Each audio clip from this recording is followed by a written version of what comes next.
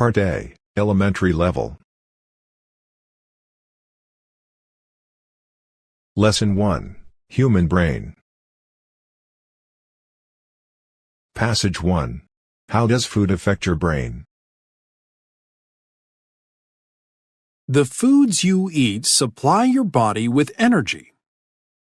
Your body needs energy to move, breathe, and even to sleep. One part of your body uses a surprising amount of energy. It's surprising because this part of your body is small, only 2 to 3% of your total weight, but it uses 20 to 30% of the energy from your food. Can you guess what it is? It's your brain. No doubt you know that drugs affect the brain, but did you know that food affects it too? Different types of food affect the brain in different ways. Sometimes we can feel the changes that food makes in our brains. For example, most people can feel a change almost immediately after drinking coffee. The caffeine in coffee makes people feel mentally sharper and more awake. After a cup of coffee, a person can think and make decisions more quickly. Other foods affect the brain in ways that we cannot feel, so we aren't aware of the effects. We do not realize how these foods influence us. However, everything we eat matters. Our food affects how smart we are, how well we remember things, and how long we can concentrate. For example, researchers have found that eating breakfast makes students do better on tests. Spinach, berries, and other colorful fruits and vegetables help keep older brains from slowing down. Eating large amounts of animal fat, in meat and cheese, for example, makes learning more difficult. Fish really is brain food. Many people have long believed that eating fish was good for the brain, and now scientists are finding that this is true. For millions of years, the brains of early human beings stayed the same size. They weighed only about 1 pound. 400 to 500 grams. Then, during the last million years or so, there was a big increase in brain size, with the human brain growing to about 3 pounds on average. This increase in brain size meant an increase in brain power. With bigger, more powerful, more advanced brains, human beings became smart enough to build boats and invent written languages. They developed forms of music and began to create works of art. Some scientists say that the big change in the size of the human brain happened after people started to eat fish and other kinds of seafood. Seafood contains a certain kind of fat, known as omega-3 fat. According to these scientists, omega-3 fat caused the increase in brain size. Today, brain scientists in general agree. This fat is still important for healthy brains, and most of us are not getting enough of it. Did you realize that your brain is always changing, no matter how old you are? The foods you eat affect how your brain grows, how well you learn, and how well you remember things. Maybe you have never thought about how you feed your brain. Luckily, it's never too late to start feeding it well.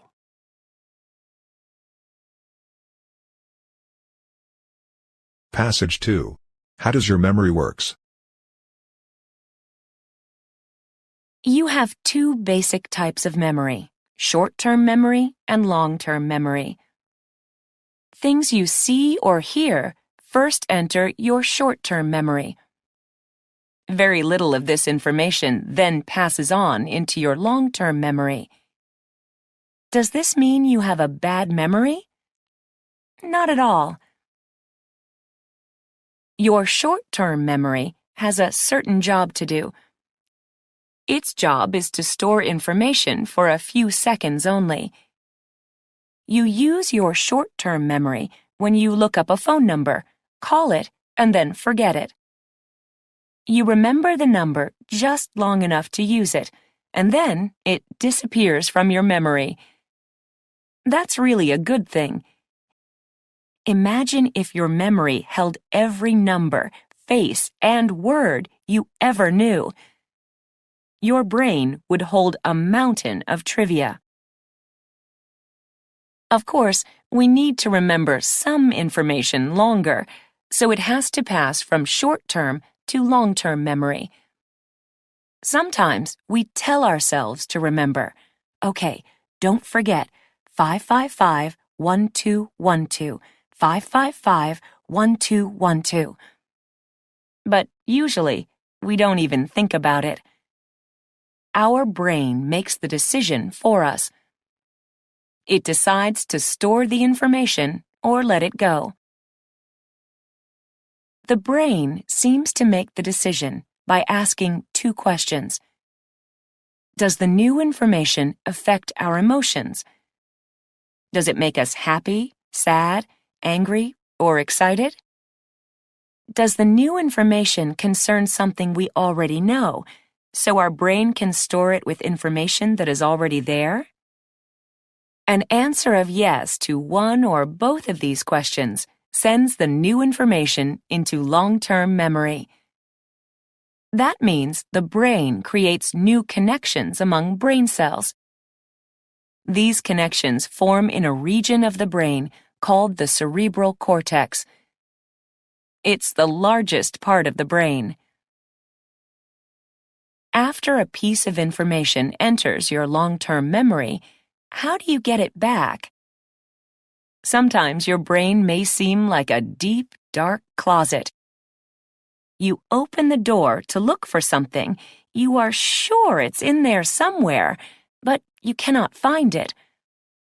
Maybe the information is no longer there. Information disappears when connections among brain cells become weak. They get weak if time passes and the connections are not used. That is why it's good to review your notes from a lecture soon after the class. Do not wait too long to look in the closet.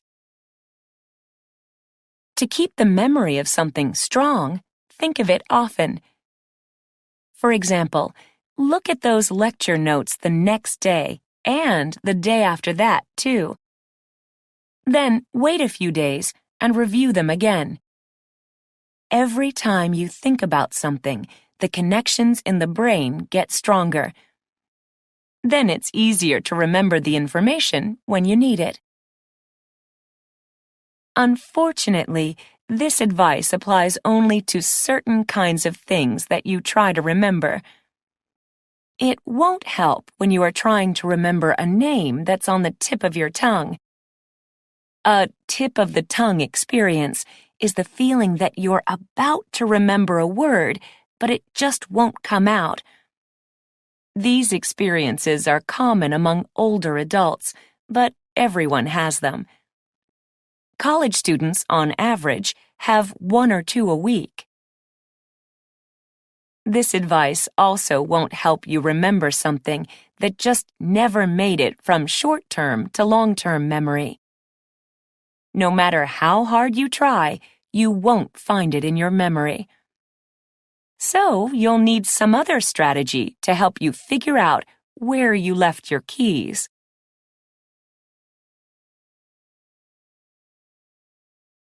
Passage 3. What happens in your brain as you sleep? Human beings, like all mammals, need sleep. Adults need an average of 7.5 hours a night. However, the average amount of sleep might not be right for you, just as the average size shoe might not be right for your foot. The usual sleep schedule, that is, doing all your sleeping at night, might not be right for you either. Getting some sleep during the day may be exactly what your brain needs. We may not all need the same amount of sleep or the same sleep schedule, but everyone needs the same two types of sleep. Our sleep is divided between REM sleep and NREM sleep, which you can pronounce NREM or non-REM. REM comes from the words rapid eye movement. During this type of sleep, your eyes move quickly. This eye movement shows that your brain is very active and you're dreaming. You spend about 20% of the night in REM sleep. NREM means non-REM or no eye movement.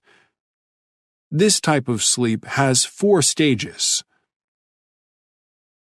When you fall asleep, you enter stage 1 of NREM sleep. This is a light sleep, so a noise could easily wake you up. After several minutes, you enter stage 2. It's not so easy to wake you up from this type of sleep. Stages 3 and 4 are periods of deep sleep. You breathe slowly, your muscles relax, your heart rate slows, and your brain becomes less active. You experience both REM and NREM sleep when you go through a sleep cycle. A cycle is a group of events that happens again and again, like the cycle of seasons that happens each year. A sleep cycle takes you from light sleep to deep sleep and back again. It includes the 4 stages of NREM sleep, then a short period of REM sleep, and finally a return to light NREM sleep.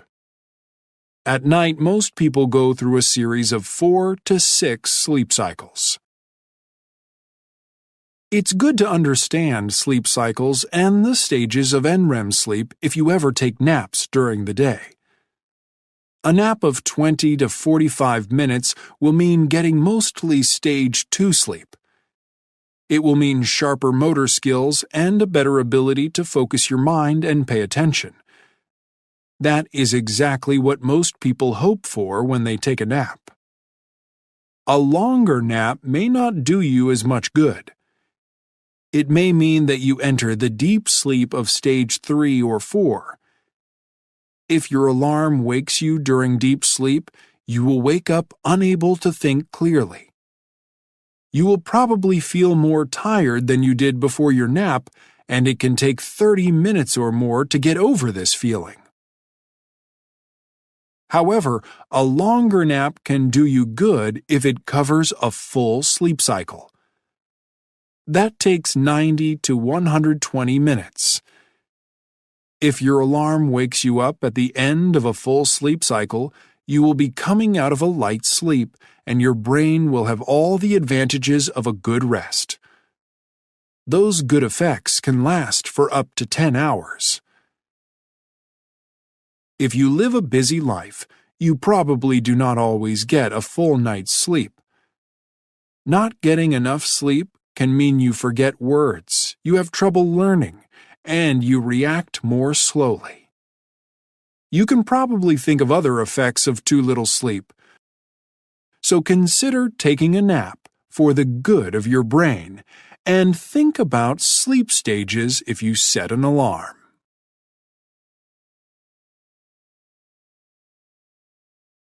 Passage 4. Research on dreaming. Bruno Beckham has a good job. He also has a new job offer. He has to make a decision right away, but he's not sure whether he should accept the offer. He is sure, however, that he's not going to make up his mind tonight. "I'll know what to do in the morning," he says. How will he know? What does he think will happen overnight? "I don't know," he says, "but whenever I have a big decision to make, I have to sleep on it." When you face a big decision, do your friends tell you to sleep on it? People in Italy say, dormici su. It means the same thing. In France, they say, la nuit porte conseil, meaning the night brings advice. People in many cultures believe that something useful happens during sleep. But what happens, and why? Maybe the answer can be found in our dreams. Many people believe that dreams help us in our daily lives. The American boxer Floyd Patterson believed this.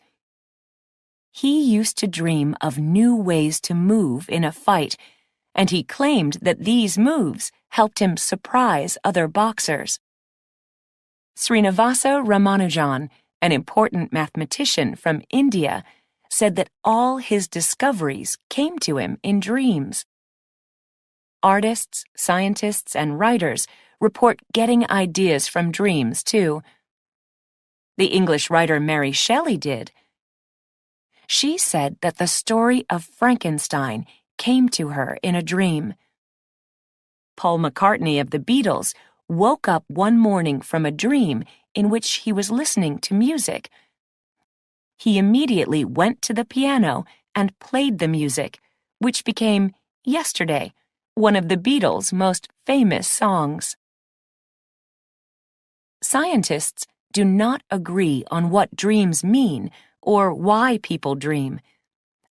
Some doubt that dreams have any important purpose. They say that dreams show activity in the brain, but it's like the activity of a car going in circles with no driver. It does nothing useful. On the other hand, many scientists claim that dreams are helpful. They say that dreams are good for learning new skills and developing strong memories. Some researchers hope to learn more about the dreams of people by studying the dreams of animals. At the Massachusetts Institute of Technology, MIT, scientists have studied the dreams of rats. In one study, the rats were learning to run through a maze, and the scientists would record the activity in the rats' brains. Later, during REM sleep, the rats' brains showed exactly the same activity. The rats were going through the maze again in their dreams. Researchers could tell if the dreaming rats were running or standing still. In fact, one researcher reported that they could pinpoint where the rats would be in the maze if they were awake. Were the rats practicing for the next day? Does dreaming somehow help them learn and remember? Do human brains work this way? The researchers at MIT are searching for answers to these questions. Right now, there is no explanation for dreams that everyone accepts. There is a great deal we still do not know about the sleeping brain, but maybe one day we will know all its secrets.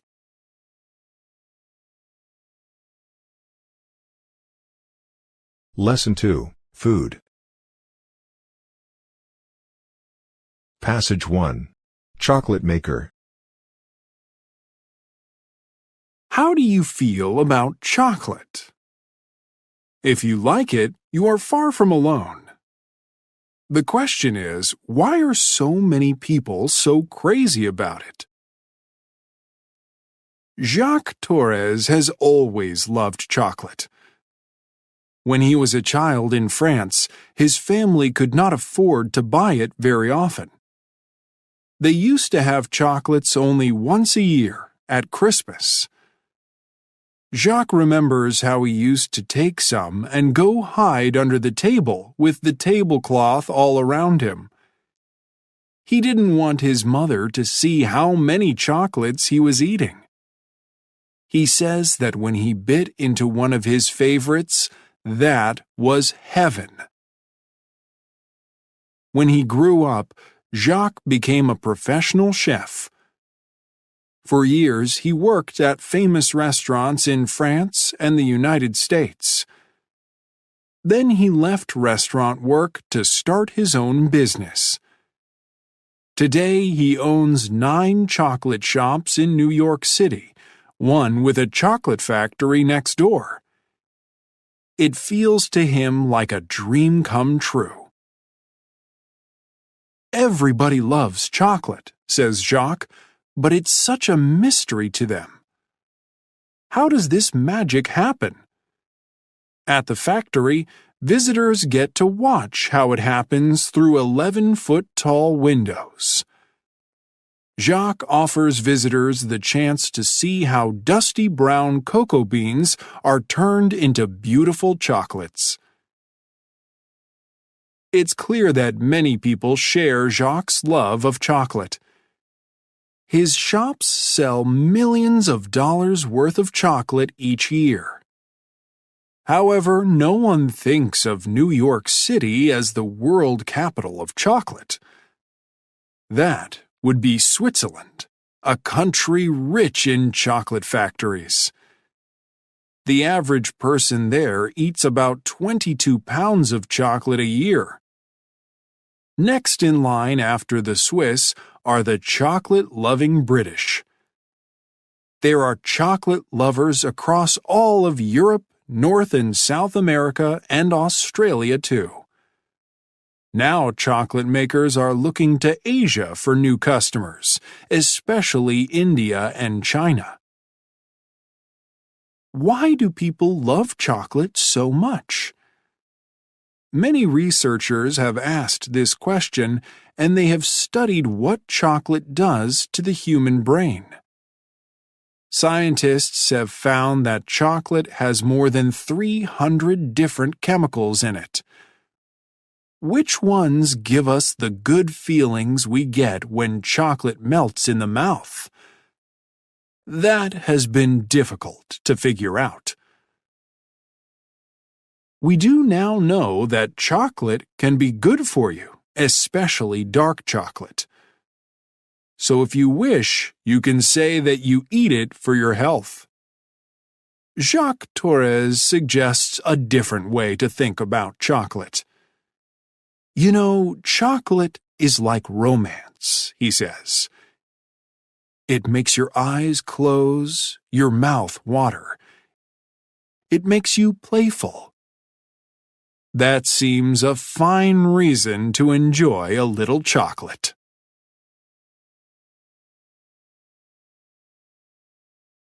Passage 2. History of the tomato.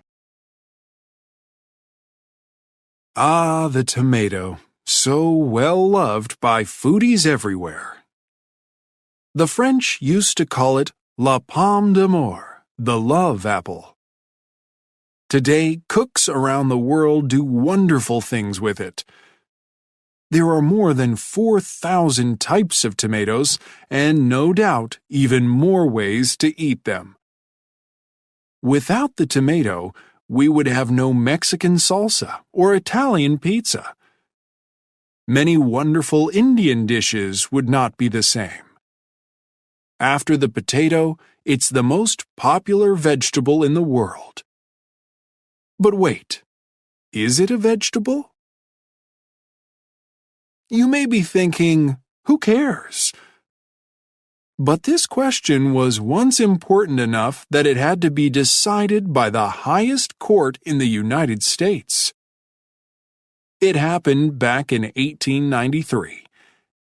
At that time, there was a tax on vegetables brought into the country, but no tax on imported fruit. Naturally, importers of tomatoes called them fruit so as not to pay the tax. Not everyone agreed, and the question went all the way to the Supreme Court. The justices knew that the tomato really is a fruit. That's because it's the part of the plant holding the seeds. To be more specific, the tomato is a berry. However, most people considered it a vegetable. They usually cooked and ate tomatoes more like vegetables than like fruit. That was the basis for the court's decision in the case. The justices said that the tomato should be called and taxed as a vegetable.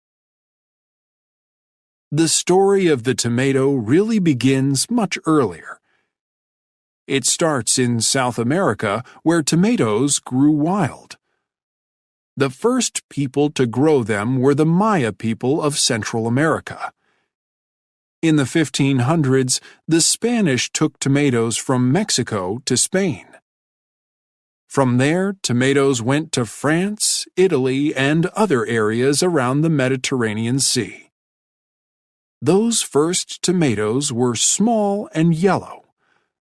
Their color gave the tomato its Italian name, pomodoro, or pomo d'oro, golden apple.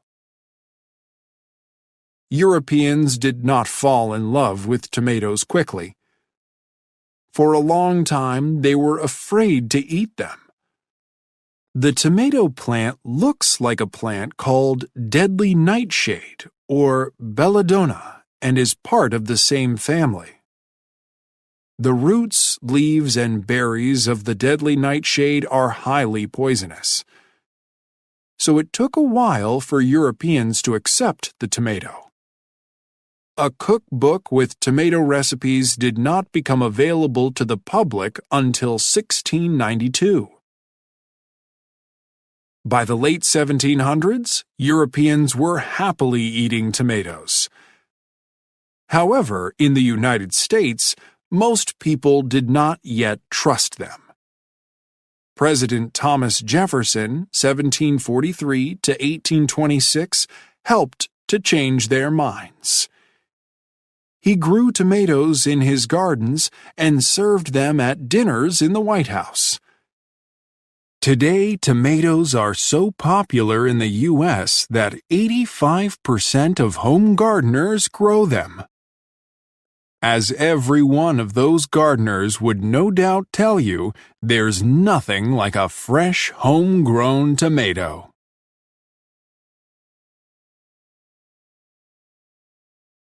Passage 3. Comfort food.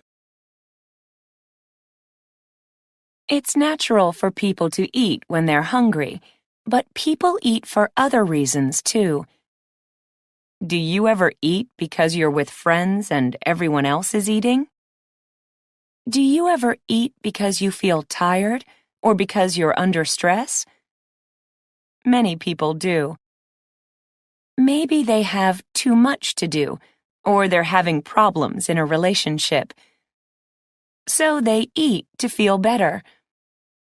But they don't eat just anything. They want a specific kind of food.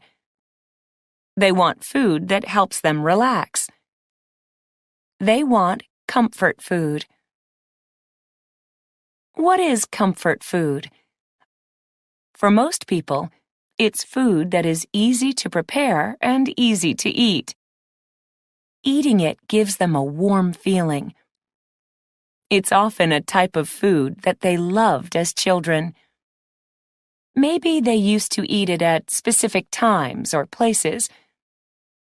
Maybe it's food their mother or father used to make. Comfort food makes people feel, somebody's taking care of me. Researchers at the University of Illinois did a survey on comfort food in the United States. They asked over 1,000 people about it. They wanted to know two things. What comfort foods did people want, and when did they want them? The results of the survey were rather surprising. The researchers expected people's favorite comfort food to be soft and warm, like, for example, the most popular comfort foods in Japan, miso soup and soba noodles. But the number one U.S. comfort food was not soft or warm. It turned out to be potato chips. Another favorite was ice cream, especially among people ages 18 to 34. Not all comfort foods are snack foods, however. Nearly half of the comfort foods that people described were healthy homemade foods, like chicken soup and mashed potatoes. The survey showed that people of different ages want different comfort foods. It also showed that men and women make different choices. In general, women choose sweet comfort foods. Those who took part in the survey mentioned ice cream most often. 74% of them put it on their list. Then chocolate, 69%, and cookies, 66%. Ice cream was very popular with the men, too. 77% of the men in the survey mentioned it. However, men do not choose sweet foods as often as women do. Men often want hot and salty comfort foods, such as soup, 73%, and pizza or pasta, 72%. The researchers also figured out when the people in the study wanted comfort food most. You may think that comfort food is usually for times of stress or when someone feels bored or lonely. However, the researchers say that the opposite is true. Yes, people do eat to feel better, but more often they eat comfort foods when they already feel happy. They eat them to celebrate or to reward themselves.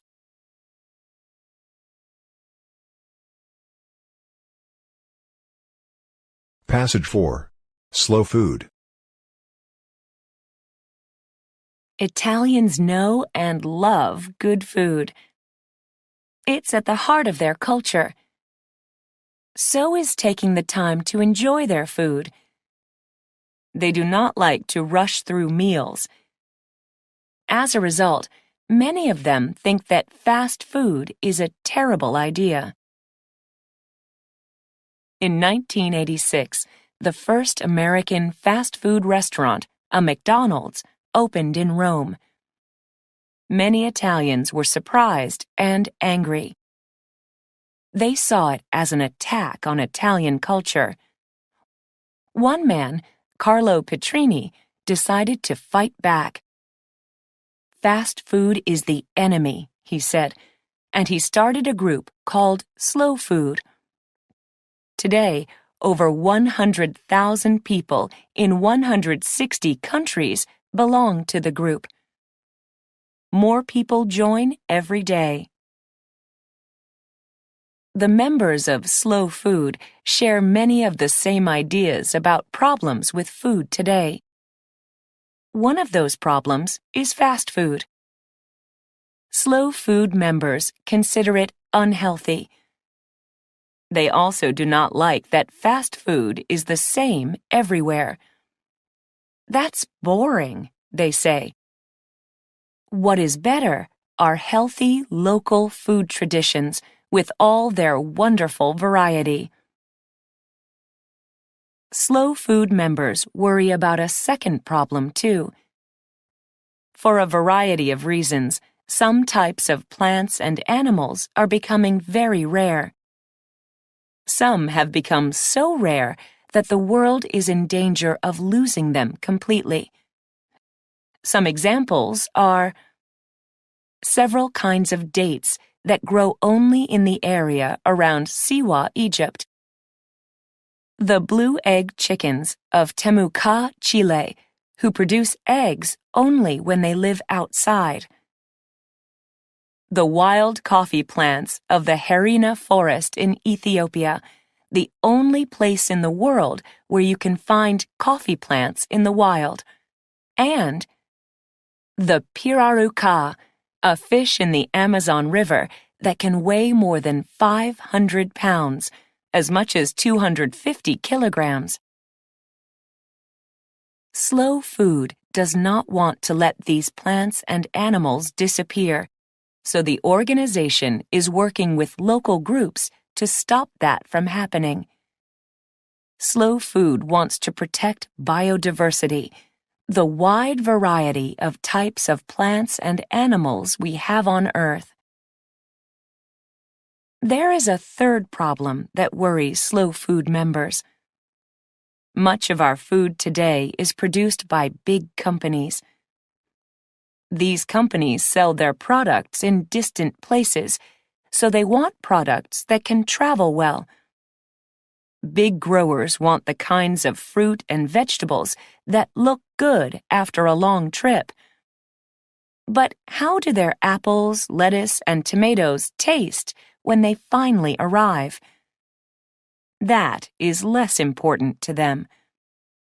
So now we have more trouble finding good-tasting fresh fruit and vegetables.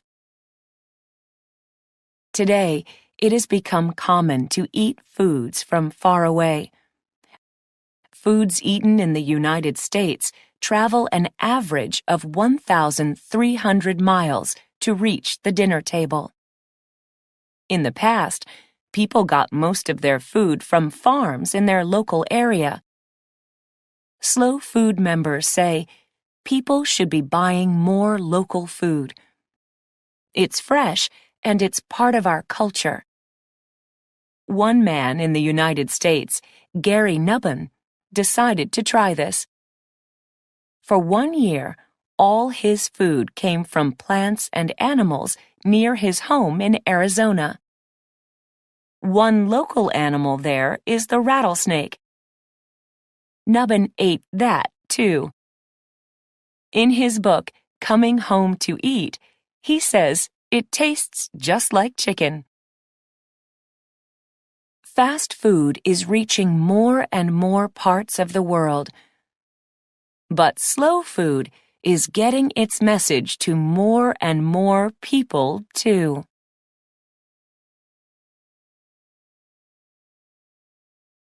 Lesson 3, Communication. Passage 1. The ways that animals communicate. Who is better at communicating, people or animals? If you think about human inventions such as the telephone and the internet, the answer seems perfectly clear. Human beings are the great communicators. However, think about your own personal communication skills. If you compare your skills with what animals can do, the answer is not so simple. Animals can communicate in ways that people cannot. Most of us depend on our voices for much of our communication. We use words and sounds to pass information to the people around us. However, the sound of the human voice cannot travel very far. Even the voice of an opera singer with years of training cannot travel as far as many animal voices. Think of the elephant, for example.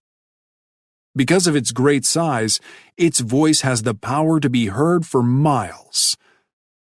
Elephants can also make very low sounds, too deep for any human to hear, which let them communicate over even greater distances. These sounds travel in sound waves both through the air and through the ground. How do elephants receive the messages? No one knows. Maybe they hear them with their ears, or maybe they sense them in some other way.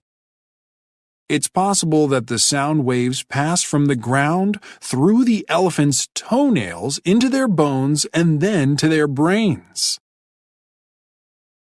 Let's also consider communication through movement. Professional dancers use dance to share ideas and emotions. When we watch them, we may be able to understand what they are saying with their bodies. But even a great dancer's ability to speak through movement cannot match the average honeybees. Bees do a dance that tells other bees where to find food. The dance tells the other bees which way to go so they can fly to the food in a straight line. It also tells them exactly how far to go. It clearly describes both the direction and the distance to a specific place. The sense of smell offers another way to communicate. People can get information through their sense of smell, as when your nose tells you something good is cooking in the kitchen. In general, however, we don't use smells to send messages the way that animals do. For example, certain animals produce smells to tell others, "This is my place, get out." A smell can also give an invitation. Often a female animal will produce a smell to attract a male. It tells him, "Here I am, come find me." Animals are also better than humans at understanding the messages in smells. We certainly cannot compete with dogs. The canine sense of smell is up to 1,000,000 times better than ours. Our noses are not the best, our voices are not the strongest, and our dancing may not say anything at all. But people are the only ones with words and written languages. So maybe we can still call ourselves the great communicators.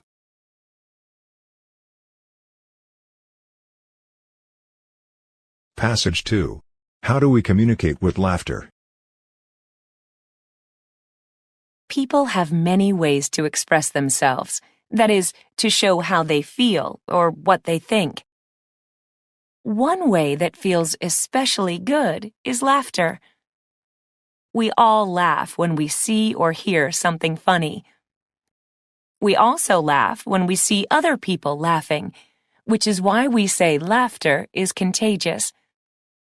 Laughter clearly has a role to play in human communication, but what are we saying when we laugh? A team of psychologists studied the laughter of 120 students at a U.S. university by having the students watch funny movies. Sometimes the students were alone, and sometimes they were in pairs.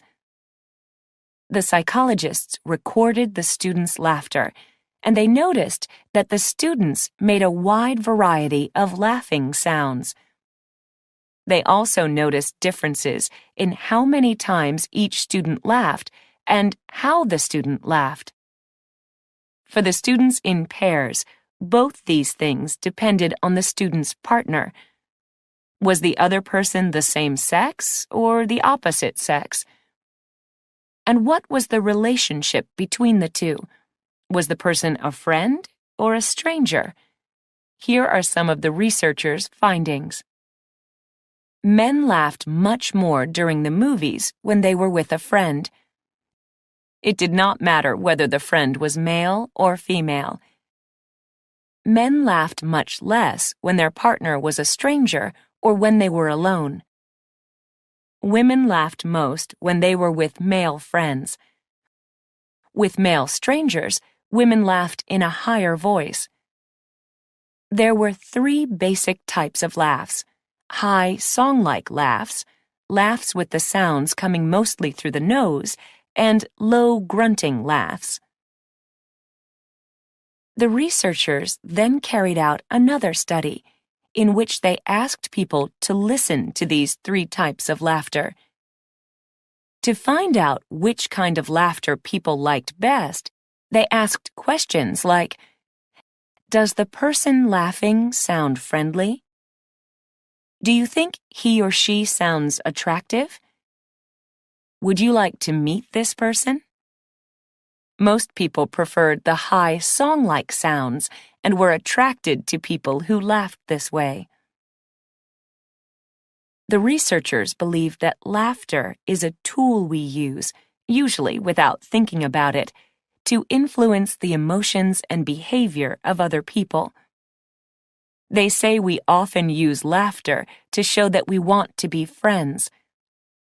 In fact, in spite of what you may think, most laughter during conversation is not because someone is reacting to something funny. Researcher Robert Provine, author of Laughter, A Scientific Investigation, says that in conversation, the people who are listening actually laugh less than the ones who are speaking. A speaker's laughter has a social purpose, says Provine. He calls laughter the oil in the social machine. In other words, it helps relationships between people work smoothly. Did you know that human beings are not the only ones who laugh?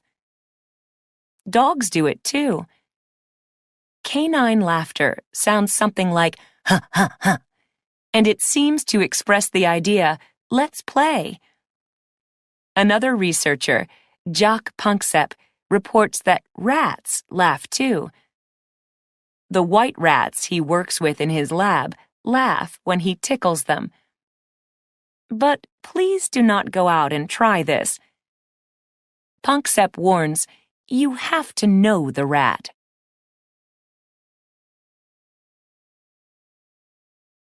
Passage 3. Who invented the telephone? If you cannot imagine how you would get along without your phone, then say a word of thanks to its inventor, Alexander Graham Bell. Bell was born in Scotland in 1847. All through his life, he had a strong interest in communication, partly because of his family.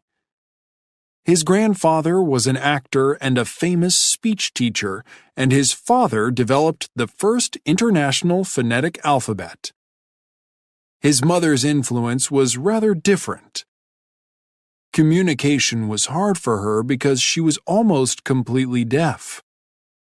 She usually held a tube to her ear in order to hear people. Her son Alexander discovered another way to communicate with her when he was a little boy. He used to press his mouth against her forehead and speak in a low voice. The sound waves traveled to her ears through the bones of her head. This was among the first of his many discoveries about sound. As a teenager, Bell taught music and public speaking at a boys' school. In his free time, he had fun working on various inventions with an older brother, inventions that included a useful machine for farm work. Then both of Bell's brothers got sick and died. He came down with the same terrible sickness, tuberculosis, leading his parents to move the family to Canada. There, his health returned. Bell moved to the United States when he was 24. He went to Boston to teach at a school for deaf children. In Boston, he fell in love with Mabel Hubbard, a student of his who later became his wife. During this period of his life, Bell was a very busy man. In addition to teaching, he was working on several inventions. Bell's main goal was to make machines to help deaf people hear. He was also trying to improve on the telegraph. In those days, the telegraph was the only way to send information quickly over a long distance. Telegraph messages traveled over wires and were sent in Morse code, which used long and short sounds for the letters of the alphabet. Bell was trying to find a way to send the human voice along a wire. However, almost no one believed in this idea. People kept telling him, "You're wasting your time. You should try to invent a better telegraph. That's where the money is." Bell understood a great deal about sound and electricity, but he was actually not very good at building things. Luckily, he met someone who was, a man named Thomas Watson. Watson turned out to be a great help to Bell. One day, it was March 10, 1876, The two men were working in separate rooms. They were getting ready to test a new invention, which had a wire going from one of the rooms to the other. Something went wrong, and Bell shouted, "Mr. Watson, come here! I want you!" His voice traveled along the wire, and Watson heard it coming from the new machine. It was the world's first telephone call. Bell may or may not have realized it at the time, but he was on his way to becoming a very rich man.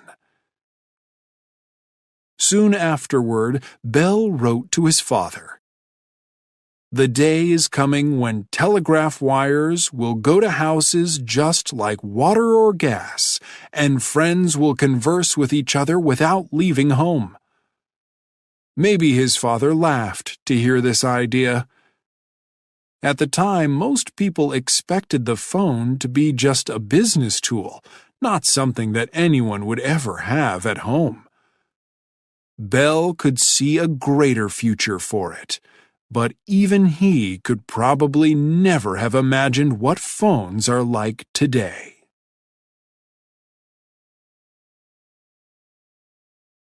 Passage 4. Speaking with your eyes. When we think about communicating with other people, we usually think about talking or writing. That is, we think about using words. However, much of the communication that takes place in person happens without words. It happens through nonverbal communication. We send nonverbal messages in many ways, including with our face, our hands, and the way we stand, move, and use the space around us. We get messages from others in the same way. Our eyes play an especially important role. Researchers who study this role use the term eye behavior. It refers to both the things we do with our eyes without realizing it and the things we do on purpose. One area of eye behavior is eye contact. Imagine yourself walking along a busy city sidewalk. What are your eyes doing? Do you focus on anything, or are your eyes moving all the time? What are other people's eyes doing? If you are in a U.S. city, there are probably few people making eye contact. If your eyes meet a stranger's, chances are that he or she will quickly look away. If the stranger does not look away but maintains eye contact, it may be a sign of attraction. Eye contact shows that we are paying attention. It may mean nothing more than we are being polite, or it may mean something else. We often use our eyes to express interest in someone. Because it is natural to look at things we find attractive, keeping our eyes on someone can be like paying the person a compliment. Looking at something attractive actually brings about a change in our eyes. It makes our pupils, those small round black areas in the middle of our eyes, grow larger. Large pupils then make our eyes more attractive. Research has shown that eye contact can also influence whether someone finds another person attractive. In a study at the University of Aberdeen in Scotland, Dr. Claire Conway asked participants to look at photos of faces. There were photos of people smiling and looking directly at the viewer, and there were photos of those same people smiling but looking away. Dr. Conway said faces that were looking directly at the viewer were considered more attractive. This was especially true for faces of the opposite sex. Dr. Conway suggests that something in the human brain makes us prefer the faces of people who make eye contact with us. When they are looking at us, they seem to like us. If they like us, that makes them more attractive to us. Of course, a face in a photo is one thing, and a real person looking at you is something else.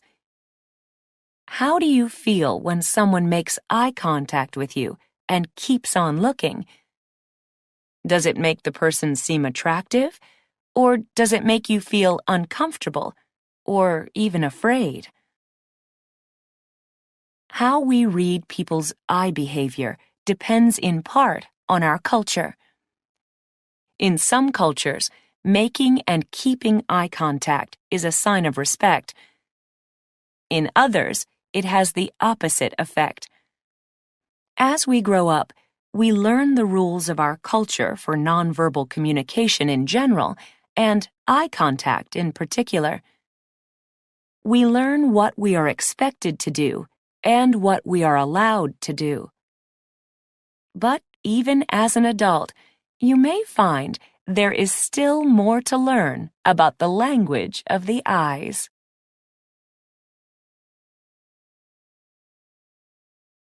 Lesson 4, Changes in Life. Passage 1. An International Love Story. Aruna was in her last year of college near her home in Malaysia. It was the first day of a new course, and she was in class. Suddenly, she says, I had this awful feeling of being watched. She looked across the room and found that someone was staring at her, an exchange student from Europe. He continued looking at her all through the class. He did it the next day, too, and the next. Finally, she told herself, enough, I'm going to talk to him. That will stop him. So she went and sat down next to him. She discovered that his name was Hervé, and he was French. As soon as we started talking, it was magic, and he was perfect. Aruna and Hervé fell in love, but after a few months, he had to return to France. Soon after that, Aruna graduated and faced the biggest decision of her life. Hervé wanted her to come to Paris. Should she go, or should she try to forget him? Aruna remembers, my parents were in total shock, but the best thing was that they never said no. It was always my choice and my responsibility. This is what they always taught me, to make my own decisions. It was hard for Aruna to think of leaving family, friends, and home. Living in France would be a challenge, too. For one thing, she did not speak French. And it was difficult for me, she says, because I wasn't really sure what to expect. When I met Hervé, he was a student and almost like a tourist. He was happy in Malaysia and he felt comfortable there, but that wasn't real life for him. I was about to meet another Hervé whom I didn't know, the Hervé who was no longer a student, but a man with a serious job, and a Frenchman in his own country. Aruna decided to go. I had to take the chance. Although there were many differences between us, we were so much alike. I knew that he was the one for me. For Aruna and Hervé, it was the right decision, and now they are happily married.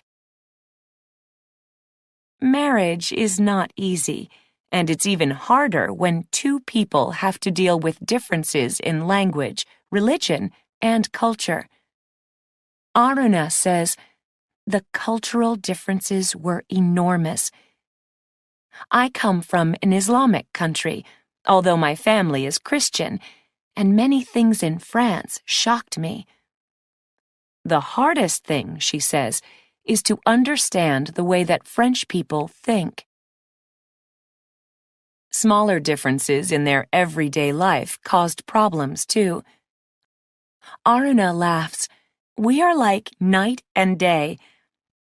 I eat rice 3 times a day, and I don't wear shoes in the house.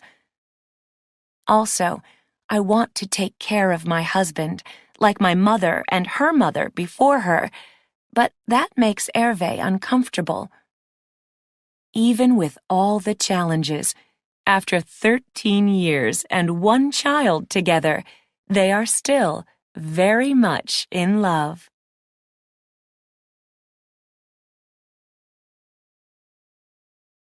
Passage 2. Life is full of surprises. Mahmoud Irani teaches at a small U.S. college. He did not expect to end up in the United States, and he did not expect to teach. He grew up in Iran, and he planned to become a doctor. However, as people say, life is full of surprises. Mahmoud was born in Iran near the city of Tehran. In high school, he was an excellent student, the best in his class, and he was planning on a career in medicine. First, he had to take the National University entrance exam. He needed to do well on the exam to be accepted by a medical school.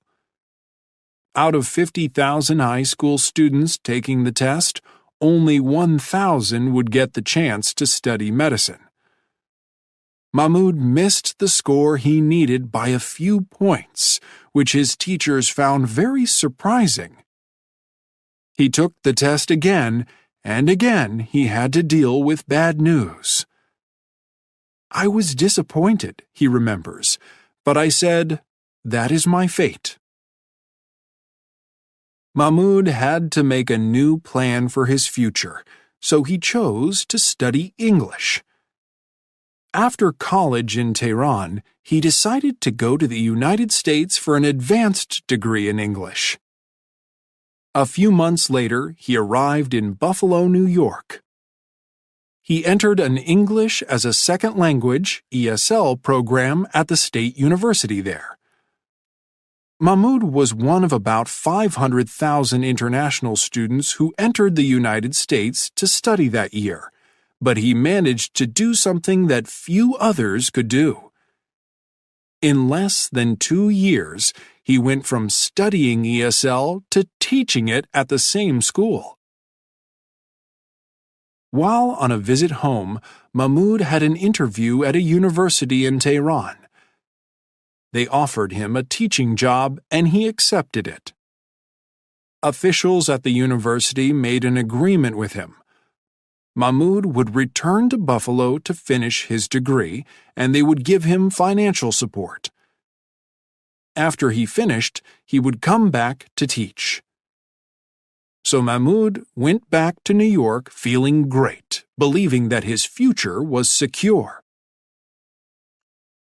Things did not turn out as he expected, however. There was a revolution in Iran, which caused great changes in the country. Soon Mahmoud received a letter from his university in Tehran. It said, "We don't need any English teachers." Suddenly his support was gone, and his future was unclear. It was a shock. Mahmoud decided not to give up.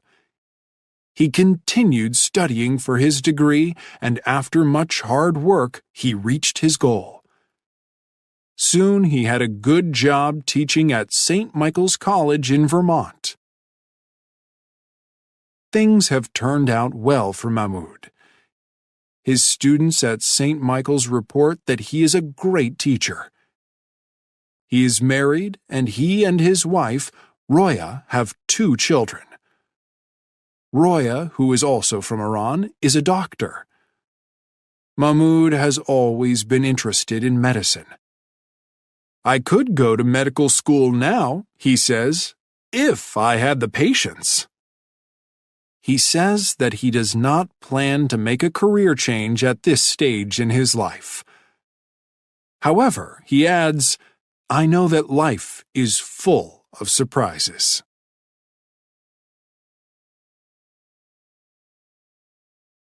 Passage 3. To live as an artist. In 1981, the artist Vitek Kruta escaped from his country. He left with just one little bag. One little bag with basic things like a toothbrush and underwear, he remembers. He was 19 years old at the time. Vitek's home was in Prague, Czechoslovakia.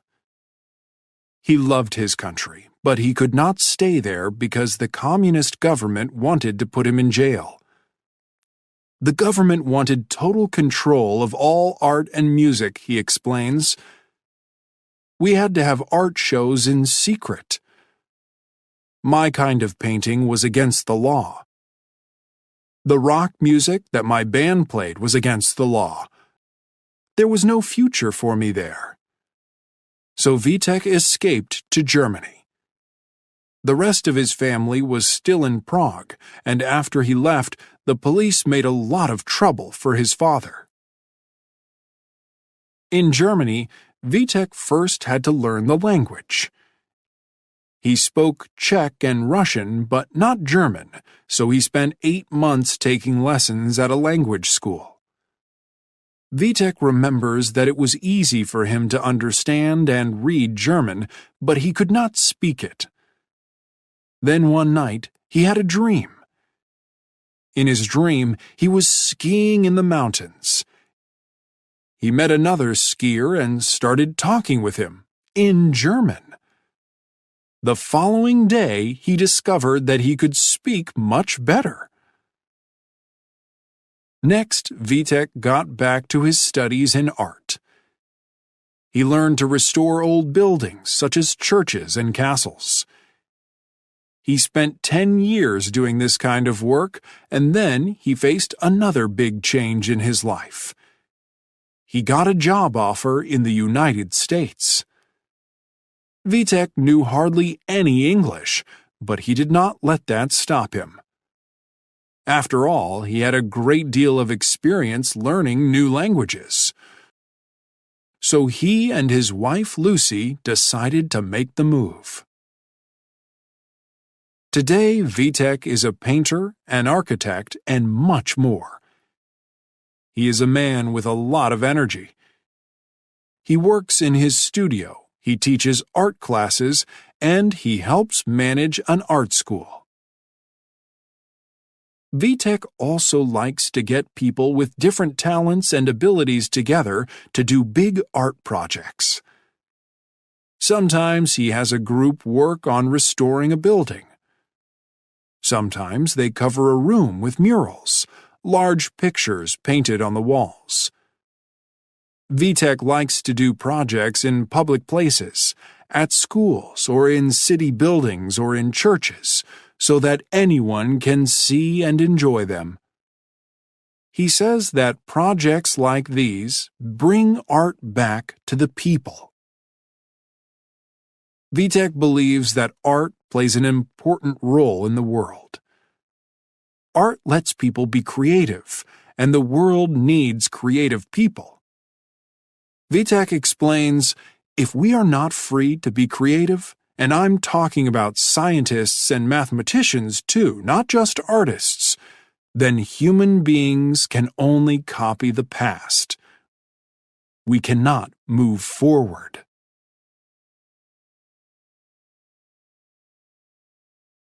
Passage 4. An amazing woman. Ruth Simmons was born into a very poor family, but she grew up to become the president of a famous university. How did she do it? Hers is an amazing story. The story begins on a farm in Grapeland, Texas, in 1945, the year that Ruth was born.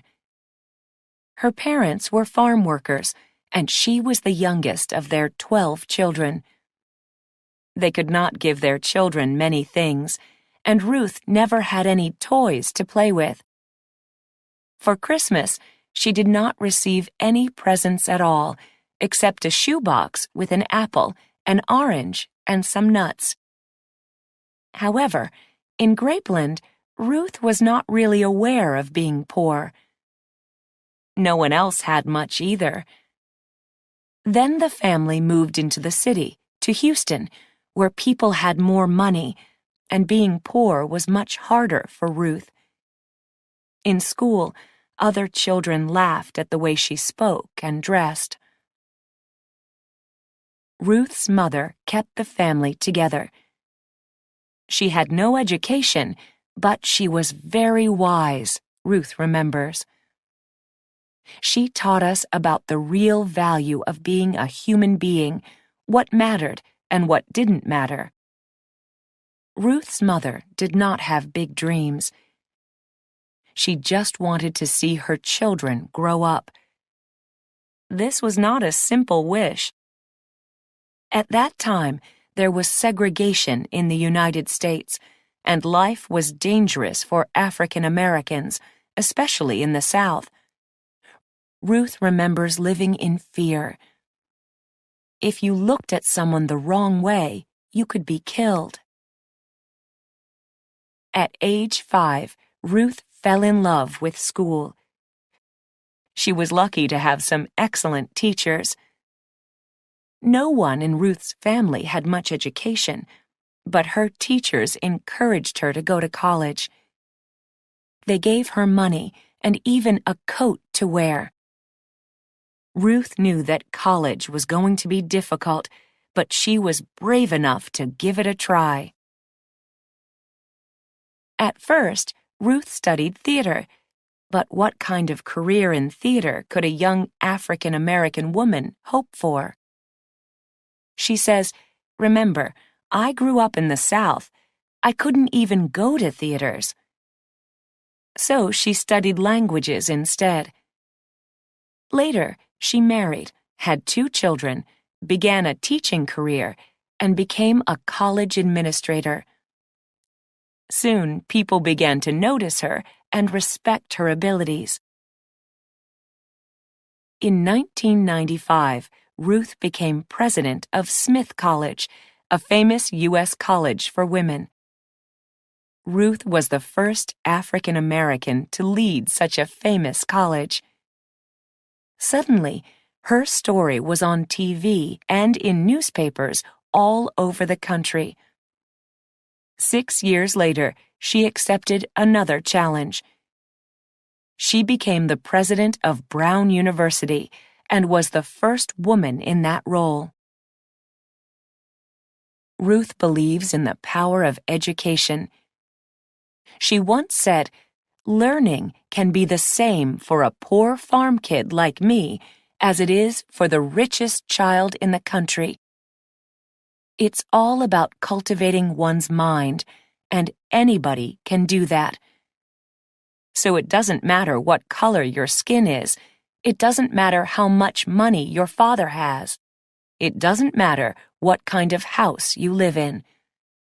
Every learner can experience the same thing."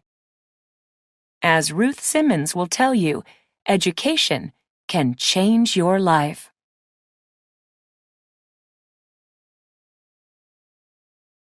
Lesson 5, The Ocean. Passage 1. Dealing with plastic in the sea. The Pacific Ocean contains more than half the water on the planet. It also holds a lot of trash, much of it plastic. There are plastic bottles, plastic bags, food wrappers, and many other kinds of packaging. Many of them were used only once before becoming trash and ending up in the ocean. Trillions of pieces of plastic are floating in the Pacific, and more go into its waters each year. All this trash is an ugly mess. It's an expensive problem, too. It costs billions of dollars each year to the fishing, shipping, and tourism industries. More than that, it's dangerous. Every year, at least 1 million seabirds and many thousands of other animals die because of plastic pollution. People's health is also affected because the plastic is full of toxic chemicals. Fish eat the plastic, and people eat the fish. Some of the trash ends up on beaches. The United States spends about $500 million a year to clean up its West Coast beaches alone. Around the world, people are working to clean up the beaches in their own countries. Since 1986, hundreds of thousands of volunteers have joined the International Coastal Cleanup. On the day of the 2014 cleanup, volunteers picked up more than 16 million pounds of trash. Other people are trying to figure out how to get the plastic out of the ocean. This is what Boyan Slat is working on. At age 16, he started studying the problem. He soon invented a system for catching plastic floating on or near the surface. At 19, Boyan left his university in the Netherlands to start a foundation, the Ocean Cleanup. He now leads a large team of scientists and engineers. They are developing the technology to clean millions of pounds of plastic from the sea. Their goal is to clean up the largest garbage patch in the Pacific. They expect the job will take years. For his efforts, Boyan received the United Nations' highest environmental award. The UN named him a champion of the Earth. Boyan and his team are in a hurry to get plastic out of the ocean. Right now, most of it is in large pieces. However, sunlight is turning it into microplastics, very tiny pieces. Those are even more dangerous. They're also harder to collect. Boyan does not believe that the system he invented will end the problem of garbage patches in the sea. He asks, how are we now going to make sure no more plastic enters the oceans in the first place?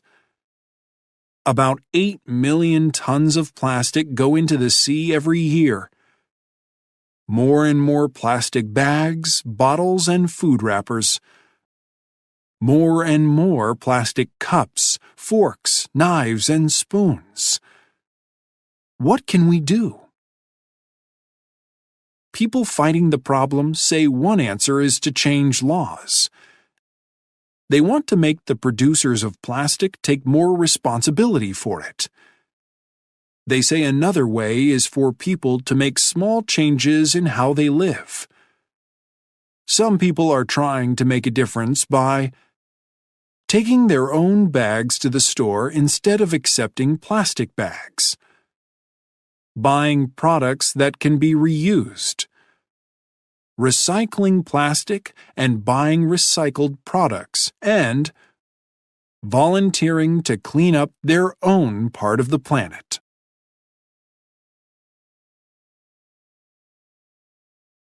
Passage 2. What does the ocean mean to us? Some people have no trouble explaining how the ocean is important in their lives. They live near it and depend on it for food. It gives them the work that supports their families.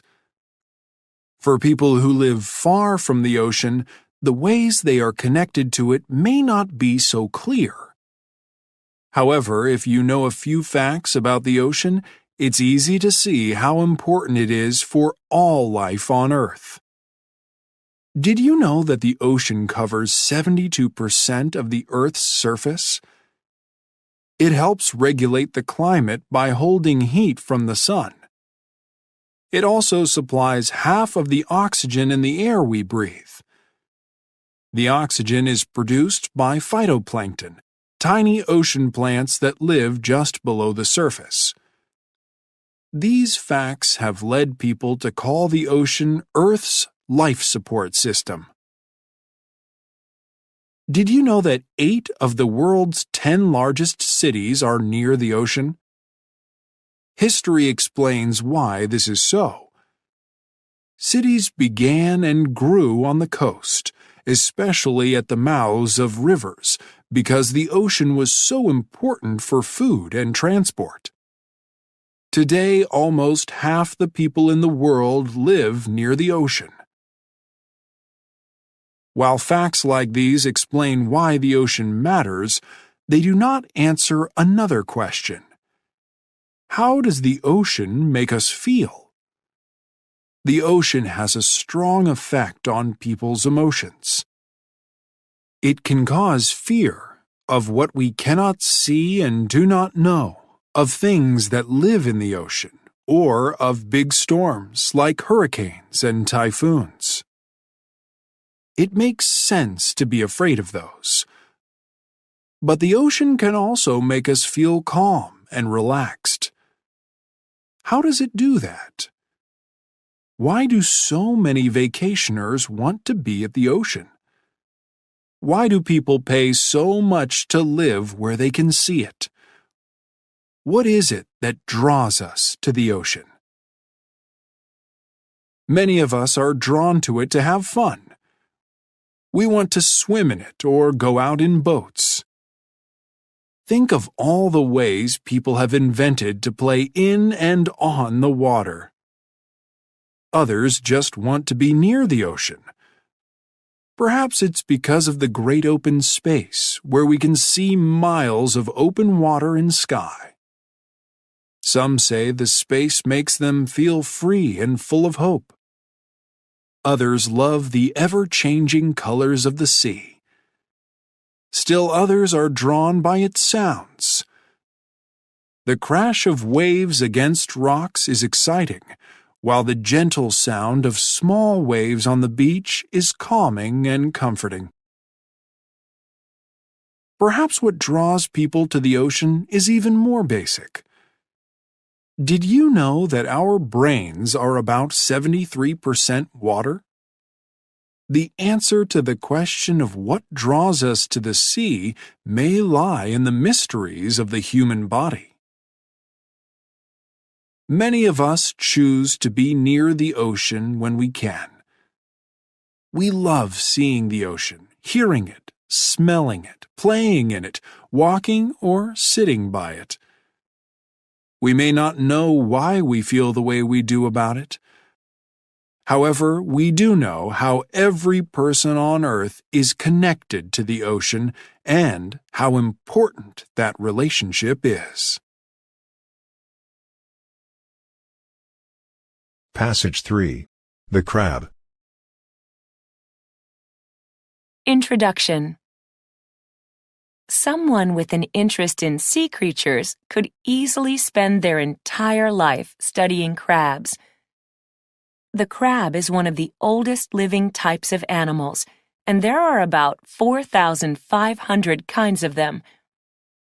Among all these crabs, there are many differences, but there are certain things that all crabs have in common. Ways that all crabs are alike. All crabs are invertebrates. That means they have no backbone. Did you know that invertebrates make up about 95% of all known animals? All crabs have a hard shell called an exoskeleton. They have 10 legs, with 5 on each side, and they have an unusual way of walking. Crabs can go forward or back, but usually move sideways. The first or front pair of a crab's legs are its claws. Some differences among crabs. Not all crabs are sea creatures. Some types of crabs do live underwater, but others live on land, and some can live in either environment. Some manage to survive in the hot water near underwater volcanoes, while others live under the ice in Antarctica. Crabs are often the same color as their environment. The most common colors are gray, brown, and white. However, some crabs are beautiful reds, blues, and purples.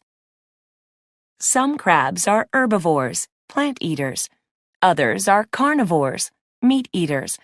And others are omnivores, plant and meat eaters.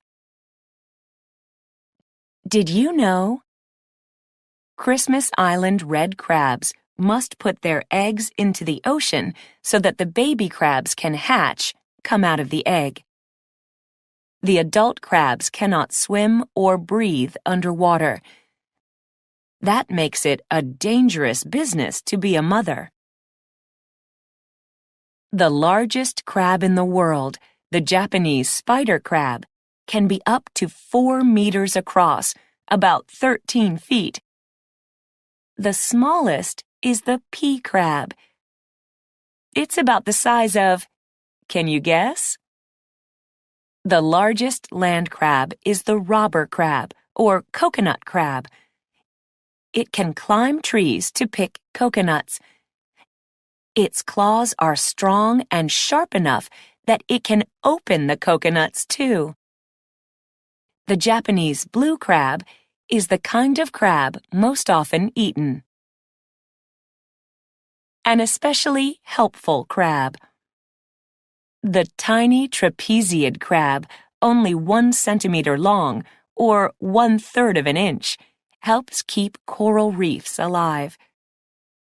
It cleans dirt from the reefs, letting the coral get the sunlight it needs to live. Today, much of the coral in the ocean is dying, so we should be glad for any help it can get. The last word on crabs. If someone calls you crabby, they are not paying you a compliment. A person who is crabby seems unhappy and often complains. They might always be like that, or they might get that way only at certain times. Some of us get crabby when we are tired or hungry or have too much work to do. It may not be fair to the poor crab to use its name this way, but English speakers have been doing it since the 1700s and will probably go on doing it. So the crab will just have to put up with it.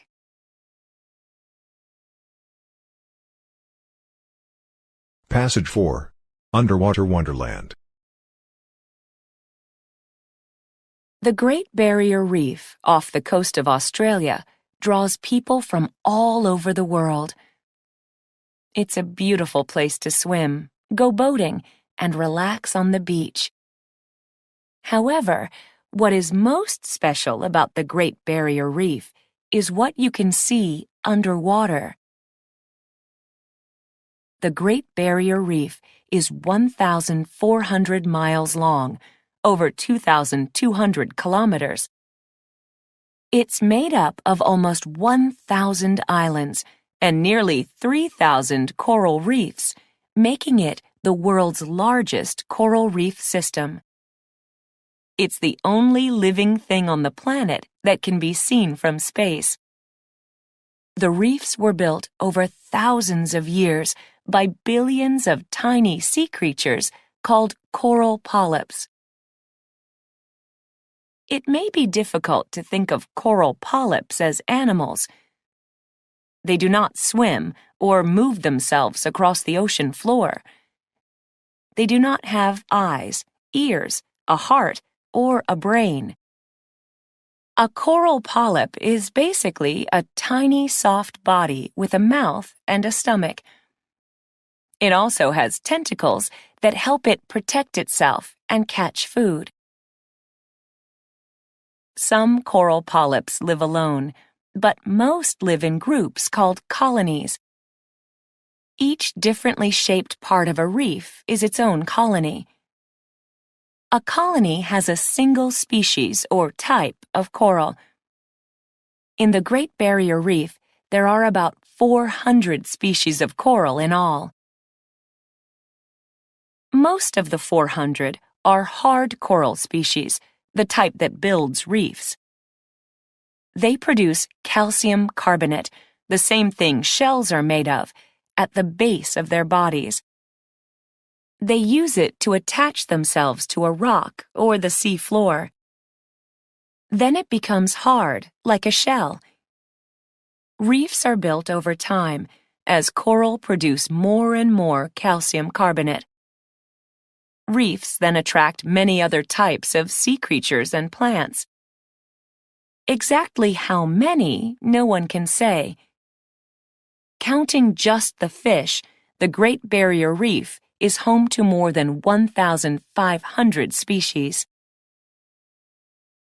In 1975, the Australian government established the Great Barrier Reef Marine Park.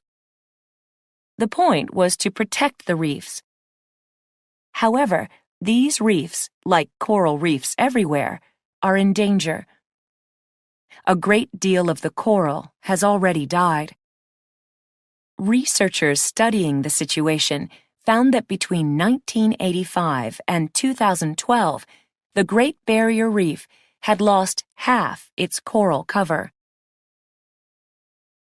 Violent storms called cyclones destroyed many of the reefs. The researchers say storms caused about half the damage to the coral. Climate change could cause storms like these to hit more often. If they do, the coral cover won't have enough time between storms to grow back. The second largest problem was a growing number of crown-of-thorns starfish. They eat coral polyps. Between 1985 and 2012, they ate them faster than the coral cover could grow back. Coral everywhere face the problem of higher ocean temperatures caused by climate change. Some coral species cannot deal with the warmer waters. Then there is ocean pollution. No species deals well with that. In the past few years, many countries have established new marine protected areas, MPAs. That's great news. These are parts of the ocean that are like national parks on land. In an MPA, human activities, especially commercial fishing, are controlled to protect the plants and animals. More MPAs are needed. Right now, only 1% of the ocean is protected in this way. However, even in MPAs, as in the Great Barrier Reef, nature is not safe from pollution or climate change.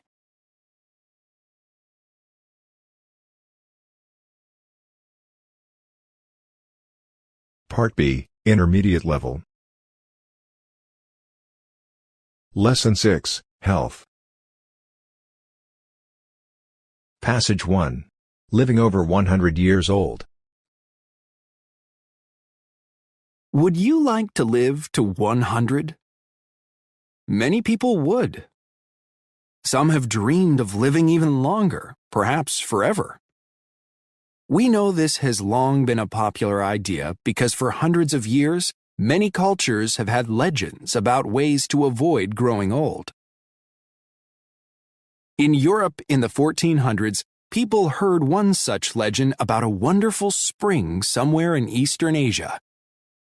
Drinking the water from this spring was supposed to make a person young again. It's likely that this story reached the Spanish explorer Juan Ponce de León, and it may have been on his mind when he traveled to the Americas in the 1490s. After arriving in Puerto Rico, Ponce de León heard about an island with a similar spring, and he decided to go look for it. He invested in 3 ships, and in 1513 he went searching for the island. However, he ended up in Florida, never finding the island or the spring, which people now call the Fountain of Youth. When Ponce de Leon died 8 years later, he was 61, which may not seem very old, but living to 61 was actually a very long life for a man of his times and his lifestyle. It used to be generally agreed that the human body could not possibly last more than 120 years. No scientist today believes 120 to be the limit because people have already lived beyond that age. A woman in France, Jean-Louise Calment, made it to 122 years and 164 days. Today, people in many parts of the world are living longer lives than their ancestors did, partly because of better public health services and safer drinking water. Greater understanding of how to treat heart problems has made a big difference in life expectancy as well. Scientists are learning more all the time about how we can live longer, healthier lives, and maybe someday they'll even learn how to stop the aging process completely. While you're waiting for that day to come, there are things you can do to increase your life expectancy. Do you think you can follow these 3 rules? Rule number 1. Treat your body well. Your everyday lifestyle influences how long you will live. For example, smoking can take years off your life, and even if it doesn't make you sick, it will affect your skin and make you look older. So don't smoke, get enough sleep, lead an active life, and be sure to eat right. In other words, eat foods that are good for you and don't eat too much. Rule number 2. Don't take risks. Forget about motorcycles and wear your seatbelt when you travel by car. Also, try to choose a nice, safe way to make a living. If you can avoid it, don't do a dangerous job, like going to sea and working on a fishing boat. Rule number 3. Choose your parents carefully. Perhaps you're asking, how can anybody follow this one? Well, that's a good question. However, about 70% of your life expectancy depends on your genes, and you get your genes from your parents. Genes control not only your hair and eye color, but much, much more. If people in your family usually live long lives, then chances are good that you will too. It also helps to be born in Australia or Japan, and it helps to be born female. The average Australian or Japanese man can expect to see age 80, while his sister can expect to reach 85. Japan is home to more than 61,000 people who have made it to 100, and more than 87% of them are women.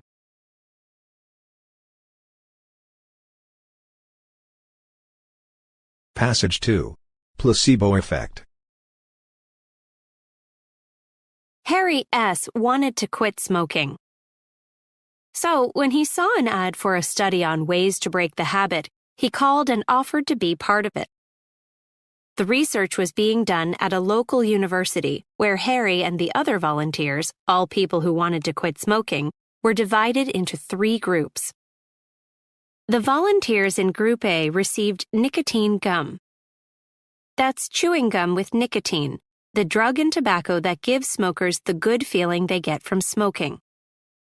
When these smokers felt the need for a cigarette, they could chew a piece of this gum instead, and it would give them the nicotine their bodies were used to. The volunteers in Group B, including Harry, got some gum too.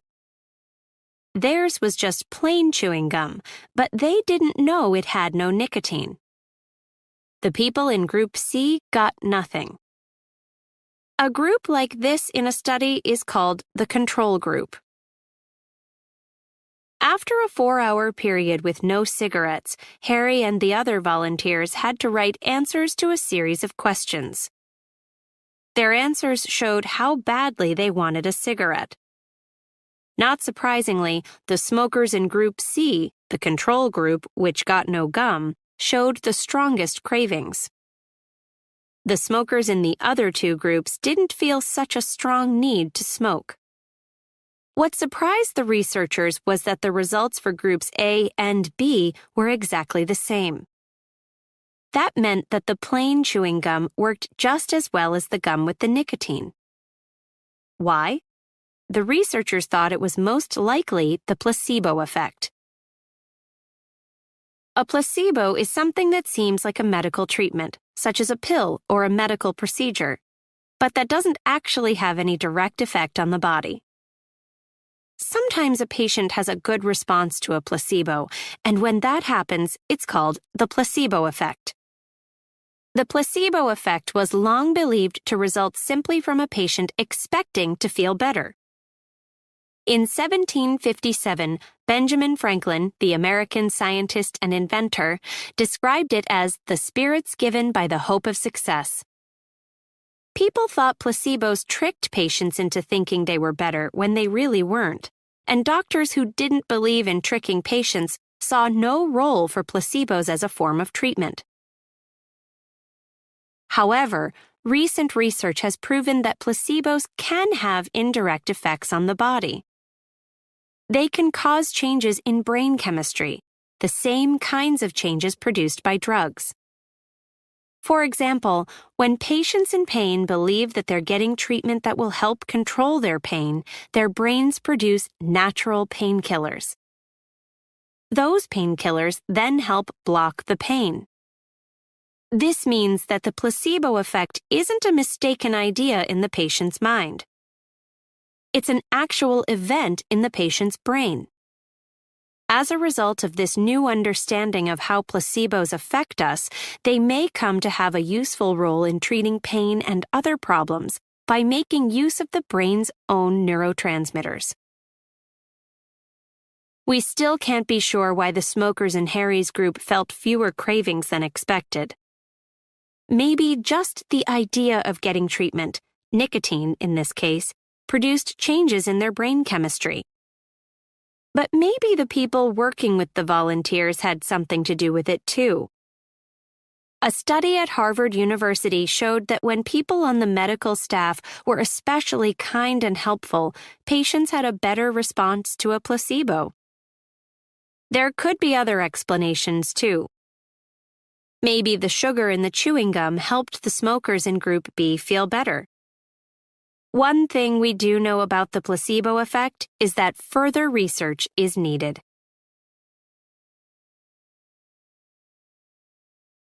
Passage 3. Tears. Tears are good for our eyes. In fact, without them, our eyes would be so dry they wouldn't be able to move. Some people say tears help us in other ways too. Maybe you know someone who likes to watch sad movies in order to have a good cry. While it hasn't been proven, tears may be good not only for our eyes, but for our emotional health as well. We generally notice tears only when we cry, but we have them in our eyes all the time, and we need to. Without this liquid covering them, our eyes would be at risk of infection. We also need tears in order to see. The cornea of the eye does not have a perfectly smooth surface, and tears fill in the holes in the cornea, making it smooth so that we can see clearly. Without tears, the world would look very strange to us. These are the two basic jobs that tears do for us. They help us see the world while at the same time protecting our eyes from it. There are 3 types of tears, called basal, reflex, and emotional, or psychic tears, and these 3 types differ not only in purpose, but also in composition. Basal tears are the ones that we produce all the time. On average, our eyes produce these tears at the rate of 5 to 10 ounces a day. When we blink, we spread basal tears across the surface of our eyes. If we do not blink often enough, like some people who spend long hours in front of a computer, our eyes get dry. Have you ever cut up an onion and felt tears come to your eyes? Tears of that type are called reflex tears. They're the ones that fill our eyes when a cold wind blows.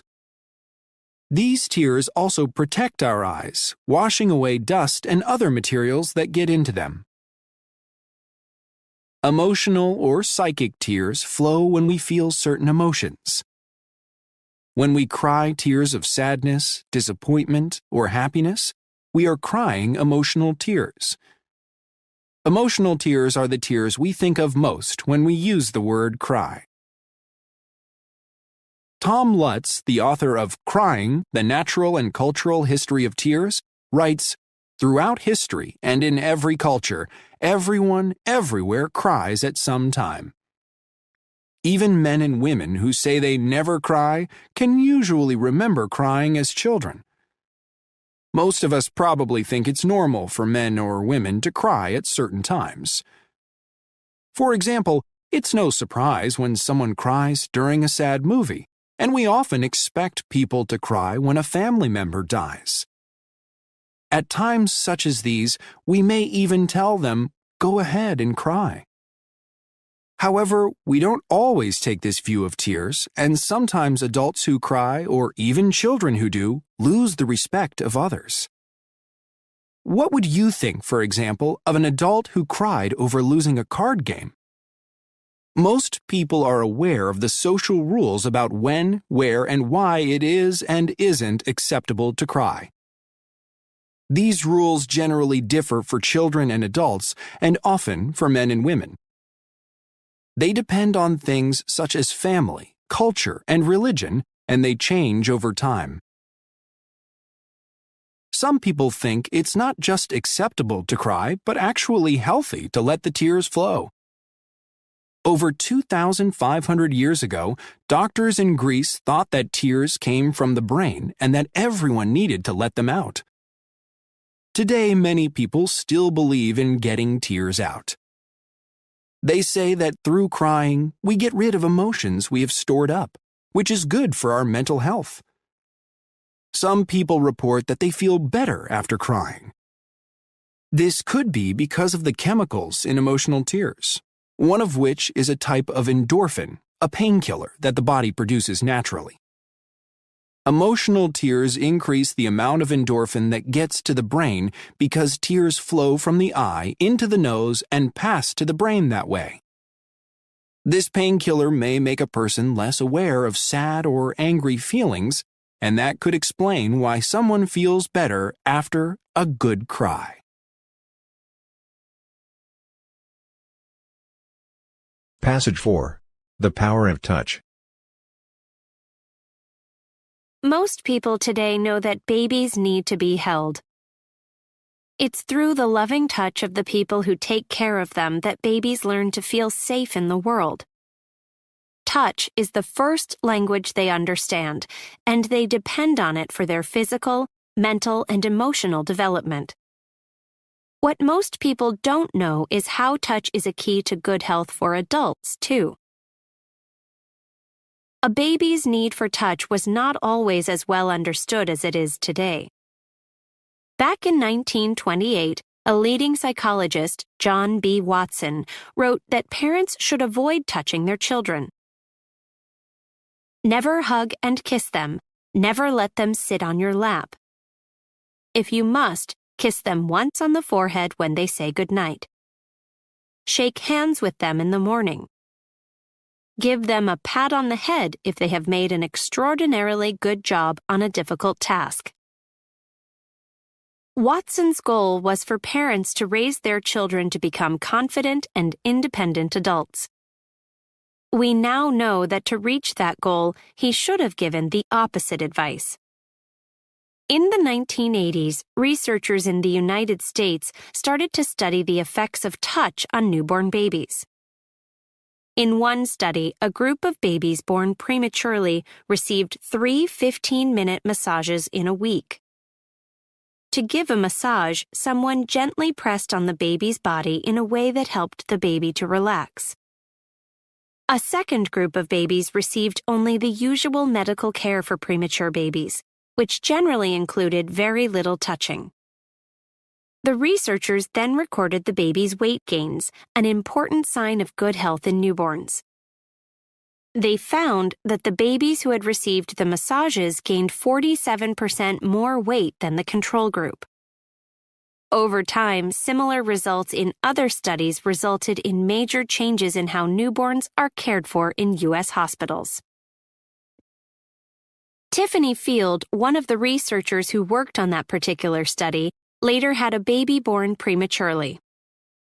This life-changing experience and a growing understanding of the benefits of touch led Dr. Field's career in a new direction. In 1992, she founded the Touch Research Institute, the TRI, at the University of Miami School of Medicine, where researchers have done over 100 studies on ways that touch affects health. In further studies on massage, TRI researchers have seen it reduce pain and improve the health of people with serious medical conditions, such as cancer. Massage is not the only kind of touch that's good for people. Studies have shown that when doctors give patients a friendly pat on the back, the patients do better. Hugs from family and friends have health benefits too. In a study at Carnegie Mellon University, every day for 2 weeks, researchers asked 400 adult volunteers a set of questions. They asked about the time the volunteers spent with other people and the number of hugs they got. Then, all 400 were exposed to the virus that causes the common cold, after which most of them, 78%, caught a cold. However, the people who had received more hugs were less likely to get sick. When they did get sick, their colds were not as bad. Researchers believe that many of the good effects of touch result from the way it can reduce stress. In response to a welcome touch, the human brain experiences an increase in oxytocin, a hormone tied to feelings of love and trust, and a drop in cortisol, a stress hormone. Everyone is different in how they feel about hugs, massage, pats on the back, and similar kinds of touch. How comfortable you are with these kinds of touch depends in part on your culture. Consider some research done by psychologist Sidney Girard in the 1960s. He traveled to various countries and studied the conversations of pairs of friends as they sat together in a cafe. In each place, he watched people for the same amount of time. In England, he saw that friends never touched each other. In the United States, friends touched an average of twice an hour.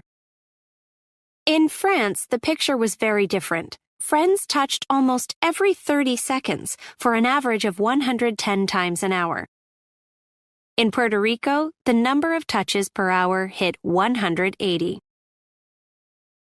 In his research, Girard was looking at the role of touch in people's social lives. We now know from further research that touch has a role in people's health too, and that it can make a difference for people of all ages.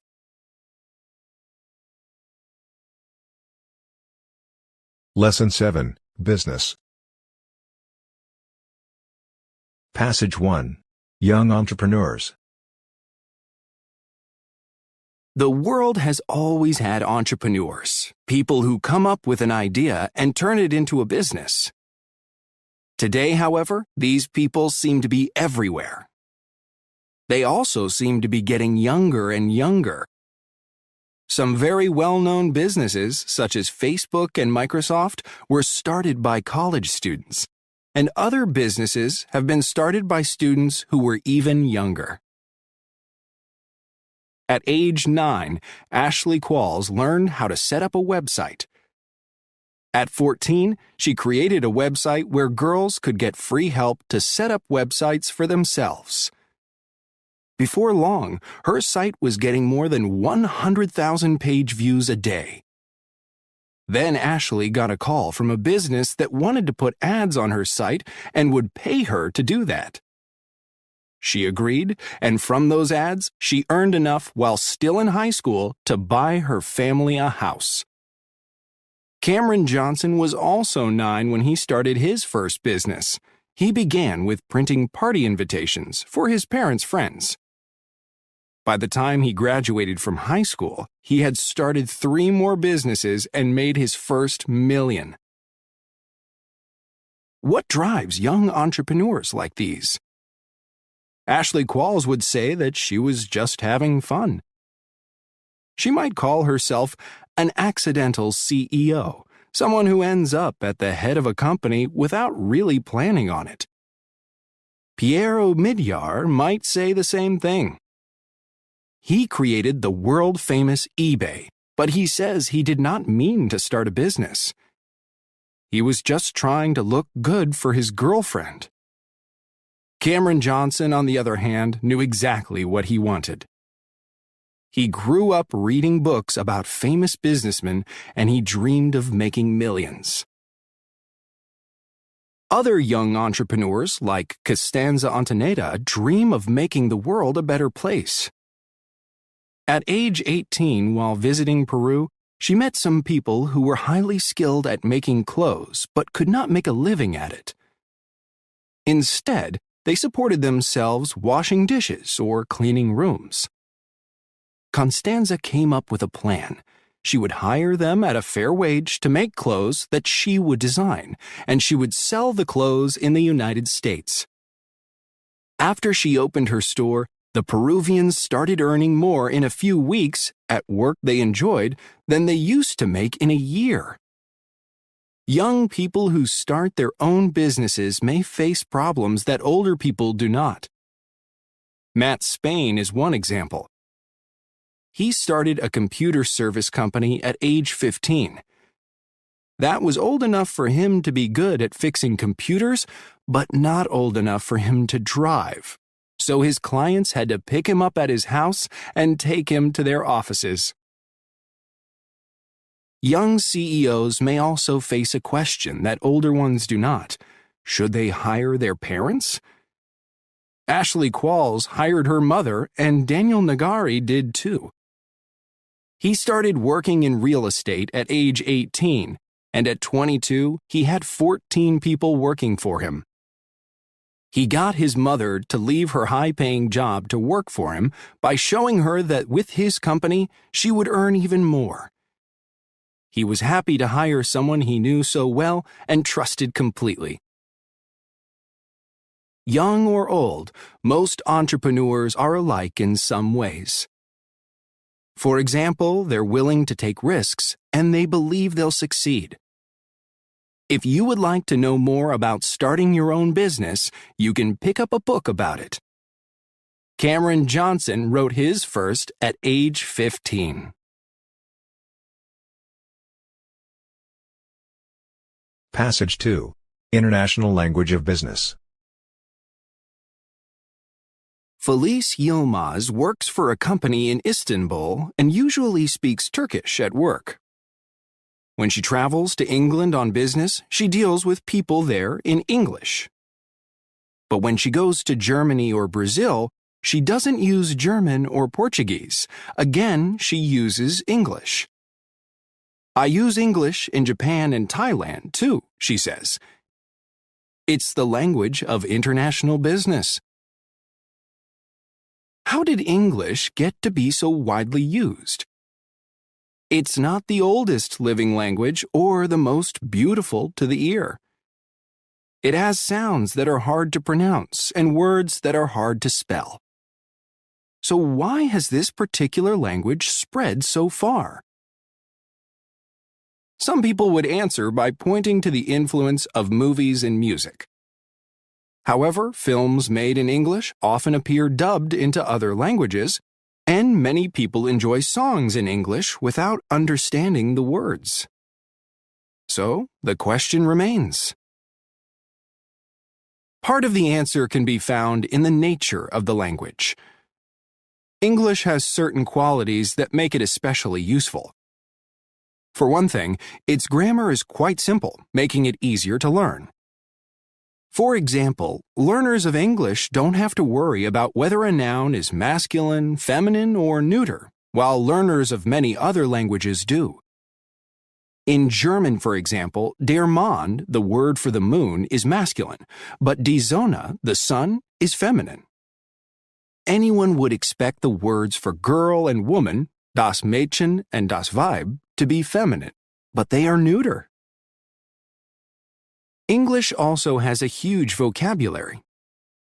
Early English developed from Germanic languages, which gave it its most common words, such as the, is, of, go, you, man, and woman.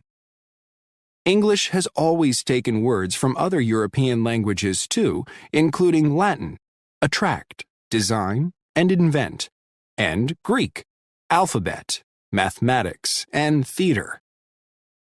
After 1066, when invaders from France came to power in England, English gained many French words, such as officer, crime, and service. Since that time, English has welcomed words from many other languages: Spanish, Arabic, Turkish, Urdu, Chinese, and Japanese, to name just a few. To understand the spread of English, we also have to look at political and economic history. During the 1600s and 1700s, people from England traveled all over the world, taking their language to North America, Africa, India, and Australia. New nations were born, and their governments used English. Then, in the 1800s, England led the Industrial Revolution, and London became the world's great financial center. That made English the language of money. In the 1900s, it also became the language of science and air travel. Then came the Internet. As Felice Yilmaz remembers it, people at my company realized that the Internet could be quite useful to us. But at first, everything online was in English. It gave us another reason to know this language. Soon, business people in many countries were going online and using English more and more. Today, there are business schools teaching all their courses in English, even in countries where English is a foreign language. These schools want their students to be ready to do business in international markets. Companies around the world are investing in English classes for their employees. They believe English will be the language of the future. Today, there are about 400 million native speakers of English. While many more people speak Mandarin Chinese, about 900 million, few of them are outside China. People who speak English, on the other hand, live and work all over the world. There are more than 1.5 billion people who speak it as a second, third, or fourth language. Yilmaz says, "With so many people using English, I can't imagine any other language taking its place. I think English for business is here to stay."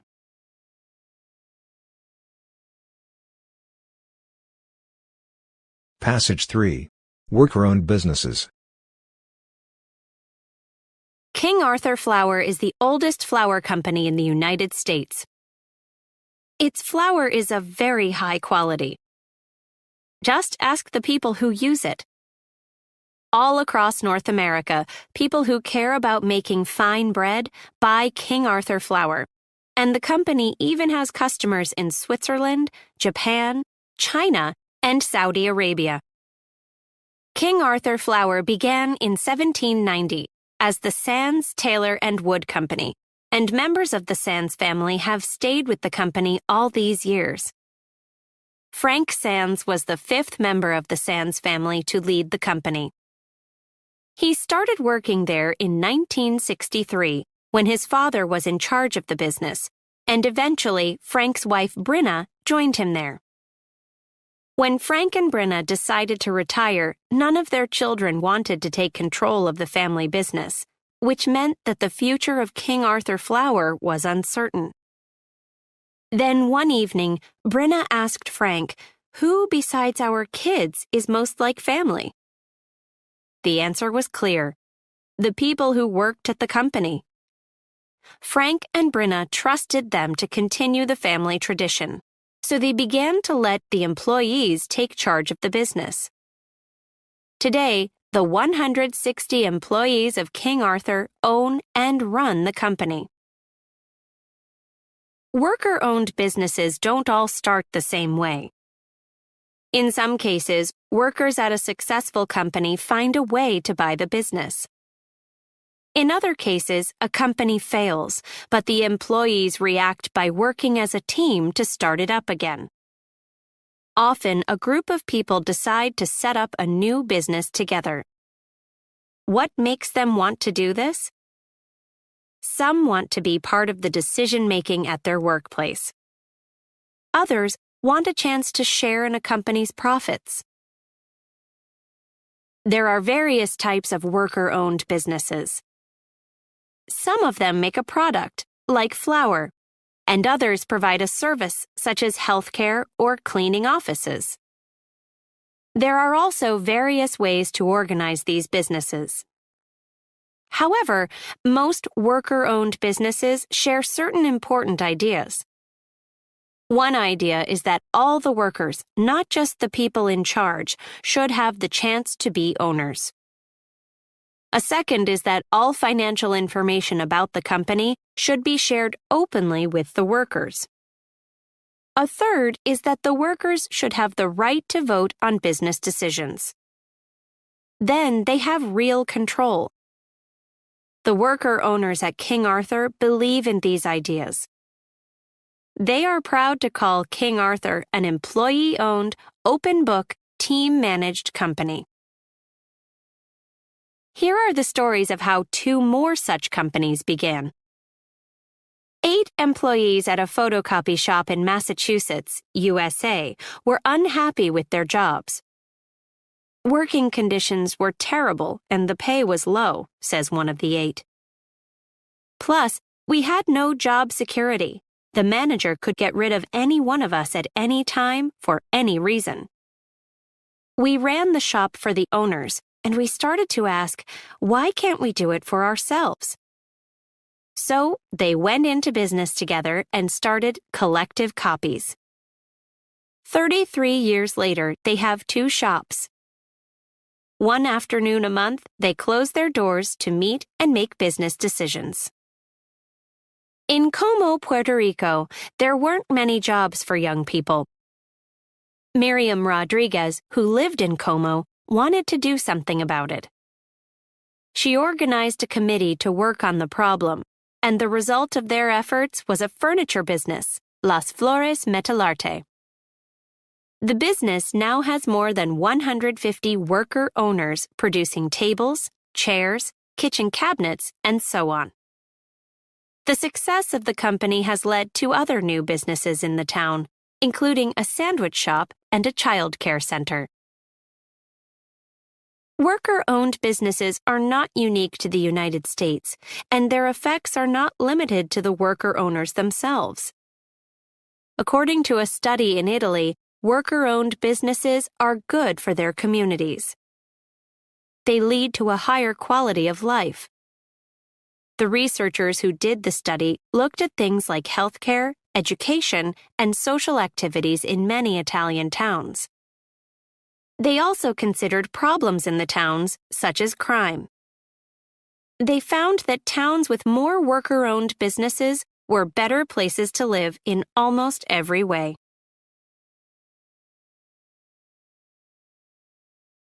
Passage 4. Word-of-mouth advertising. Whether you want to or not, you probably see and hear ads every day. Ads are all around us and have been for a very long time. They have even been found painted on walls in the ruins of Pompeii and ancient Egypt. Advertising has come a long way since then, but it's still all about getting people's attention. Back when few people could read, ads usually took the form of pictures. A sign for a shoemaker might have a picture of a boot, and a sign for a baker might show a loaf of bread. Street collars were a common form of advertising too. They were hired to announce in a loud voice what was for sale, where to find it, and how good it was. As in, get your fresh fish right here, right now, the best in town.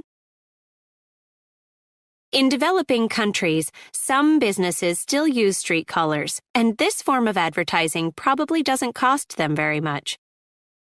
In other parts of the world, advertising has become much more sophisticated, and it costs a great deal. If you add up all the money spent on advertising around the world, it comes to the equivalent of hundreds of billions of US dollars a year. Business owners will consider it money well spent as long as enough consumers pay attention and buy the product or use the service. But much of the time, consumers do not pay attention. When an ad comes on the TV or radio, they change the station. They turn the pages of magazines without really seeing the ads.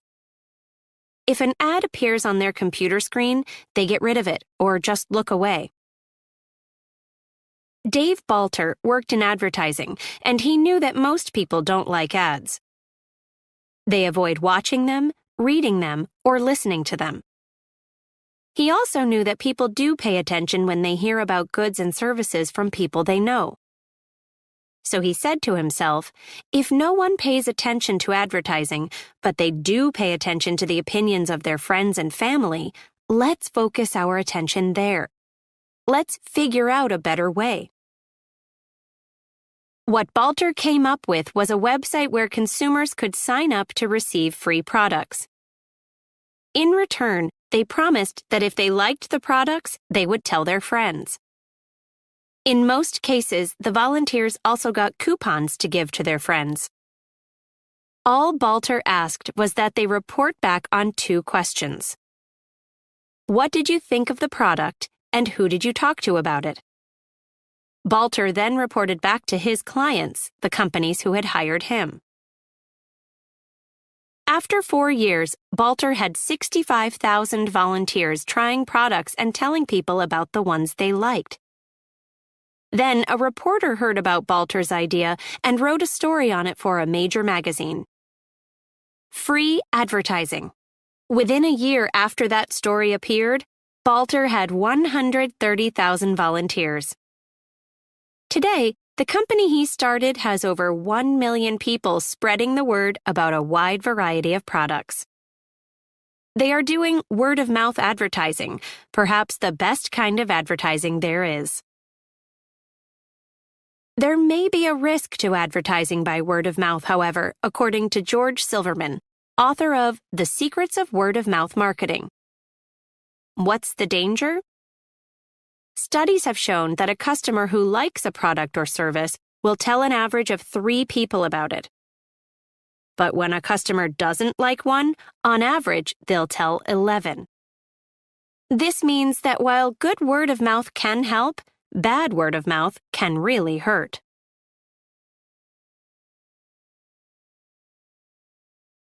Lesson 8, The Environment. Passage 1. Pollution from 2-stroke engines.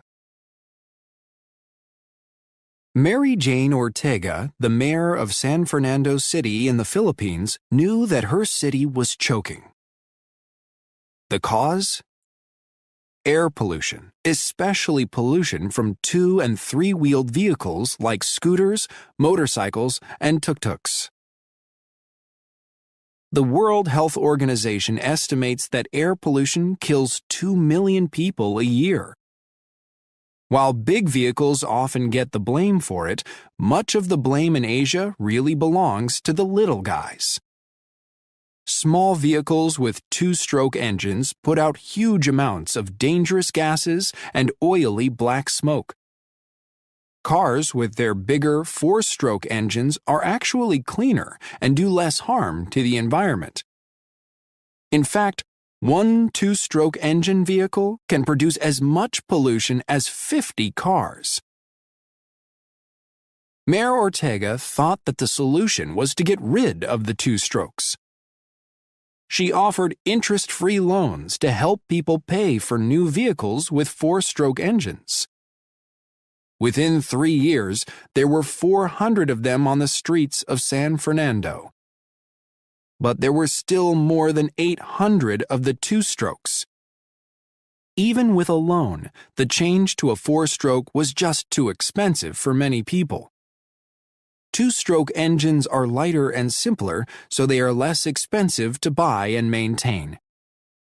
Another problem was that the people who did change to a four-stroke were selling their old two-stroke to someone else in the city. The loans had led to no decrease in either the number of two-strokes or the amount of pollution. San Fernando needed another solution, and it had to be cheap. Meanwhile, in Colorado, USA, a team of college students were trying to win a competition. They were developing a clean two-stroke engine snowmobile for use in Yellowstone National Park. The team built a winning snowmobile that led to the startup of a nonprofit business, EnviroFit. Using technology developed for the snowmobile, EnviroFit came up with a way to retrofit two-stroke engines. Retrofit means to improve a machine by putting new and better parts in it, after it is already made. The company designed a retrofit kit, a set of parts and tools for people to use on their own two-stroke engines. Using the kit could both reduce the pollutants in the exhaust and help the engine make better use of fuel. The company sent kits to the Philippines to be tested by 13 taxi drivers. Each driver had a 3-wheeled motorbike with a sidecar for passengers. After 8 months, the results were great. Using the kits had cut both pollution by more than 70% and the waste of gas and oil. Saving money on fuel turned the taxi drivers into believers. They found that using the kit could mean increasing their income by as much as a third. Right away, they started to spread the word among other drivers. Rolando Santiago, president of a taxi drivers organization, was one of the first drivers to retrofit his engine. He says, "After 6 months of using the kit, my extra income helped me save for a matching house grant. I rebuilt my home and my neighbor's home, which provided better housing for 6 families." Santiago's story gives one example of how better air can lead to a lot of other better things. Few two-stroke engine vehicles are in use in the United States. However, the United States has good reason to care about the harm these vehicles do. Pollution pays no attention to borders between countries or continents. For that reason, the U.S. government has spent thousands of dollars on kits for cities in India and other parts of Asia that have major air pollution problems. Pollution in India or the Philippines is not just their national problem, and pollution in Asia is not just Asia's problem.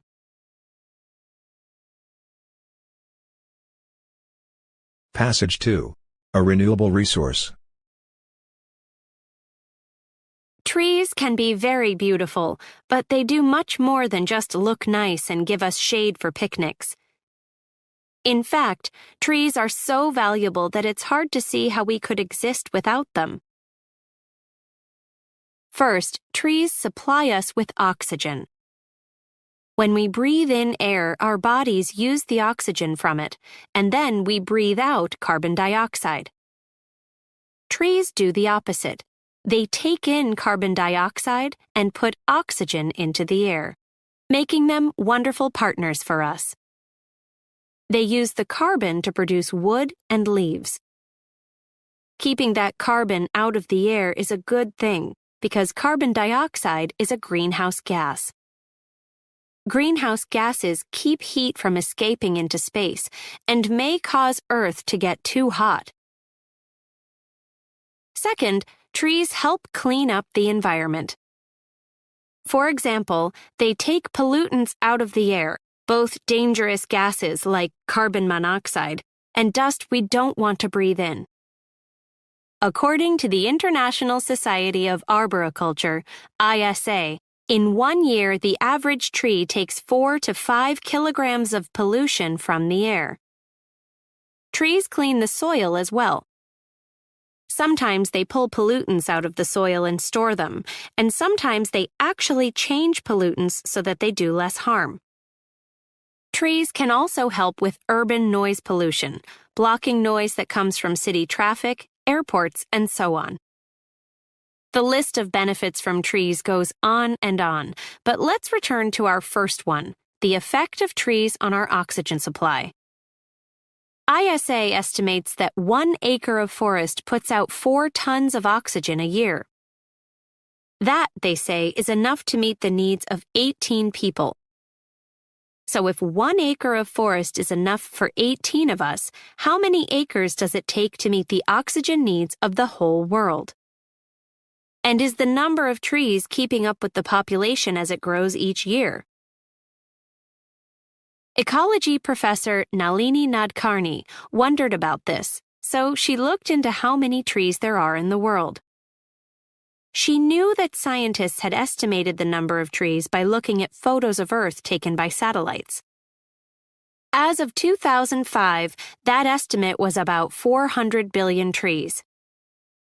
Nadkarni then wondered how many trees that meant per person. To get an answer, she divided the number of trees by the world's population at that time, and she found that there were 61 trees per person. Was that good news or bad? Nadkarni started thinking about how many trees she herself would consume in her lifetime. One of her students reported that each year the average American uses the amount of wood in a 100-foot tall tree that is 18 inches in diameter. Nadkarni thought about all the things she uses that are made from wood or from other tree-based products such as rubber, like newspapers, magazines, movie tickets, birthday cards, pencils, ink, rubber boots, furniture, wooden chopsticks. Chopsticks? Nadkarni herself probably does not use a great number of those. However, she learned that every year the Japanese throw away over 20 billion pairs of them. These chopsticks, called warebashi, little quick ones, are made of wood that comes from Vietnam, Malaysia, Thailand, the United States, and Canada. The Chinese throw away even more of them, 450 billion pair a year. That equals about 25 million trees every year. Nadkarni does not tell this story to make chopstick users or anyone else feel bad. She says, "I don't want people to feel guilty about their relationships with trees and say, 'Oh, I can never touch another tree-created product again.'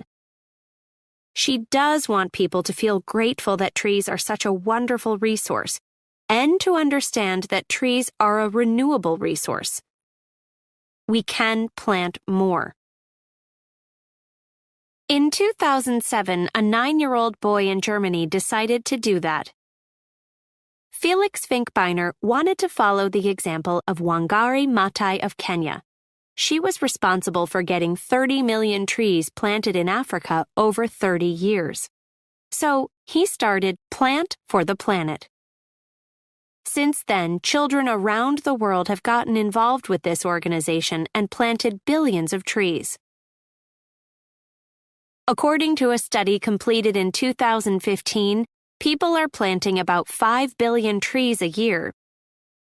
The same study also provided a more accurate tree count. We actually have more than 3 trillion trees on Earth, more than 7 times as many as the earlier estimate. Both facts are very encouraging, aren't they? However, the same study provided some troubling facts. There used to be twice as many trees on Earth as we have now, and each year 15 billion are being cut down. At that rate, in 300 years, there won't be any trees left.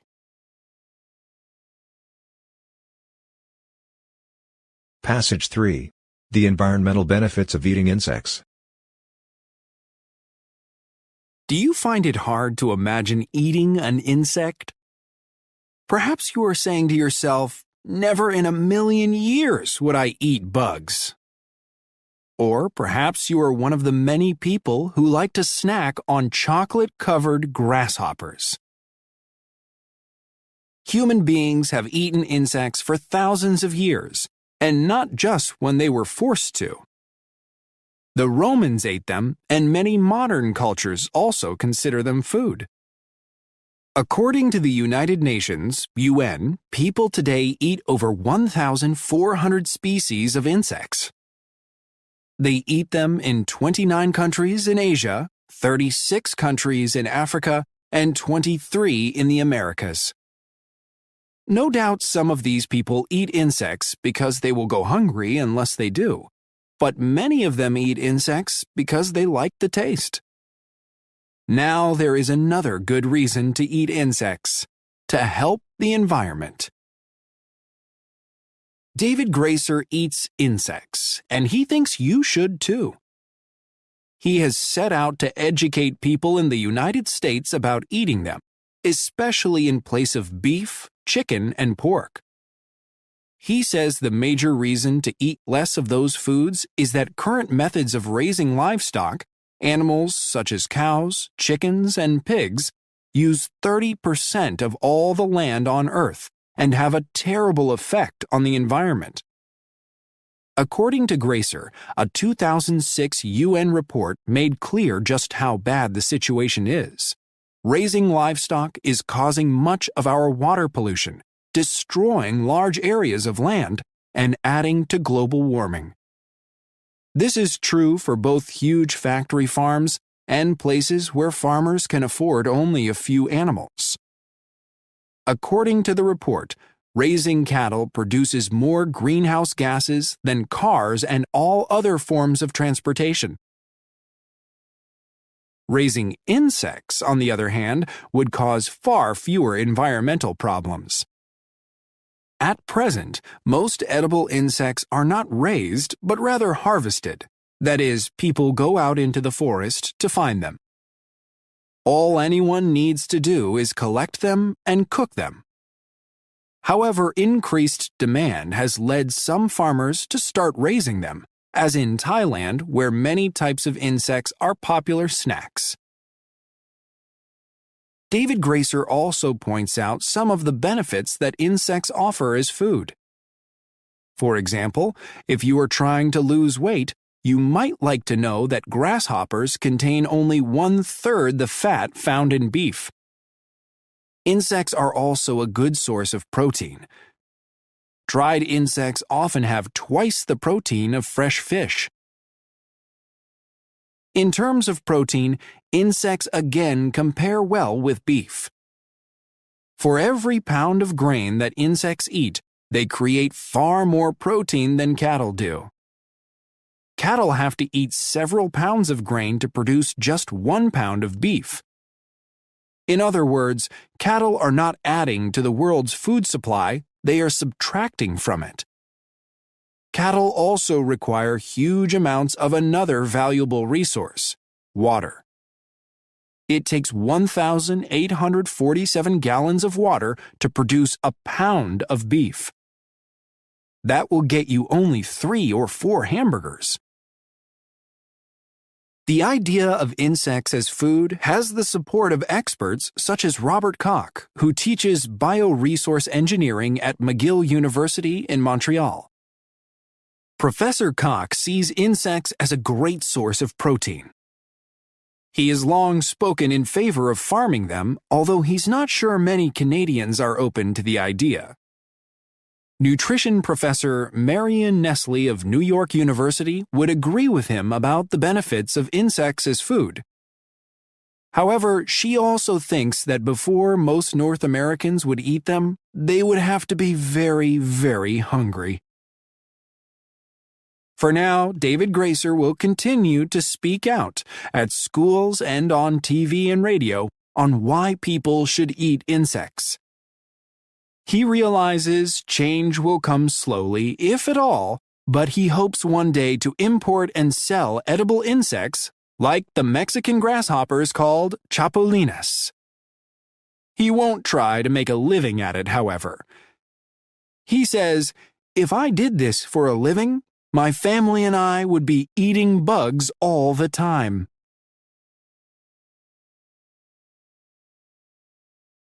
Passage 4. How do people depend on bees? Have you ever watched a bee at work on a flower? It wastes no time as it packs pollen onto its back legs to carry off to the hive. On their travels, bees carry pollen from flower to flower, pollinating the plants, a process which allows the plants to produce fruit. The bee and the plant are partners in this process, each essential to the other and to us. 1/3 of the food we eat comes from plants that need animals to pollinate them. Birds do some of this work, but insects do most of it, and most of those insects are bees.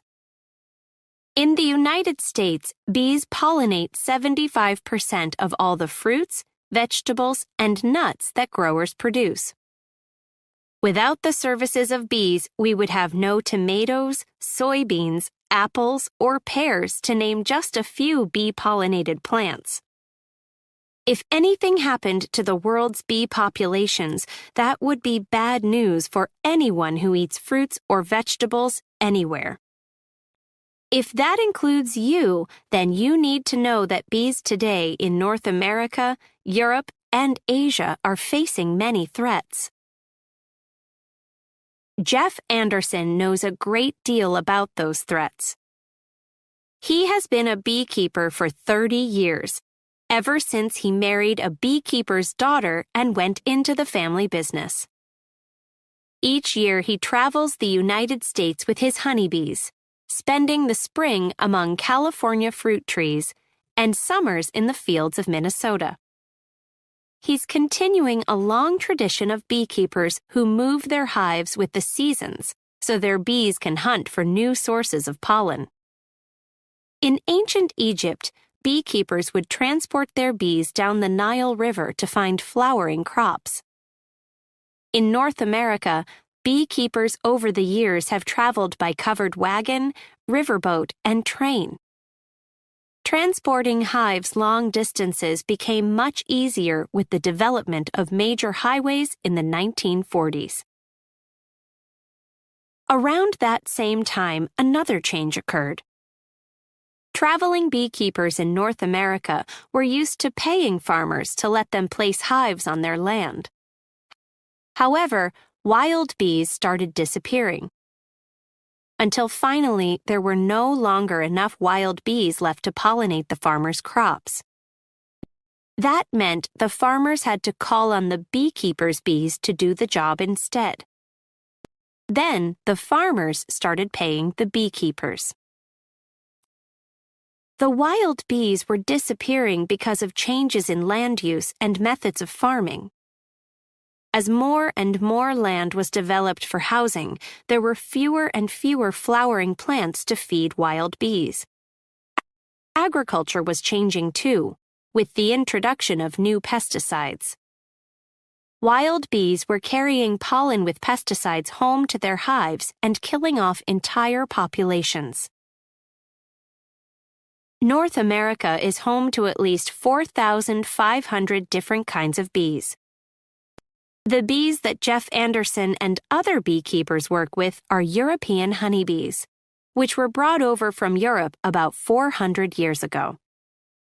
Their numbers have been dropping too, and Anderson says it keeps getting harder to raise healthy honeybees. In the 1980s, honeybees came under attack from two types of parasites that were new to North America. Honeybees have been hurt by pesticides and diseases too. In the spring of 2005, U.S. beekeepers found that 1/3 of their honeybees had died during the winter, much more than is normal. From 2015 to 2016, in spite of ever-increasing efforts to protect honeybee populations, U.S. beekeepers lost over 40% of their bees. The reasons are still not fully understood. Saving wild bees may be the best hope for the long-term health of crops that depend on bees. However, wild bees face a problem that has to do with the way that farmland is managed. For example, one of the most productive farm regions in North America is California's Central Valley. Yet, this area is not at all welcoming to wild bees. Too little of the land is in its natural state.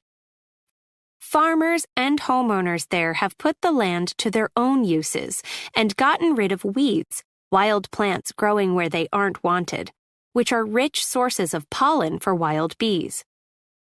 Bee experts know that wild bees do best when farmers avoid chemical pesticides and leave some land in its natural state. Farmers and other big landowners, and anyone with a garden, must do whatever they can to protect wild bees. The disappearing bee is only one of the many environmental crises in the news today. But while there are serious problems with our environment, there are also many good people working hard to solve them. Douglas Barish, editor of the environmental magazine On Earth, knows that news about the environment often sounds bad, and it can make people anxious. Yet, he is not anxious. Why not? Experience tells him that within each problem lies its solution. He is always meeting people who, when they see something broken, immediately see an opportunity. They see a chance to fix something and make it better, whether it's a motor to be improved or a forest to be restored. In the case of the honeybee, perhaps there are laws that need to be changed. One thing is clear. We'll have to figure out how to save the bees' way of life if we want to save our own.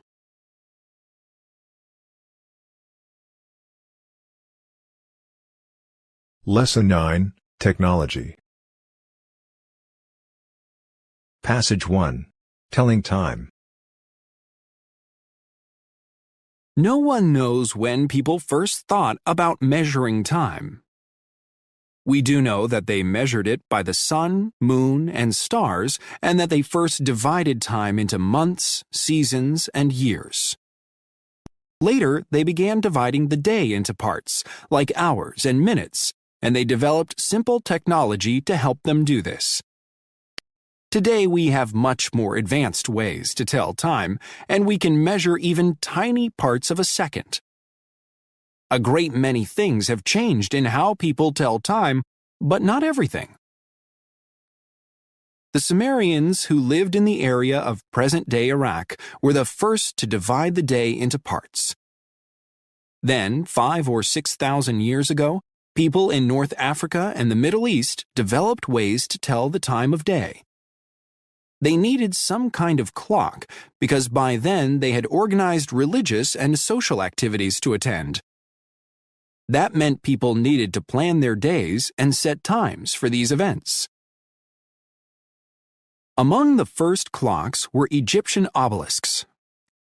The Egyptians used the movement of an obelisk's shadow to divide the day into morning and afternoon. Later, they placed stones on the ground around the obelisk to mark equal periods of time during the day, the way that numbers do on the face of a clock. That worked fairly well, but people could not carry obelisks with them. They needed something portable. So the Egyptians invented a kind of sundial that is now called a shadow clock. It came into use about 3,500 years ago, around 1500 BCE. There were many types of sundials in Egypt and in other areas around the Mediterranean Sea. All of them, of course, depended on the sun, which was no help in telling time at night. Among the first clocks that did not depend on the sun were water clocks. There were various types of these, too.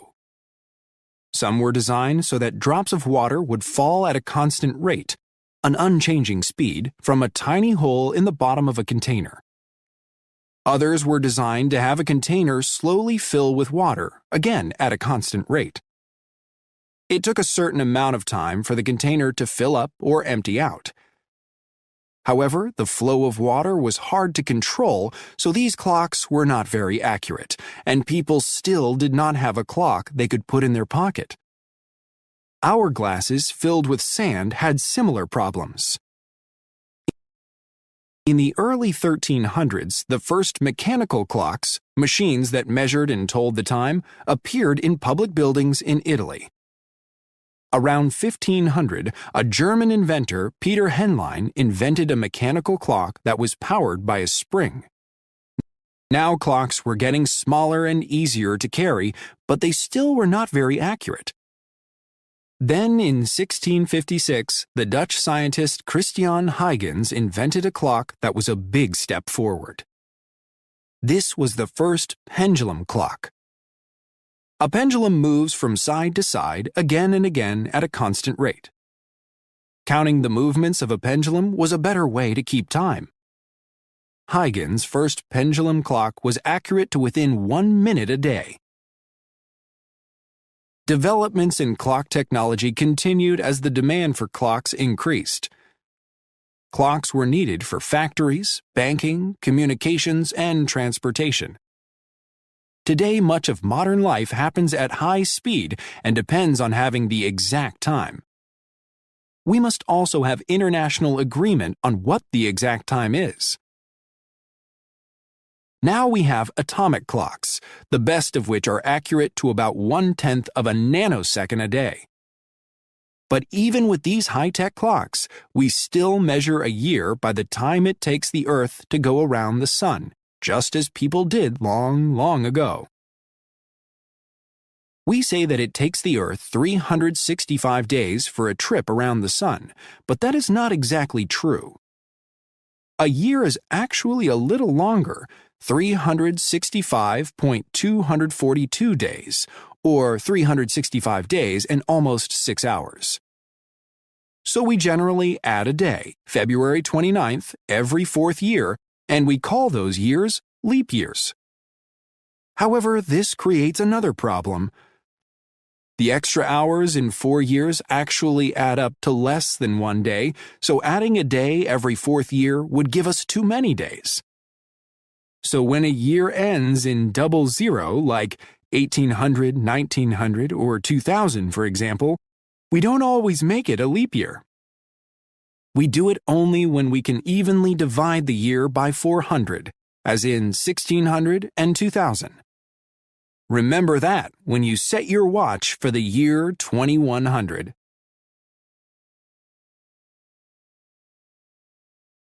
Passage 2. The screen versus the printed page. We do a lot of reading on screens these days, on computers, smartphones, and other kinds of electronic devices. Is reading on a screen a different experience from reading on a printed page? Most people would say yes, but is it different in a way that matters? In particular, are there differences for someone who's reading not just for fun, but to learn?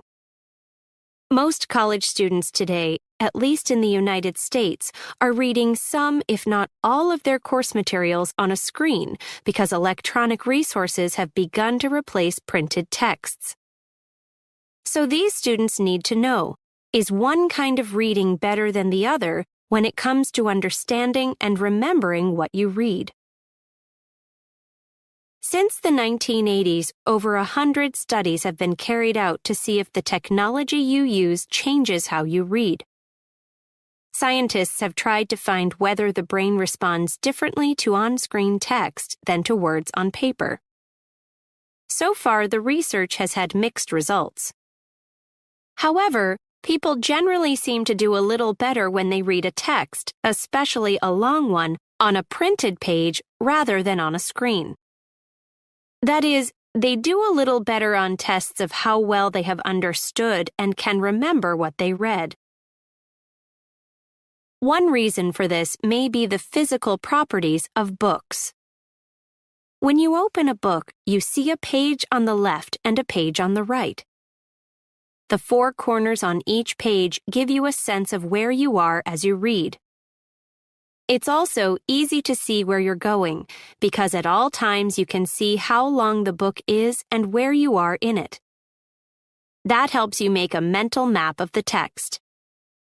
Every piece of information in the book has its home address, so to speak. And when readers want to return to a particular piece of information, they often remember where in the book it appeared. With an electronic text, on the other hand, you can't see the entire text, and you can't make the same kind of mental map. You can use the search function to find a particular phrase, but it's hard to see any section of the text in the context of the whole. This may help explain why people reading electronic texts have to use more mental energy, get tired more quickly, and don't remember as much. There also seems to be a difference in the attitude that readers bring to reading on a screen.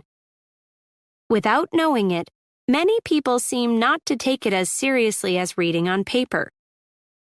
They spend more time scanning rather than reading, and they are more likely to read a text only once. They are also more likely to get distracted.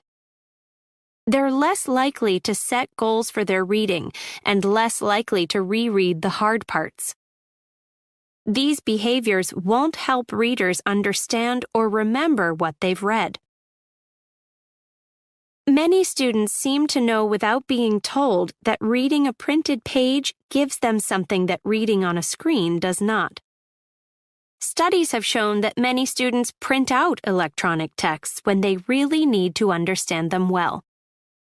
This practice may change as technology improves. The experience of reading on a screen may become less tiring, and it may become easier for students to mark up an electronic text the way they mark up a printed page. However, you don't need to wait for technology to improve. You can go ahead and change the things that are within your control, your attitudes and behaviors. Start by giving on-screen text the attention it deserves if you are reading to learn. To better understand and remember what you read, plan to reread the text, especially the difficult parts. Avoid getting distracted while you're reading, and don't multitask. Do more than one thing at the same time. As you read, ask yourself questions about what you're learning. Take notes while you read and after you finish. These are tips that apply to any kind of reading, on paper as well as on a screen, whenever you're reading to learn.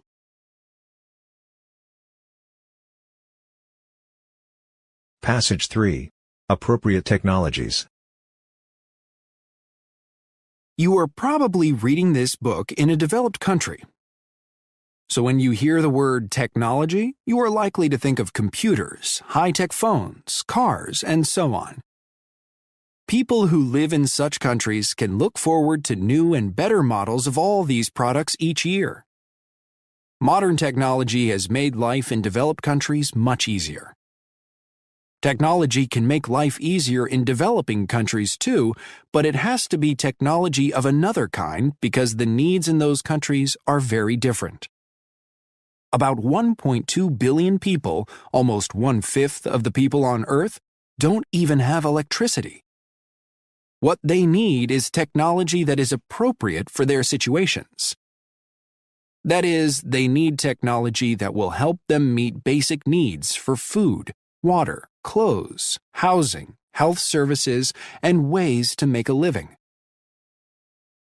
The phrase appropriate technologies means types of technology that use materials available in the local area, can be understood, built, and repaired by the people who use them, bring communities together to solve local problems. Some appropriate technologies are beautifully simple. For example, a project in Sri Lanka is using sunlight to make drinking water safe. Clear bottles are filled with water and placed in the sun for 6 hours. That is usually enough time for the sun to heat the water and kill germs. If the weather is cool or cloudy, it takes 2 days. This method has been proven to help people stay healthier. Amy Smith is a U.S. inventor with a passion for designing appropriate technologies. Smith studied engineering at Massachusetts Institute of Technology, MIT, and then spent 4 years in Botswana. She taught math, science, and English there, and she trained farmers to take care of bees so they could get honey from them. In Africa, she realized that she could help people more by using her skills as an engineer. Smith said, "The longer I was there, the more I realized there were plenty of inventions that could improve the quality of life." So Smith went back to MIT and started working on low-tech inventions. Her first great invention was a screenless hammer mill. A hammer mill is a machine that grinds grain into flour. Usually, a hammer mill needs a metal screen to separate the flour from the unwanted parts of the grain. But screens often break, and they are hard to replace, so regular hammer mills are not much use in rural Africa. Women there often end up grinding grain by hand and spending hours each day doing it. Smith's invention does not need a screen. It is cheap to build, simple to use, easy to repair, and it does not need electricity. With this machine, a woman can grind as much grain in a minute as she used to do in an hour. Smith's invention has been a great success in Africa, but some other ideas that people have tried have not done so well. In northern Ghana, another project designed to help women failed partly for cultural reasons. The women in that area do most of the farming, and they spend a lot of time and energy walking to and from their farms. Most of the time, they carry heavy loads on their heads. They are very much in need of a better way to transport farm products, tools, water, and so on. Because bicycles are popular in the region, a bicycle trailer seemed to be a good solution to the problem. The trailer was like a shopping cart but had 2 wheels and was attached to the back of a bike. However, the idea didn't work. For one thing, it's the men in northern Ghana, not the women, who own and ride bicycles. In addition, the type of bicycle offered to the women was a bicycle with a crossbar. A woman wearing a dress, as is traditional there, cannot ride such a bicycle. For these reasons, the idea of using a bicycle trailer failed. Amy Smith and others continue to work on new technologies that are appropriate for developing countries. However, they must try to develop technologies that don't depend on electricity, since so many of these countries don't have it. Everyone would be better off if they had not only good low-tech technologies, but also electricity. That would open the door to advances in education and communication, and it would let doctors store medicines that must stay cold. It's true that the production of electricity sometimes causes pollution, but creative engineers could solve that problem. They could find ways to produce it without hurting the environment, perhaps by using energy from the sun, wind, or water. Of course, the problems of developing nations cannot all be solved by thinkers like Amy Smith, but many can. As she says, technology isn't the only solution, but it can certainly be part of the solution.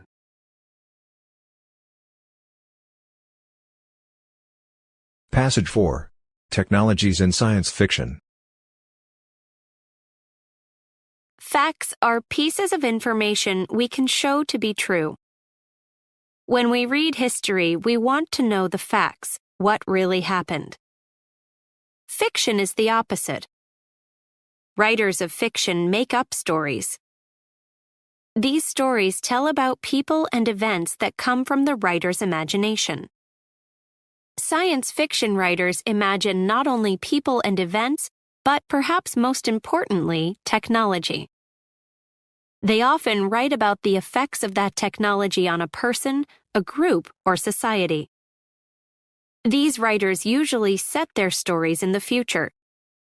Some of them have predicted technology that seemed impossible at the time but really does exist today. An Englishwoman named Mary Shelley was one of the first writers of science fiction. In 1818, she wrote the book Frankenstein, which tells the story of a young scientist, Dr. Frankenstein, who wants to create a human life. He puts together parts of dead people's bodies and then uses electricity to bring the creature to life. However, he cannot control the creature and it kills him. Since then, the idea of a mad scientist, someone who tries to use science and technology to gain power, has been very popular in science fiction, especially in science fiction movies. In 1863, the French writer Jules Verne finished his first novel, Cinq Semaines en Ballon, 5 Weeks in a Balloon, one of his many great science fiction adventure stories. It tells of 3 men traveling across Africa by hot air balloon. Readers loved it, but many were confused. Was it fact or fiction?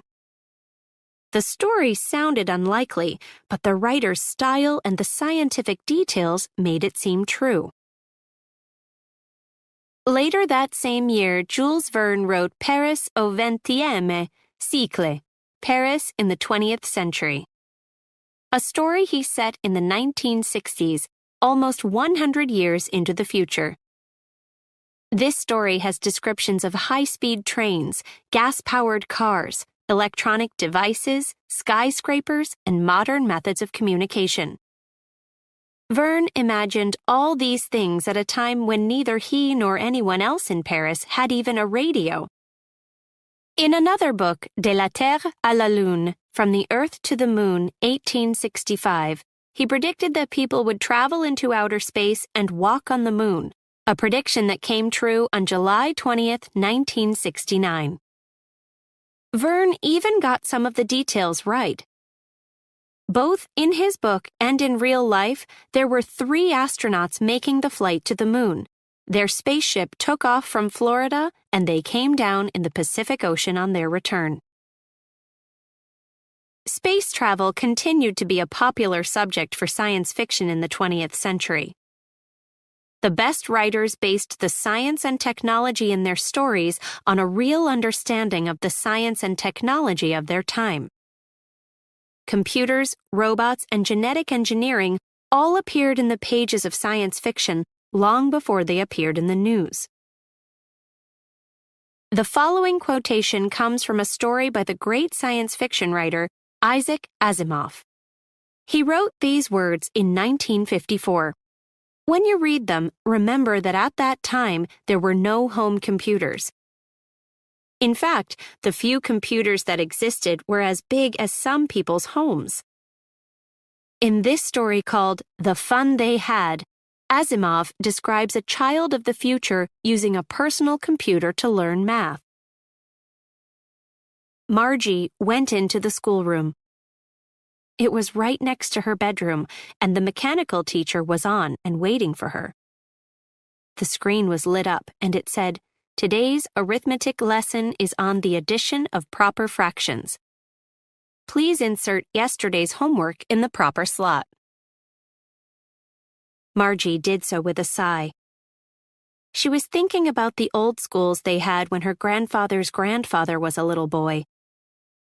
All the kids from the whole neighborhood came, laughing and shouting in the schoolyard, sitting together in the schoolroom. And the teachers were people. Back in 1954, readers probably found Asimov's story hard to believe. Today, his ideas do not seem so strange, do they? Asimov, Jules Verne, and others made some accurate predictions. Does that suggest that we should pay more attention to what sci-fi writers are saying today about the world of tomorrow? Perhaps, but we should also remember that such predictions have been wrong more often than right. Here we are in the 21st century without flying cars or vacations on the moon, And in spite of computers, the internet, and online courses, people still do go to school.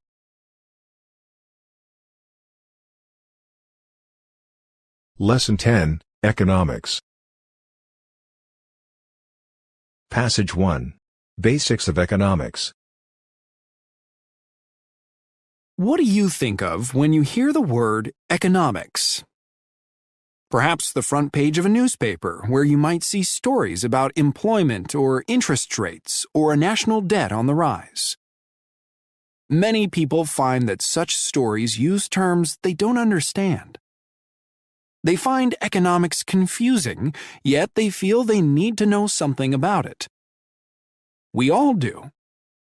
After all, economics is about us.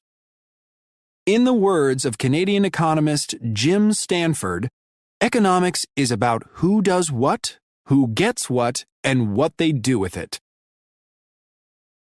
When we talk about economics, we are talking about ourselves as workers, consumers, savers, and investors. The results of our individual and collective decisions in those roles make up the economy. Our individual decisions include such things as what products to buy, what work to do, and how much to invest in our education. To get the things we need and want, we need to use our resources, our money, time, and skills, and those resources are limited. That forces us to make choices. Economist Pearl Clonch explains, the economist's special way of looking at the world involves looking at the costs and benefits of making any decision or choice. Economics says that since everything interesting in life is scarce, choices have to be made. And choices involve costs as well as benefits. So if you want to make wise choices, you should use a benefit-cost approach. This method of decision-making, also called cost-benefit analysis, is often used by governments in deciding how to use their financial resources. Take the case of a decision about whether to build a highway. Officials would estimate the costs of the project, in taxpayer money, for example, and compare them with the benefits to highway users, for example. We can use the same approach in deciding how we spend our own money or our time. However, the costs of buying or doing something includes more than just the price we pay in dollars or euros or yen. When we choose one thing over another thing we also want, because we can't have both, then we lose the opportunity to get that other thing. Economists have a term for this loss: opportunity cost. When you have a limited amount of money and you choose to spend it on a pizza instead of a movie, you have lost the chance to see the film. The opportunity cost of getting the pizza is not getting to see the movie. To return to the example of the highway, when the government considers the cost to taxpayers, it must consider more than the price of labor and materials.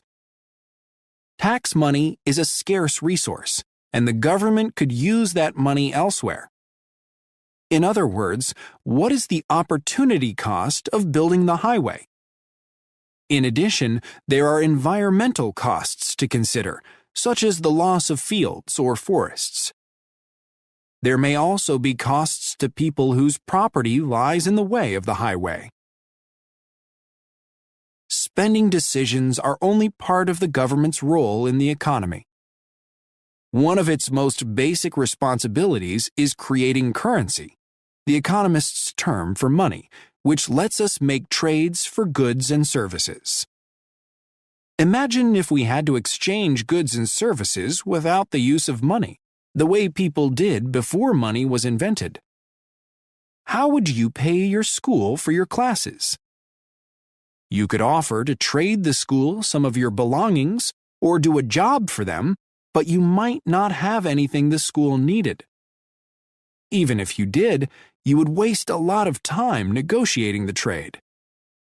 Money, on the other hand, lets us buy and sell goods and services quickly and easily.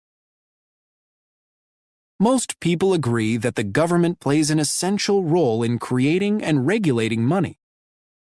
However, other parts of its role in the economy lead to much disagreement. Our individual values make us judge government actions differently, just as our values lead us to different choices in our own lives. We study the costs and benefits of government actions. We debate what is and is not necessary.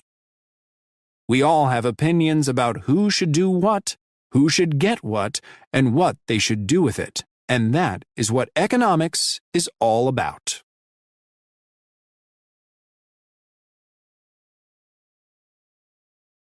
Passage 2. Supply and demand. Introduction. The most basic laws in economics are the laws of supply and demand. Demand means how much of a product or service people want to buy. Supply means how much of that product or service is available for sale or can be produced. Understanding these laws is essential to understanding how markets work. That's because almost every transaction between a buyer and a seller is the result of how these two laws affect each other. Setting prices. The laws of supply and demand explain how prices for goods and services are set. When demand is high, producers see an opportunity for profit. They can charge high prices as they're producing goods to meet a demand. So if many consumers want fresh strawberries, for example, growers have reason to increase the supply. That's the law of supply at work. However, the law of demand says that when the price of something goes too high, fewer consumers will buy it. So if strawberries get too expensive, some shoppers will buy another fruit instead, and the demand for strawberries will drop. When the demand for strawberries is low, or when people aren't willing to pay a good price for them, growers reduce production. The goal of producers is to set a price low enough to bring in the number of sales they need, but high enough to make a profit. That price, the point where the quantity that consumers want to buy equals the quantity that sellers want to produce, is called the equilibrium price. It's the point where there's a balance between supply and demand. Notice in the diagram that as the cost of a box of strawberries rises, the supply goes up. But the demand for strawberries increases only as the cost drops. The point where the two lines cross is the equilibrium price. Imbalances between supply and demand. Two other important terms are surplus and shortage. When the supply is higher than the demand, producers have more of a good or service than consumers want. In that case, the difference between the supply and the demand is called a surplus. A surplus can mean anything from extra strawberries that no one is buying to extra workers that no one is hiring. When the opposite happens, the difference between supply and demand is called a shortage. A shortage means there isn't enough of something to meet the demand. For example, imagine a company producing a new toy, one that quickly becomes more popular than expected. It flies off the shelf. The company can't produce enough to keep up with the demand, and stores run out. The result is a shortage of the toy and some unhappy children. Other factors affecting demand. The example of the popular toy brings up another point about demand. Many factors other than price can play a role in how much of a demand there is for a product or service. How did this particular toy get to be so popular? Perhaps there was an especially effective ad on TV that sparked demand, or word of mouth might have done the trick. Then, as demand increased, the toy became scarce. When something is scarce, it often seems more attractive, which further drives up demand. We know that a change in price can affect demand, but other factors influence how much effect it will have. In the case of fresh strawberries, shoppers might easily change their minds about buying them if the price goes up $1. After all, there are close substitutes for strawberries. Other kinds of fruit are available too. On the other hand, we can assume that a $1 increase in the price of gas will make little difference in demand, as people will still need to drive to work or school or the doctor's office, and there's no close substitute for gas. Some drivers could use public transportation instead, but many could not or would not. Here we see another significant factor in how much a change in price will affect demand. Is the demand for a necessity, something people must have, or a luxury, something expensive you buy for pleasure? For most drivers, gas is a necessity.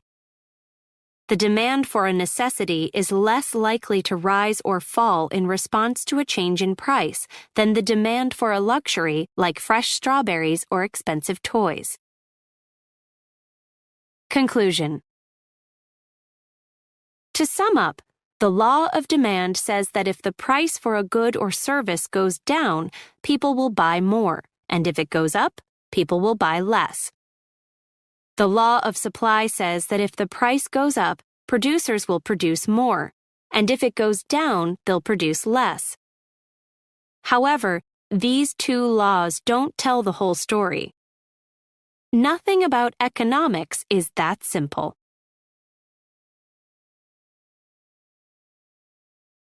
Passage 3. Behavioral Economics. An economist set up a table in a public place. Then he offered people walking by a choice of 2 chocolates. One was a gourmet chocolate that he had priced at 15 cents, while the other was a smaller, more ordinary chocolate priced at just a penny. More than 70% of the people who stopped at the table preferred the higher quality chocolate. Even though it cost 14 cents more, they were willing to pay the extra money for it. Then the economist dropped both prices by a penny, so the gourmet chocolate cost 14 cents and the other one was free. All of a sudden, the numbers were reversed. Only 31% of the people who stopped would pay the 14 cents for the better quality chocolate. The other 69% went for the smaller, more ordinary one, the free one. Question: why does the thought of getting something for free have such a strong effect on people's choices? The same economist secretly visited some dormitories at the U.S. university where he teaches, leaving a 6-pack of soda in each of several shared refrigerators. In most cases, the sodas were gone within 3 days. The students had helped themselves. Then the economist returned, but this time, instead of a 6-pack of sodas, he left a plate with 6 $1 bills. 3 days later, all the money was still there. Question: what made students decide it was fine to take a $1 soda but not a $1 bill? The economist and a team of researchers carried out a test that involved giving volunteers electric shocks. After one set of shocks, the volunteers got a pill that was supposed to make them feel less pain. They also got one of 2 brochures about the pill. Some of the volunteers read in their brochure that the pill they got was expensive, while others read that their pill had been marked down to only 10 cents. There was no actual pain reliever in any of the pills. Nevertheless, after taking the pills, when the volunteers went through another set of shocks, most of them reported feeling less pain. Of the people who got the high-priced medicine, almost everyone said that it helped. Of the people who got the cheap medicine, only half said that it did. Question: why do people believe that a higher-priced pain reliever works better?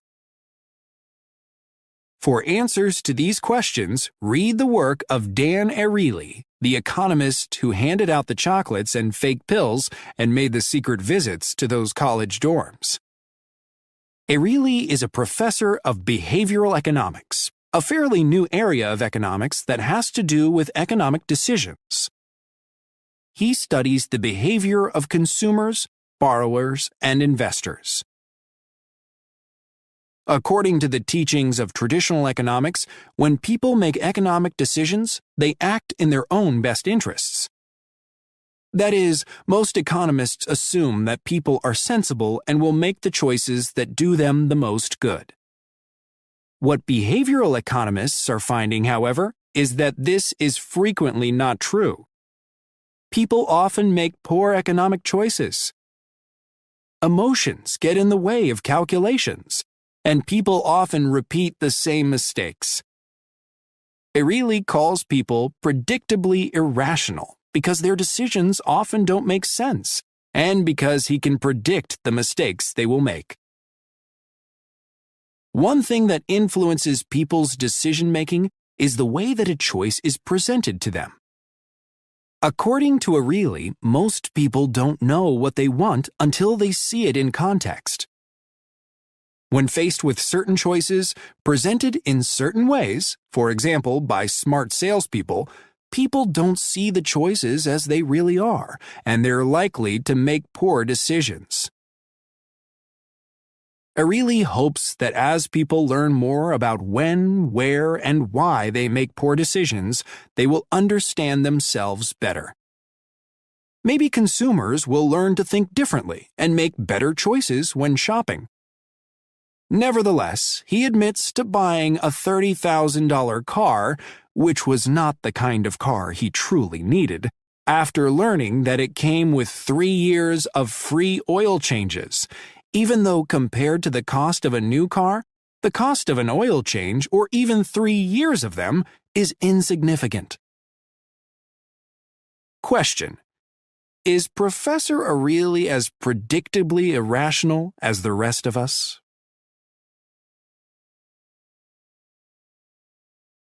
Passage 4. The Economics of Happiness.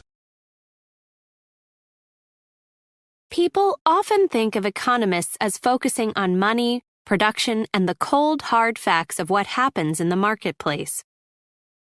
It may therefore come as a surprise to think of an economist asking, "How happy are you?" However, some economists very much want to know. Richard Easterlin is an economist who has studied national happiness for years. In 1974, he presented a new theory. He said that a nation's economic growth doesn't always lead to its people becoming happier. Poor people do become happier when they get enough money for basic needs, but beyond that, he said, more money does not mean more happiness. Easterlin pointed to Japan as an example. In the years following World War II, Japan experienced an economic boom, one of the biggest in the history of the world. Between 1950 and 1970, its economic production grew by more than 600%. Japan grew from a country torn apart by war into one of the richest nations in the world. Surprisingly, however, the people of Japan didn't seem to grow any happier. According to one poll, they actually felt less satisfied with their lives in the early 1970s than they had 15 years before. They were richer, yes, but happier, no. For years, economists accepted Easterlin's theory. The public accepted it too. It fit in with the popular idea that money can't buy happiness. Perhaps we want to believe in this idea because we all hope that happiness is within our reach even when wealth is not. Easterlin's theory has been back in the news in recent years. The discussion began when two young economists, Betsy Stevenson and Justin Wolfers, argued against it in a 2008 paper that other economists found very interesting. Their position was that money is, in fact, likely to bring happiness. They based their argument on information that further polls had revealed over the 34 years since Easterlin's paper. They said, "Our key finding is that income appears to be closely related to happiness. Most countries get happier as they get wealthier, and wealthy countries have citizens with greater happiness than poor countries." Some of their information came from the Gallup organization, a well-known and respected polling organization, which found that people in the richest countries are happiest with their lives. At least 1/3 of the people in those countries give themselves a score of 8, 9, or 10 on a happiness scale of 1 to 10, with 10 being the highest possible level of life satisfaction. The very rich and happy nation at the top of the list is Denmark. Denmark also sits at the top of lists created by other economists who do similar research. Who is at the bottom? Poor African nations, among them Tanzania, Togo, and Benin. As for the case of post-war Japan, Stevenson and Wolfers also looked back at the research done there. It turns out that the question in the poll changed over time. If you look only at the years in which the question stayed the same, then the percentage of people who rated themselves as satisfied or completely satisfied actually did rise. The central idea, then, is that the economic growth of a nation does generally lead to more happiness for its citizens. In poor countries, it can lead to better food and housing and more choices in life. In rich countries, it can pay for research and medical care that help people enjoy longer, healthier lives. Easterlin, however, remains unconvinced. He notes that China and the United States both grew richer in recent years without growing any happier. Easterlin, Stevenson, and Wolfers would all agree on at least one thing. Money isn't the only factor that influences happiness. Stevenson and Wolfers report that Latin American countries are happier than income alone would predict, and East European countries are less happy. When Stevenson and Wolfers speak about income and its influence, they're saying that what matters is absolute income.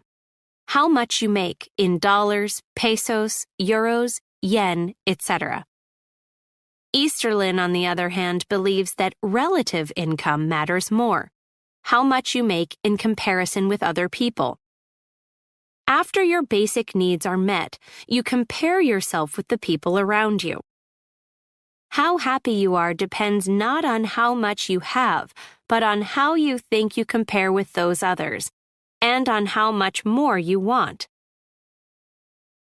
Such comparisons may be human nature, or are they? Psychology professor Sonia Lubomirsky doesn't believe that happy people think this way. In her research, she has asked people who they compared themselves with. Less happy people, she reports, went on and on. How did happier people respond? She says, the happy people didn't know what we were talking about.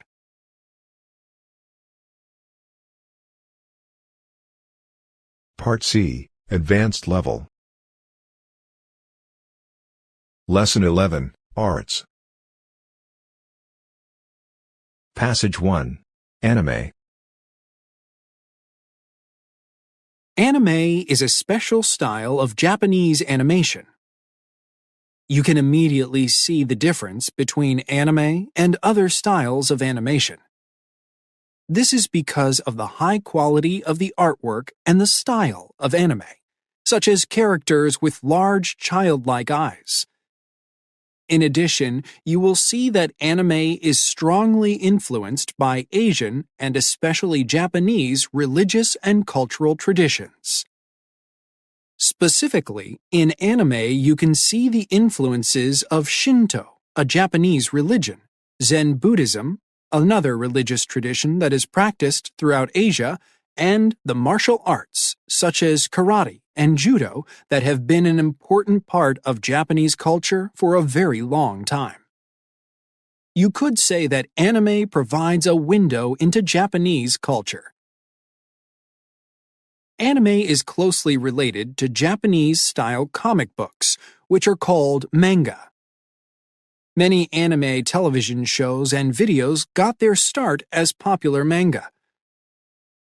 Just as anime is different from American animated films and television shows, manga are quite different from American comic books. Manga usually include fewer words, but more complex drawings than American comic books. Such complex drawings can tell the stories themselves without very many words. Manga are also much more popular among adults in Japan than comic books are in the United States. In fact, manga is a multi-billion-dollar business in Japan, and more than one-half of all printed material sold there is manga.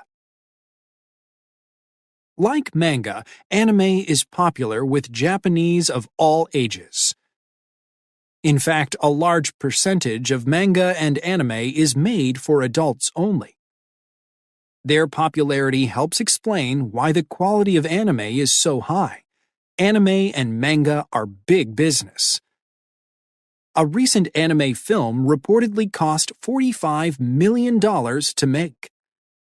Some of Japan's most talented artists and musicians are involved in creating manga and anime.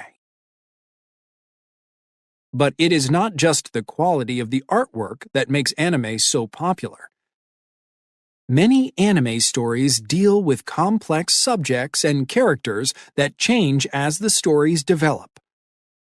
The bad guy of Disney cartoons, completely evil and not very believable, is not common in anime. Rather, in anime, it is not always clear who the good guys and bad guys are. Also, death is shown as a natural part of life much more often in anime than in Disney movies and cartoons. If your only experience with animation is Disney, anime might surprise or even shock you at first.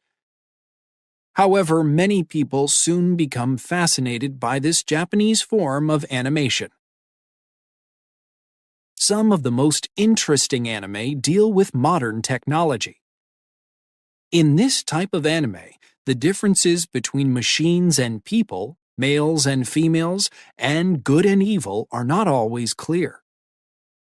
Anime often looks at the challenges of life and culture in a world of rapid technological change. The characters in this type of anime deal with deep moral questions, such as the possible negative effects of technology on human relationships. This is very different from the simple way that Hollywood films and cartoons usually deal with the same subjects.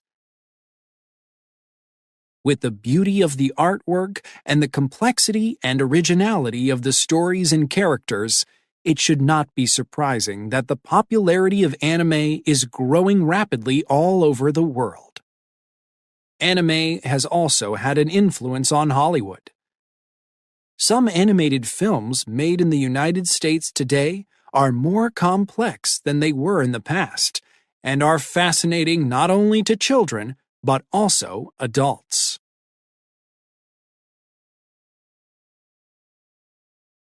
Passage 2. The Stradivarius. When Regina Buenaventura walks onto the stage, all eyes are on her violin. In the fifth row, Joseph Nagivari closes his eyes and listens. He has spent years in a laboratory studying the sound of the most famous instrument of all time. Nagivari believes that he has finally solved the centuries-old mystery behind the remarkable sound of the Stradivarius violin. This young musician holds the result of Nagivari's scientific efforts under her chin, the Nagivarius.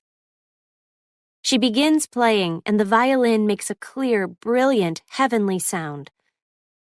Creator Nagivari opens his eyes.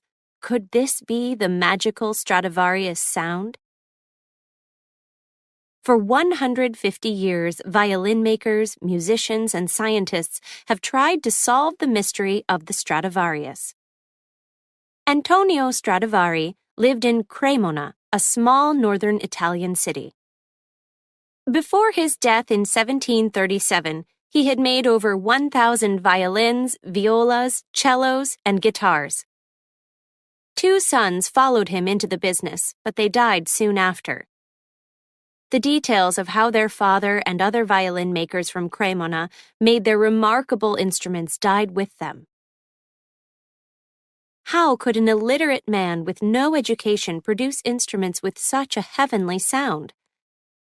Did Stradivari and the other violin makers from Cremona have a secret? Joseph Nagivari's laboratory in the United States at Texas A&M University is a world away from Cremona. Nagivari began teaching biochemistry at the university in the late 1960s. A number of years ago, he began making violins.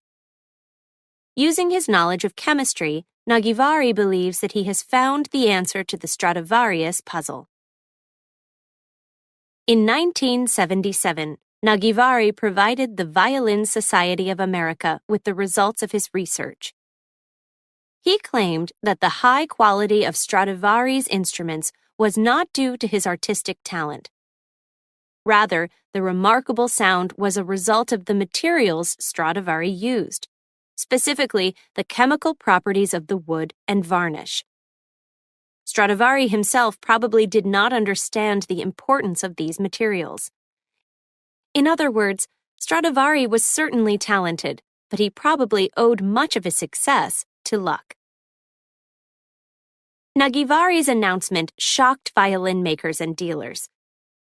His theory was a direct challenge to the way that violins had been made for years. It also challenged violin makers' belief in the importance of their artistic talent. Nagivari stands by his theory. The pieces of the puzzle have been around, and I have not invented anything new. But I put the pieces, together, while the others could not. I am the first chemist of good international standing, who obviously has a much better understanding of the effects of these natural chemicals. The best proof of Nagivari's theory may be the instruments he makes. By using what he has learned from his research, Nagivari claims to produce violins with a sound quality very similar to that of a Stradivarius. This is demonstrated in The Stradivarius Puzzle, a 13-song CD recorded by well-known professional violinist Zina Schiff. On it, Schiff plays both a Nagivarius and her 1697 Stradivarius, reportedly worth $3 million. Schiff says, I sent the Stradivarius puzzle to a friend of mine who was a conductor, and he had no idea. He just could not tell. The truth is, I would rather be playing on one of Dr. Nagivari's instruments. Isaac Stern, one of the most respected violinists of the 20th century, is quoted as saying, Dr. Nagivari's knowledge makes his work of special value to us all today. So why do violin makers and dealers refuse to even discuss Nagivari's theory? Nagivari's website suggests that because many violin makers consider themselves artists, they have a personal interest in focusing on the art, not the science, of violin production. And Schiff believes that violin makers and dealers feel threatened by the fairly low cost, $10,000 to $25,000, of a Nagivari instrument. Schiff came from a poor family, So she feels very strongly that people who cannot afford Stradivari violins should still be able to have high-quality instruments. According to Schiff, Dr. Nagivari's violins have made this possible without having a negative effect on the beauty and value of a Stradivarius.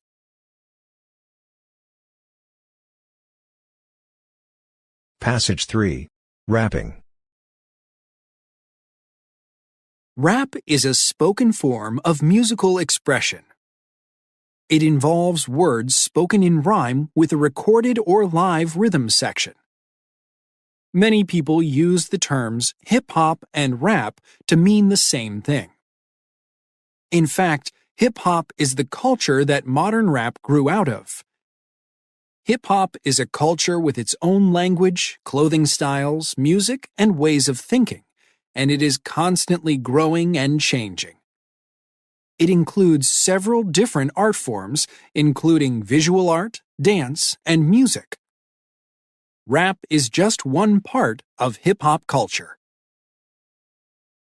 Although there is a lot of disagreement about exactly where and how rap began, most people agree that it got its start in the mostly African-American neighborhoods of the Bronx in New York City in the 1960s. At that time, large outdoor street parties called block parties were becoming popular.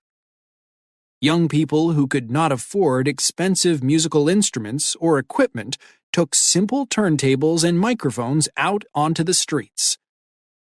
But instead of just playing the music, they moved the spinning or turning records with their hands. At the same time, they scratched them with the needles of the turntables. The changes in the sound of the music became known as cutting or scratching. The young people who played the music were called disc jockeys. These disc jockeys, or DJs, used their turntables as instruments to create a new musical form. Other performers working with the DJ interacted with the crowd by talking louder than the music, often in rhyme. These performers were called MCs, or MCs, and their interaction with the crowd became known as rapping. Later, the MCs became known as rappers. Interaction between the performers and the crowd is an important characteristic of rap. Among the many people who contributed to the development of rap, artist Grandmaster Flash stands out. The techniques or methods that he invented have become an important part of hip-hop culture. Flash was one of the first DJs to begin using a turntable as a musical instrument, rather than just a piece of equipment that played records. First, he would find a short section of a song that he liked. This was called the break. Then he would use 2 copies of the same record and 2 turntables to invent creative ways to play the break over and over without stopping. In the 1970s and 1980s, rap's popularity grew, and the rhymes became more complex and clever as the performers competed with each other. The music that they rapped to included recordings of famous African-American musicians and breaks from popular disco and rock music of the time. Many rappers also performed with live musicians. Today, hip-hop culture is popular all over the world, and young people everywhere listen to rap. There are many reasons for rap's popularity. It offers young people the chance to express themselves freely. It is an art form that can be performed without a lot of money, training, or equipment. Rapping involves verbal skills that many people already have or can develop. You can rap slowly or you can rap fast. All of this allows rappers with very different personalities or ideas to express themselves. This does not mean that rapping is easy, however. It calls for a quick mind, an ability to use language well, originality, and an excellent sense of rhythm. It presents the performer with many challenges, but only 2 rules: rhyme to the beat of the music and be original.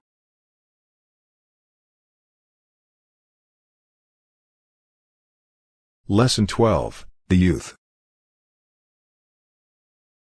Passage 1. Gifted Child. At the age of 18, Canadian teen chess player Pascal Charbonneau had all the qualities of a child prodigy. He was smart, knew a lot about a variety of subjects, had achieved a lot at a young age, and was confident in his abilities. But Charbonneau did not like to be called a prodigy. Winning a championship at this age is considered special, but I don't like thinking of myself as someone who is very different from other people, he said at the time. Like many 18-year-olds, Charbonneau was trying to decide where to go to college. School had always been easy for him, as it is for most gifted students.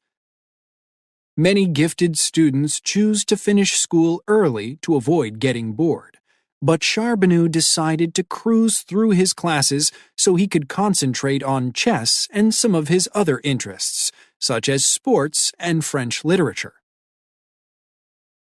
In general, gifted students tend to have an insatiable appetite for information. They are also perfectionists. In addition, most are independent and sensitive to injustice. Other characteristics include specific ability in one area along with the ability to concentrate on it for a long time, excellent reading ability, a large vocabulary, originality, rapid mastery of new skills, and an ability to see connections between ideas. Having these characteristics can be challenging, even depressing, said 18-year-old Charbonneau. He was critical of even his best performances. I'm rarely ever happy with what I do.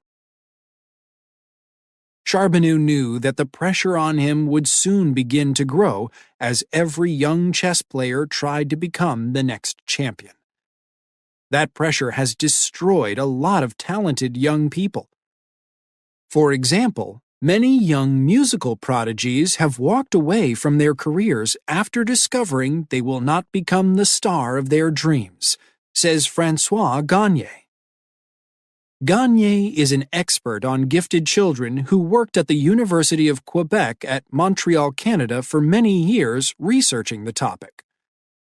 When you are a prodigy, your goal is to become an international master musician, he said. If you cannot become someone at the very top, you are not interested in becoming a musician in an orchestra. World-famous violinist Itzhak Perlman has seen many talented young musicians simply burn out. Rarely do you see people survive, and that's the goal, to survive your gift, he once told the New York Times. Charbonneau did survive his gift. He became a Grand Master of Chess in 2006 and has represented Canada and the United States in a number of major team events over the years. He studied mathematics and finance at the University of Maryland in the United States, graduating in 2006. He then went on to work as a financial analyst in New York City. Between 2 and 5% of young people are gifted, 2 to 3 years beyond their peers. But extremely gifted prodigies, the Beethovens and Mozarts, are much less common, perhaps 1 in a million, said Gagné. Here are some facts about several well-known child prodigies. Probably the most famous child prodigy of all, Wolfgang Amadeus Mozart, 1756 to 1791, began writing music before he was 5. By age 6, he had written a remarkable amount of music and performed throughout Europe. Some of Ludwig van Beethoven's 1770 to 1827 music was published when he was only 12.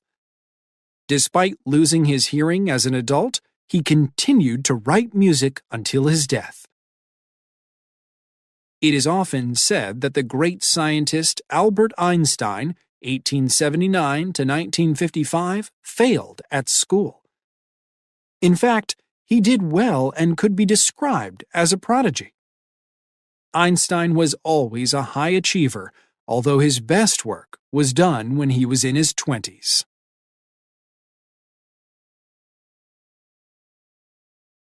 Passage 2. Bullying in schools. A middle school student is regularly threatened and beaten by his classmates. A 15-year-old girl drops out of school after she receives hundreds of text messages telling her that she is stupid. These are just two examples of an ugly side of school life: bullying. Dr. Dan Olveus, an expert in bullying from Norway, studies aggression in schools. On his website, bullying is defined as aggressive behavior that is intentional and that involves an imbalance in power. Most often, it is repeated over time. Notice that the definition includes the word aggressive rather than violent. That is because not all bullying is physical. Often, it is emotional. In a recent report on bullying in the United Kingdom, 44% of students from 13 to 20 years old reported that they had been bullied at least once a week. In studies conducted in the United States, 25% of students reported that they had been bullied. Who are the bullies? They can be male or female, and they are often popular among their peers. They do not have low self-esteem or anxiety. Instead, they have a strong need for power and domination. According to Dr. Olveus, too little love and care in childhood and too much freedom are conditions that strongly contribute to the development of bullies. Bullying is not affected by a family's economic situation. Bullies come from both rich and poor backgrounds. And the victims? Based on his research, Dr. Olveus claims that the typical victim tends to be more anxious and less secure than his classmates and usually has a negative attitude toward violence. In surveys, parents of male victims report that their sons are often cautious and sensitive at an early age. In addition, often they are not physically strong. This makes it easier for bullies to pick on them. There are several types of bullying. First, there is physical bullying. Physical bullying involves violence. There is direct contact between the victim and the bully, such as hitting, kicking, and scratching. Both girls and boys can be victims and aggressors, but physical bullying more often involves boys. Second, there is verbal bullying. Verbal bullying involves face-to-face insults. The bully often says he is just joking, but his goal is humiliation. Both girls and boys are involved in verbal bullying, but some research shows that it is more harmful to girls. Third, there is social bullying. Social bullies do not interact with their victims face-to-face. Instead, they talk about them behind their backs and do not include them in social activities. Girls are often the victims. This is probably because, according to research, girls are more sensitive to their social position. If we examine the data, we see that social bullying and physical bullying are equally harmful to the victim's emotional health. Finally, there is cyberbullying, which is the newest form of bullying. It involves the use of social and electronic media such as text messages, instant messaging, and gaming websites. Cyberbullying is indirect, and the bullies are often anonymous. Because cyberbullying is new, there is not much data on its long-term effects. There are several differences between cyberbullying and traditional bullying. First, cyberbullying is usually anonymous. Second, it is not limited to a particular place, such as school. This means that the victim has no safe place. The cyberbully can always find him or her. Third, the messages that the cyberbully sends are almost impossible to remove from the internet. Fourth, the number of people who can see those messages is unlimited. Fifth, victims are unlikely to ask for help. There is a lot of interest in cyberbullying. Studies show that the effects of cyberbullying are similar to other forms of bullying. Victims tend to have low self-esteem and higher rates of depression and anxiety than those who have not experienced bullying. Interestingly, cyberbullying does not appear to have created a new type of victim. Victims of cyberbullies share the same characteristics as victims of more traditional bullying. On the other hand, some studies show that cyberbullying has created more bullies.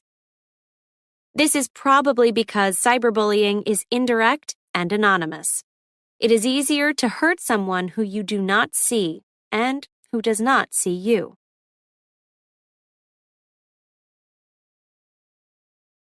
Passage 3.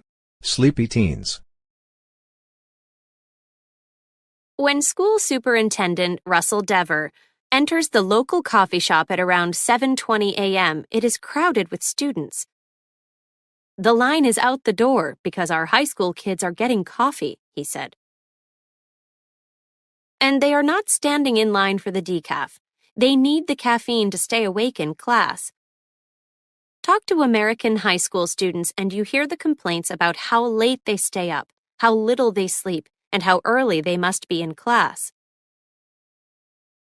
These days, there is increasing concern in schools across the United States about students who are not completely awake in morning classes. School officials in some states have even changed start times so teenagers can sleep later. According to sleep expert Mary Carskadden, the fact that many teenagers work long hours outside of school and have computers and televisions in their bedrooms contributes to a serious lack of sleep. But, she said, the problem is also due to biology. As the bodies of teenagers develop, their brains also change. These changes make teens more likely than adults to have trouble sleeping at night. Teenagers need at least 8 to 9 hours of sleep a night, but the average teen gets a lot less. Carskadden's study, completed in the fall of 2001 with researcher Amy Wolfson, showed that nearly 30% of students in the 10th grade slept less than 6 hours on school nights. Less than 15% got more than 8 hours of sleep each night. 8th graders averaged 8 hours of sleep a night, although that age group, she said, needs at least 9 hours a night. Even more remarkable are the results of a 1997-1998 school year study. In that study, 12 out of 24 U.S. high school students who were part of an experiment at a sleep laboratory had brainwave patterns similar to those of someone with narcolepsy, a serious condition that affects sleep. What's going on is that at 8:30 in the morning, these kids would normally be in school sitting in a classroom, but their brain is still in the middle of the night, said Carskadden. Parent Dawn Dow says her son just cannot go to bed before 10 p.m. Last year, he was trying to put himself to bed at 8:30 and was coming in at 9:30 and 10 o'clock in tears saying, "I just can't go to sleep." It is not a case of children wanting to be up late. It is a change in his chemistry. So, would letting teenagers wake up later make a difference? Kyla Wallstrom of the University of Minnesota in the United States studies the effects of changing school start times. She has looked at students in Edina and Minneapolis, two cities in Minnesota, where public school officials have moved high school starting times past 8:30 a.m. In Minneapolis, the middle school begins at 9:30 a.m. She said the later starting times have reduced student absences. They have also lowered dropout rates by 8% over 4 years. In addition, she said, teachers report that students are not sleeping at their desks during the first 2 hours of class anymore. She said 92% of parents from Edina reported that their teenagers were easier to live with. The students reported that they were feeling less depressed and were getting better grades. Big changes in school start times may not be possible in some areas. However, Wallstrom said her research shows that even small changes can contribute to a solution to this serious problem.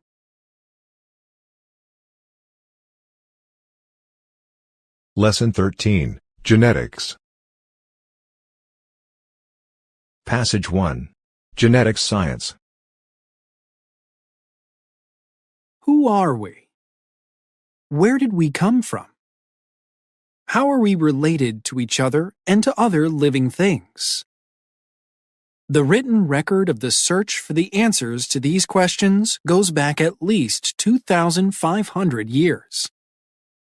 At that time, Pythagoras, the famous Greek mathematician, believed that children got all of their physical traits from their fathers.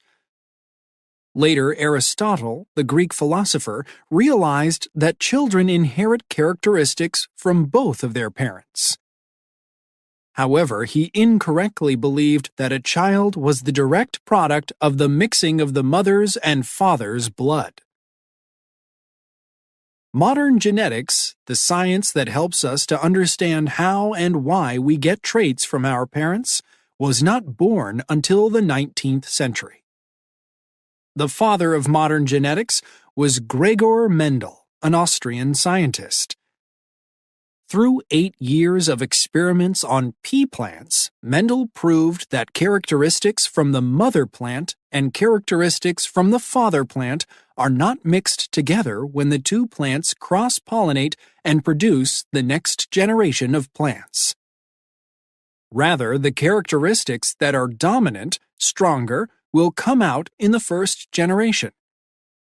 The characteristics that are recessive, weaker, will only appear in the second generation.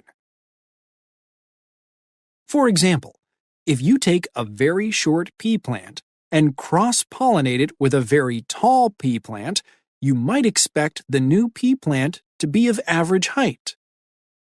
But in fact, the first generation of plants will all be very tall, because that characteristic is dominant. Short plants will not appear until the second generation because that characteristic is recessive. The theories that Mendel developed using plants were later applied to all living things, including human beings. Future research that would explain how parents pass traits on to their children through their genes grew out of Mendel's work. What is a gene? Explained very simply, a gene is a set of instructions that you get from your parents before you are born. Your genes are similar to an instruction book for a computer. When you open the book, you see a list of all of the parts of the computer. Then you see instructions telling you how to make the computer work. Your genes, like the instruction book, contain a complete list of all of the parts that make a human being. They also contain instructions on how to put the parts together to make one special individual, you. Today, scientists are learning more and more about genes and their effect on what we look like, how we behave, and what kinds of sicknesses we have or are likely to get in the future. They are using this information in 2 areas: genetic engineering and genetic testing. Through genetic engineering, scientists change how genes work. They sometimes replace one gene in a cell with another gene that works better in some way. Because all living things, not only humans, have genes, Scientists use genetic engineering to produce plants and animals that are healthy, grow rapidly, or are useful to us in some other way. Gene therapy is a type of genetic engineering that is sometimes used in humans who have very serious health problems. It involves using genes to try to cure an illness in someone who is already sick, or to prevent someone with the genes for a genetic disease from getting sick. At this time, gene therapy is experimental. It is only used on patients who have diseases that cannot be treated or cured in any other way. When doctors do genetic testing, they take DNA from a person or other living thing and examine it carefully. One important use of genetic testing in humans is to discover if someone has or might get a genetic illness. Then the doctors might put him or her in a scientific study and use gene therapy to treat or prevent the disease. Genetic testing can also be used to determine the gender of a fetus, although doctors often use other simpler techniques to get this information. If experimental gene therapy is successful, someday genetic testing and engineering might be used to allow parents to choose desirable traits or get rid of undesirable ones before their child is even born.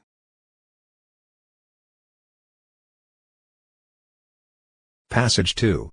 A Terrible Inheritance.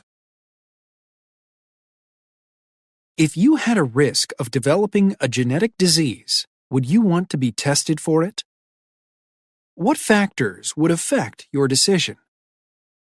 If there were no way to prevent, treat, or cure the disease, would you still want to be tested? As gene research progresses, these are questions that a growing number of people are facing. As many are discovering, there are no easy answers.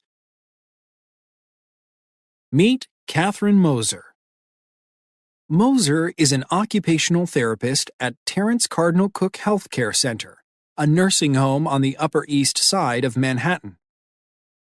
In 2002, Moser's maternal grandfather died at Cook.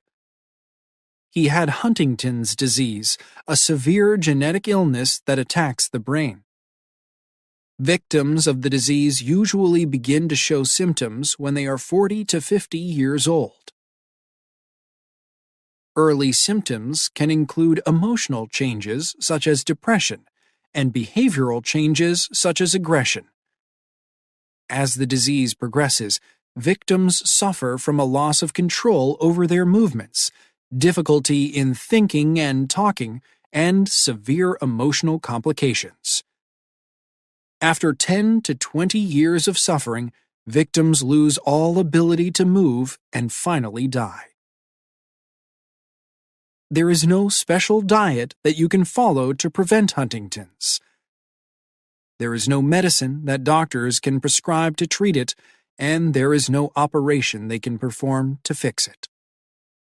If one parent suffers from Huntington's, his or her children have a 50% chance of inheriting the gene that causes the disease. And if you have the gene, you will definitely develop the illness. There is no effective treatment. All of its victims get worse and then die. No one has ever recovered from it. At the age of 23, Moser made the decision to be tested for Huntington's. Her decision was unusual. Since there is no treatment or cure, most people at risk for Huntington's do not see any benefit to being tested. And knowing that you will one day get the disease can be harmful to your mental health and your relationships.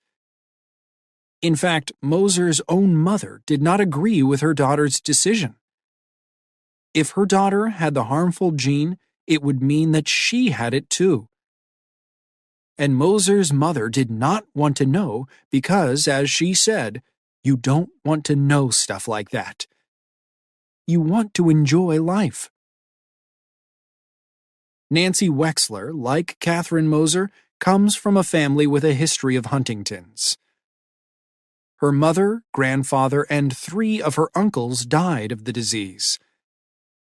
And like Moser, Wexler works closely with victims of the disease. She is a neuropsychologist at Columbia University and is in charge of the Hereditary Disease Foundation.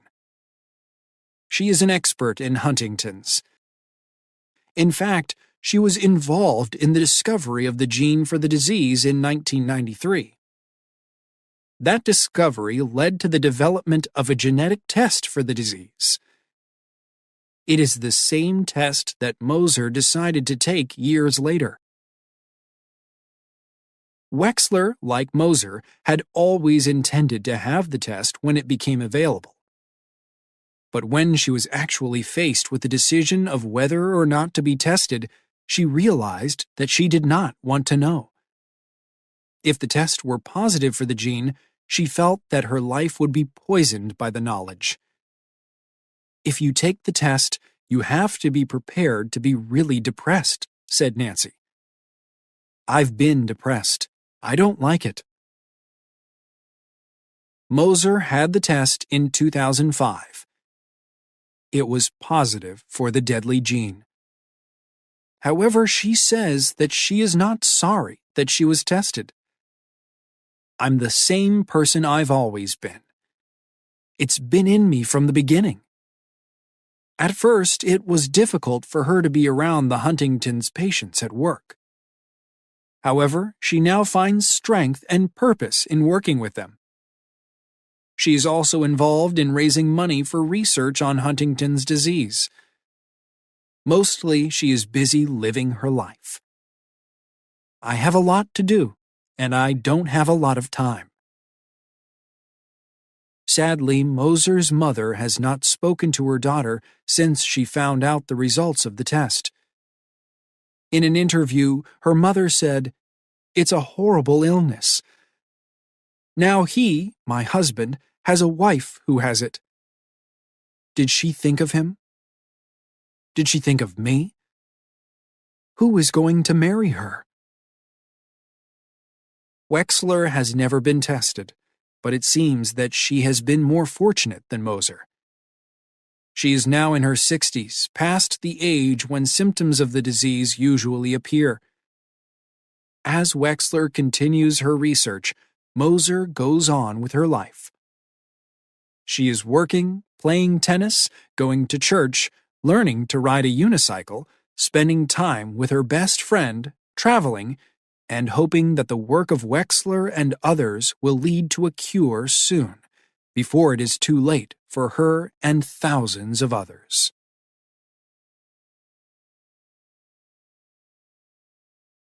Passage 3. Designing the Future. A young couple has decided that it is time to have a baby. So, what is the first thing they do? They go shopping. But not for clothes or furniture. That will come later. Before anything else, they must decide whether they want a girl or a boy. Next, it is time to consider their future child's intelligence. Do they want a gifted child, or would a child with an average level of intelligence be acceptable? And what about personality? Do they care if their child is shy? Is kindness important to them? Finally, it is time to consider physical traits. What eye color would they prefer? What about height and weight? Do they want an athletic child so that he or she can play tennis with mom? There are so many features to choose from. Actually, the situation described above does not happen today.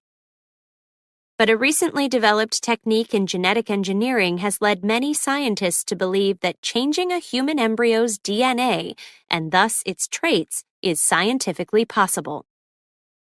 If this sounds more like science fiction than science, think again. The technique is called CRISPR. According to experts, using CRISPR to cut out and replace a piece of human DNA would be remarkably easy. Jennifer Doudna, a respected biologist and the co-developer of the technique, recently said, "Any scientist with molecular biology skills and knowledge of how to work with embryos is going to be able to do this." Already, genetic testing can be used to identify gender very early in the embryo's development.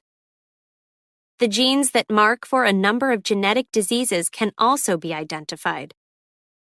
Some scientists are convinced that they will soon find the genes for a wide variety of traits: physical appearance, artistic talent, a tendency toward depression, just about anything you can imagine.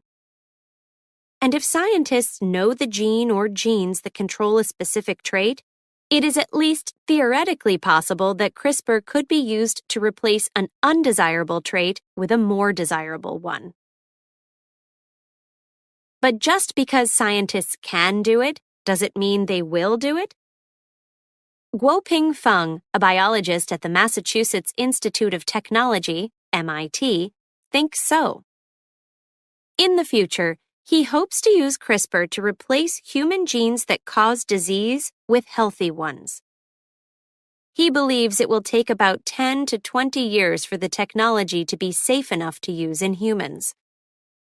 "It's hard to predict the future," Feng said, "but correcting disease risks is definitely a possibility and should be supported. I think it will be a reality." Not everyone shares Feng's positive attitude, however. Doudna, the scientist who co-developed CRISPR, organized a meeting to restrict the use of the technique on human embryos. At the end of the meeting, Doudna and a group of experts in genetics, ethics, and law called for scientists to agree not to use CRISPR to produce children with genetic changes. However, the group supports basic research using CRISPR, including experiments on embryos. What do non-experts think about all of this? It is difficult to know, but a recent survey conducted in the United States found that 46% of adults approved of using genetic engineering to reduce the risk of serious diseases. However, 83% said that changes to make a baby more intelligent would not be acceptable. Of course, this is only one survey from one country. Perhaps it is more instructive to remember that historically, whenever the once unimaginable has become possible, cars, airplanes, and the internet, for example, it soon becomes common. If the technology exists, how can we prevent trait shopping by parents who want a perfect baby? Scientists do not agree on the morality of producing children with genetic changes or the exact day when it will happen. But most do agree that day is approaching. This brings up very difficult social and moral questions. What are the long-term health risks of introducing genetic changes that will be passed on to future generations? Will too many parents choose to have children of the same gender, leading to a shortage of boys or girls? What will happen to children whose parents cannot afford to give them the advantages enjoyed by their genetically designed peers? How will society treat imperfect children? In short, will changing human genes change humanity itself?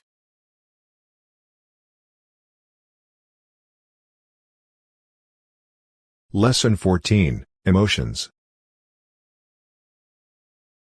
Passage 1. Expression of emotion. In the northwest of Canada, there is a group of people called the Utquisikalingmiut, or Utku. According to anthropologist Jean L. Briggs, author of the book Never in Anger, the Utku have no real word in their language for anger. And even more remarkable, adults rarely seem to get angry. The word that they use to describe the angry behavior of foreigners translates not as anger, but rather as childishness. Similarly, the Ifaluk people of Micronesia seem to rarely get angry. However, in contrast to the Utku, they talk about anger all the time and have many words to describe it. They consider anger to be evil, a demon in fact, and fear it. The expression of grief and gratitude is central to the Kaululi culture of Papua New Guinea. In contrast, people from the United States generally spend very little time talking about grief or gratitude. Research on American males shows that they are particularly uncomfortable expressing these emotions. What is going on here? Aren't we all human beings? Don't we all feel the same basic emotions? This is a topic that philosophers, scientists, religious leaders, and anthropologists, among others, have been arguing about for centuries. Most researchers today believe that a limited number of emotions are universal. However, there is not complete agreement on which emotions humans indeed share. Fear and anger are almost always included. Guilt, joy, shame, disgust, and surprise are also considered by many to be universal. But then, how can we explain the Utku and the Ifaluk? Dr. Robert C. Solomon, professor of philosophy at the University of Texas at Austin, has argued that emotions are, at least in part, culture-specific. In one essay, he says that even among people from the same culture, it is difficult to get agreement on what an emotion is. For example, most anthropologists would not consider love to be an emotion. But if it is not an emotion, then what is it? Another challenge is how to determine that two people are indeed feeling the same emotion. You can observe people's behavior and ask them to describe their emotions, but it is impossible to directly observe what they are feeling. This becomes even more complex when you are trying to compare emotions across cultures. We tend to associate certain behaviors with specific emotions, but of course, our associations are based on what those behaviors mean in our own culture. For example, imagine you are a teacher in the United States with a student from another country. Your student has failed the class. You learn that his behavior has changed. Suddenly, he is avoiding his friends and spending all of his time alone. If you are from the United States, you will probably describe his emotional state as depressed. Why? In U.S. culture, there is a belief that people who suddenly change their behavior and avoid other people are often depressed. However, if you have some knowledge of the student's culture, you might recognize his behavior as an expression of deep shame at disgracing his family. Of course, this example is very simple. It does not mean that people from your student's culture do not ever experience depression, or that people from the United States do not feel shame. However, can someone from a culture that does not place the same value on family honor really understand this deep feeling of disgrace? In other words, is shame really the same emotion in all cultures? Another reason to believe that not all emotions are universal is the fact that different languages characterize emotions in different ways. For instance, in the ancient Indian languages of Sanskrit and Bengali, emotions are described as being either sattva, lightness, rajas, movement, or tamas, heaviness. Interestingly, two of the examples of sattva, cheerfulness and nobility, are not generally considered to be emotions in English. Is this just a language difference? Or does it reveal that people across cultures do not share a similar emotional experience? The mystery of whether emotions are universal or culturally specific is one that most likely will never be solved. That probably contributes to our fascination with the subject.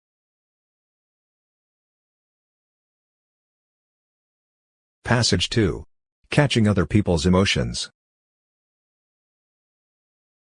You wake up one day with a fever and a bad cough. Should you go to work? In the past, many employers would likely have said yes. Going to work even when you were sick showed your commitment to your job and was considered a virtue. Missing work for any reason was frowned upon.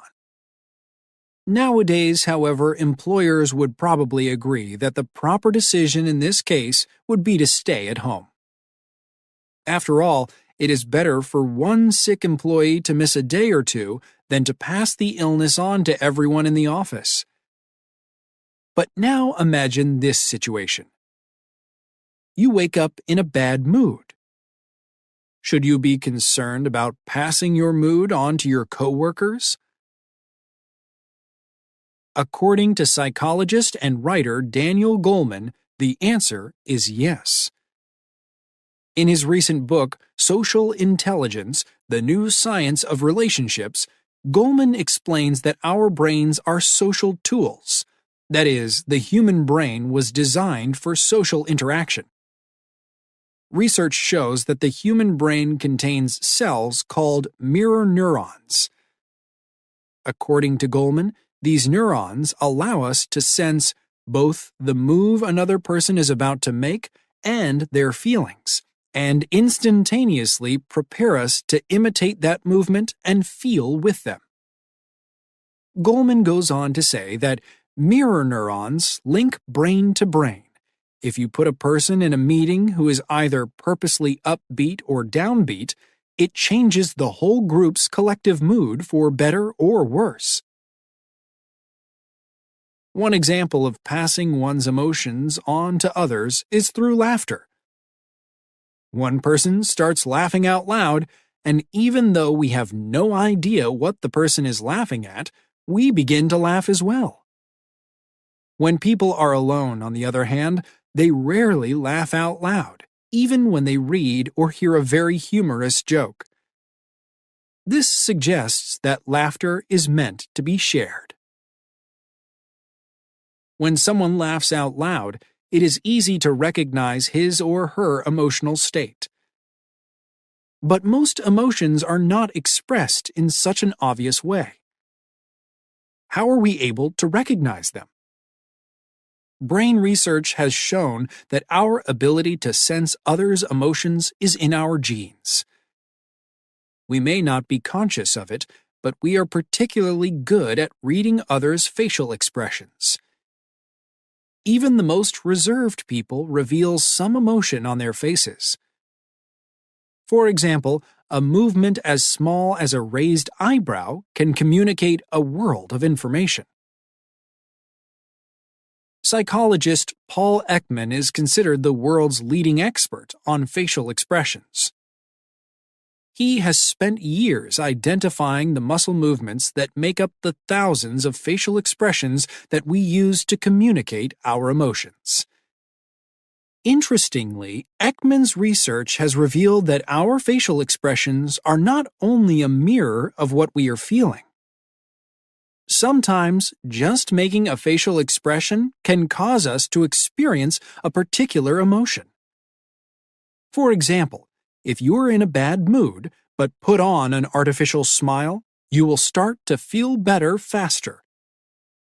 In other words, sometimes the facial expression actually starts the emotional process rather than the other way around. So if you greet someone with a cheerful expression on your face, both of you will be more likely to feel cheerful. Now let's return to our worker who wakes up in a bad mood. What should he do? The decision might depend on the workplace. If the atmosphere is generally positive, he should get up and go to work. It is more likely that he will catch the positive mood of others than that he will pass on his negative mood. And if he smiles despite his bad mood, he will have an even greater chance of recovery. On the other hand, if the workplace atmosphere is negative, it might mean that he's already caught the negative feelings of his coworkers. In that case, it might be a good idea for him to start looking for another job. And now that he understands how emotions are passed from one person to another, he should be more choosy about where he works. He should look for a healthy workplace where he is unlikely to catch negative feelings from his coworkers. At the same time, he should be more conscious of the effect that his own emotional state has on his coworkers. As Goleman says, mirror neurons make us far more neurally connected than we ever knew. This creates a pathway for emotional contagion. If you really care about people, it gives a new spin to the term social responsibility. What emotional states are you creating in the people you're with?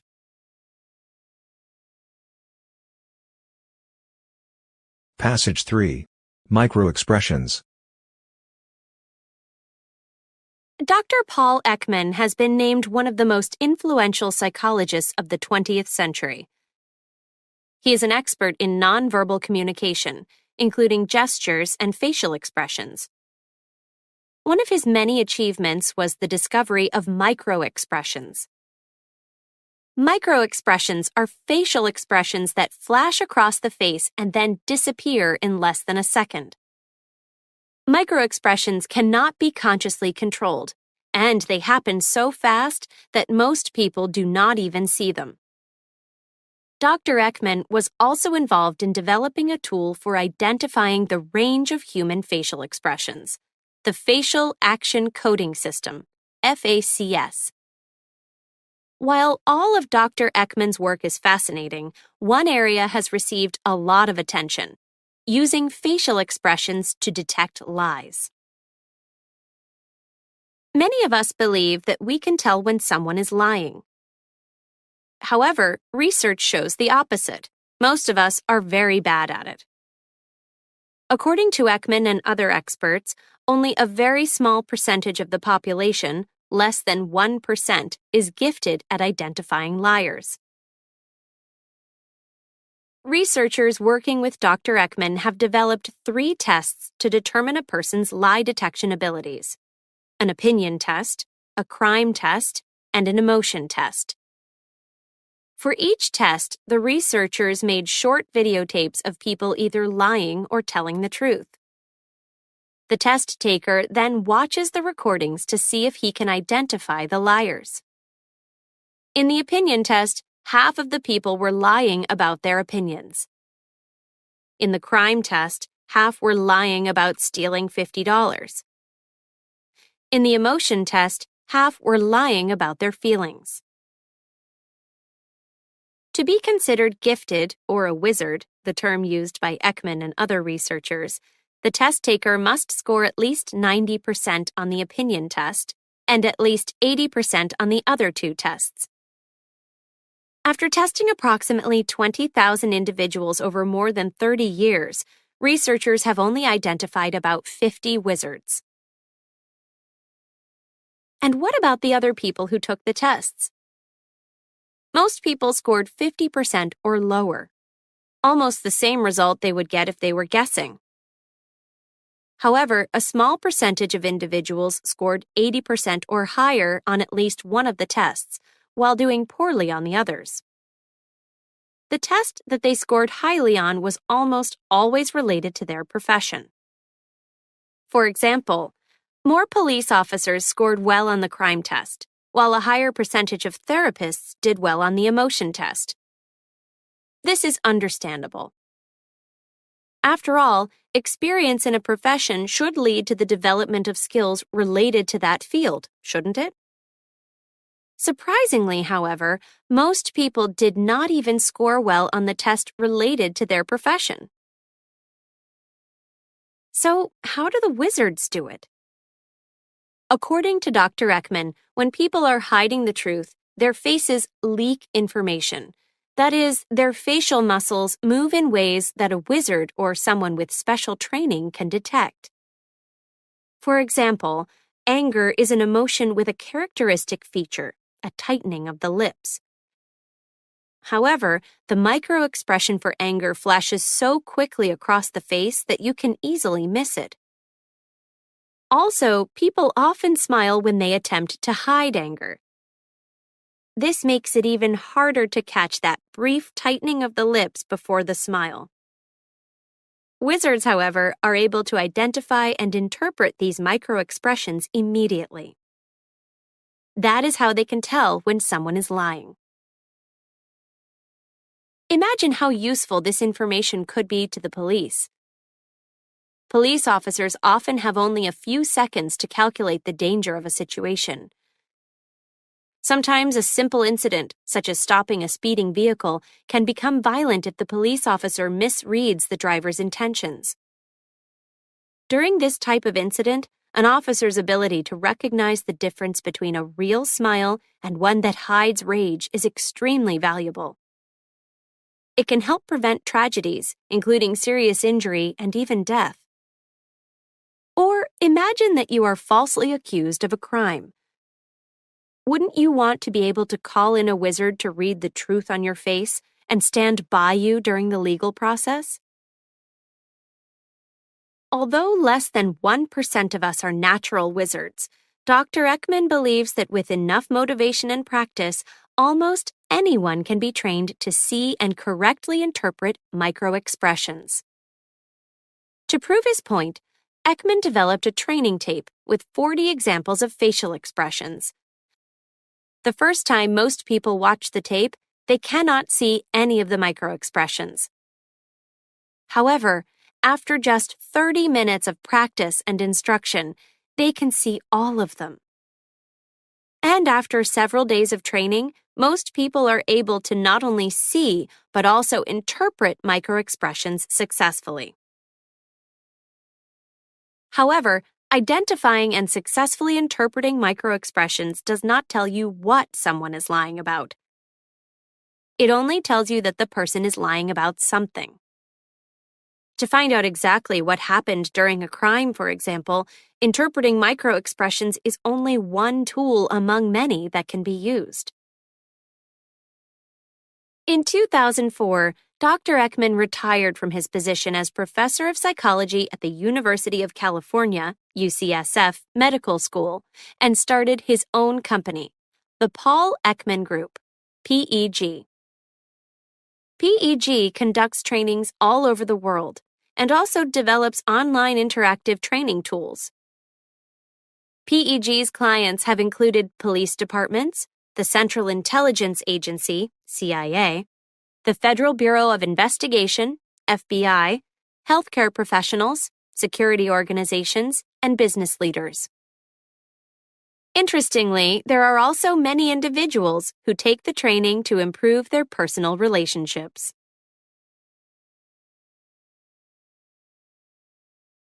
Lesson 15, Animals. Passage 1. Animal music.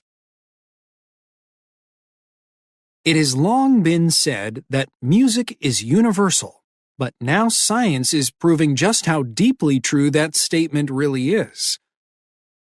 Like most people, scientists cannot define exactly what music is, but they know it when they hear it. One group of scientists has shown that human appreciation of music may be shared by whales, birds, and even rats, that it is remarkably ancient, and that studying why animals and humans appreciate music may help us better understand how the brain works. In research published in the journal Science, several scientists have shown that in very basic ways, other species share music appreciation, and that this appreciation may be one of humanity's oldest activities. Through such research, scientists hope they may come to understand the human mind better. Perhaps they will even learn key information about how to deal with damage to the auditory system. Yella Adama is a biologist and co-author of one of the science papers. Like several of the researchers involved in the science papers, Adama is both a scientist and a musician. In addition to his work in biology, he plays the flute. He has carefully made exact copies of ancient bone flutes in order to play them. He wants to determine the kinds of sounds that early humans may have made. Do musical sounds in nature reveal a profound bond between all living things? Asks one of the papers. There is a lot of evidence that perhaps it does. For example, the general structure of whale music is remarkably similar to that of human music. Indeed, the songs of one type of whale follow many of the same precise rules that are nearly universal in human music. The two species share a similar tonal scale, and their songs involve the introduction and variation of a central theme. Many species of birds sing in ways that also follow the rules of human song. They use note scales similar to those used by humans, even though an endless variety of such scales is possible. Among some species, songs are passed from one generation to another or are shared by a group of peers. And some birds even intentionally look for objects that can be used as instruments and then play them. For example, one type of bird uses a hollow log as a drum, beating on it with a small stick it breaks off from a tree. There is also evidence that music played an important part in early human history. For example, 40,000-year-old flutes have been found in northern Europe. Referring to early humans, Adama says, "To see that they spent so much time making instruments means music was important to them." The ability to make music, some scientists believe, may even be older than language. Mark Jude Tramo, a neurologist, says he is fascinated by the complexity of the human brain's reaction to music. "There is no music center in the brain," he wrote. "Almost every thinking part of the brain is involved in listening to music, and when we move to the music, many of the areas controlling movement are involved too. Imagine how much of the brain lights up when we dance." Tramo sees the research on music as a process that will lead to a better understanding of how the brain works. By learning exactly how the brain processes and understands the specific features that music is made of, a more complete understanding of how the brain makes sense of the world around us may develop. Other scientists are conducting similar research on how the brain reacts to visual arts. One of their motivations is to understand how the human visual system works. Tramo believes that understanding is going to help scientists in their efforts to help the deaf to hear and help the blind to see. Passage 2. Human's best friend. Most of us are familiar with the saying, "Dogs are man's best friend." But is the feeling mutual?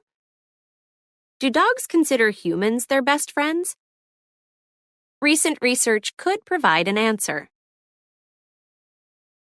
The latest scientific evidence shows that dogs likely evolved from wolves much earlier than was thought before, perhaps as many as 35,000 years ago.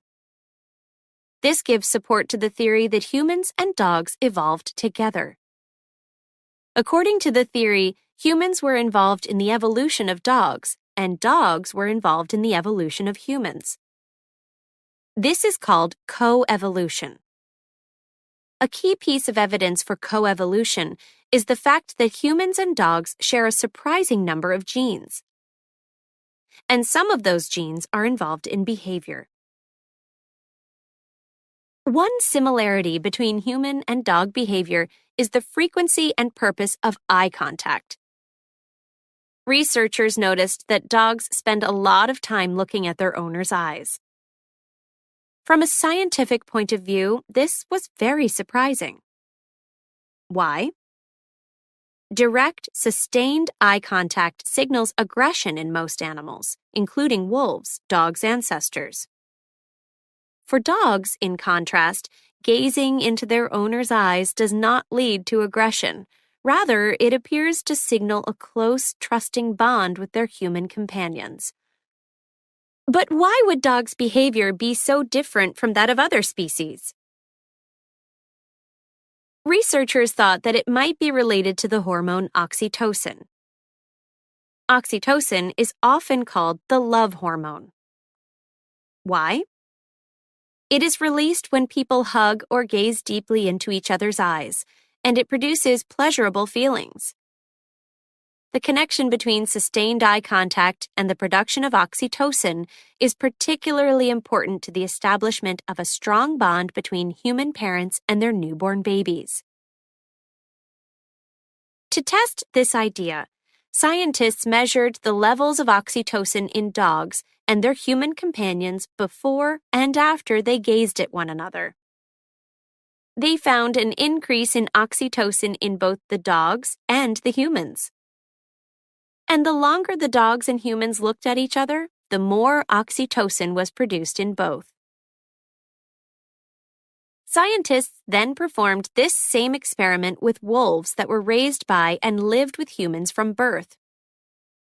Interestingly, they found that the wolves did not gaze back at the human parents who had raised them, and there was no increase in oxytocin production.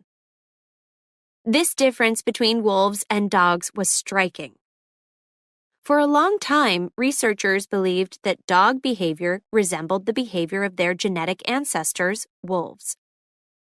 Is it possible that due to coevolution, dog behavior is actually closer to human behavior? To answer this question, researchers turned to another area of study: the ability to read body language, including facial expressions. In an experiment at the University of Veterinary Medicine, Vienna, scientists taught dogs to distinguish between happy and angry faces. After training, the dogs could very easily tell the difference between pictures of happy and angry people that they had never seen before. This is evidence of another similarity in human and dog ability and behavior. Yet another experiment shows how similar dogs are to human children. Researchers found that dogs perform tasks better when their owners are in the room with them. This is similar to the way that human children behave.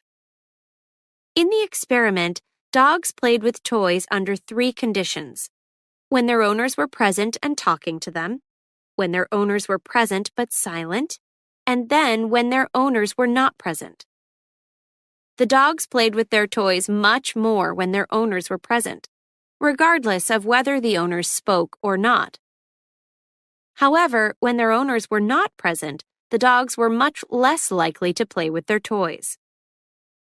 They did not seem to be interested in performing for strangers. The conclusion?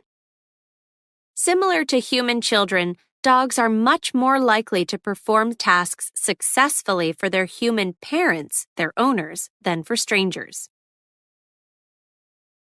What can we conclude from all of this research? The fact that humans commonly refer to dogs as man's best friend reveals the human point of view. However, is the feeling mutual? Based on the evidence available at the moment, the answer appears to be yes.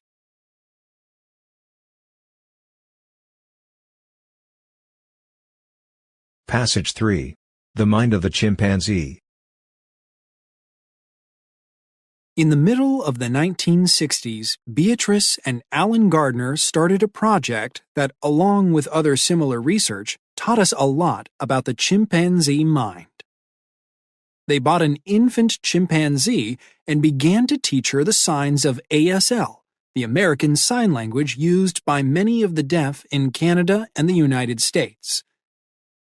The Gardners achieved remarkable success with their student, Washoe. Not only did she learn signs easily, but she quickly began to put them together in meaningful ways. It was clear that when she saw or used a sign, she formed a picture in her mind of the object it represented. If, for example, she was asked in sign language to get an apple, she would go and find an apple that was out of sight in another room. When news of Washoe's achievements were first announced to the scientific community, there was a lot of protest. The results of the research implied that chimpanzees had the ability to learn a human language and suggested that chimps might possess intellectual skills similar to those of humans. Although many were fascinated and excited by the Gardners' discoveries, many more bitterly criticized the whole project. The controversy led to many other language projects, and the resulting research provided additional information about the chimpanzee's mind. The fact that chimpanzees have excellent memories surprised no one. So it was not particularly remarkable when Washoe gave the name sign of Beatrice Gardner, her surrogate mother, after a separation of 11 years. Actually, it was no greater an achievement than the memory of dogs who recognize their owners after separations of almost as long. Chimpanzees also possess pre-mathematical skills. They can, for example, easily tell the difference between more and less. They can put things into specific categories according to a particular characteristic. Therefore, they have no difficulty in separating a pile of food into fruits and vegetables at one time and at another dividing the same pile of food into large and small, even though this calls for putting some vegetables with some fruits. Chimpanzees who have been taught a human language can combine signs creatively in order to describe objects for which they have no sign. Washoe, for example, puzzled the people taking care of her by asking many times for a rock berry. Eventually, they discovered that she was referring to a sweet type of nut that she had been given for the first time a short time before.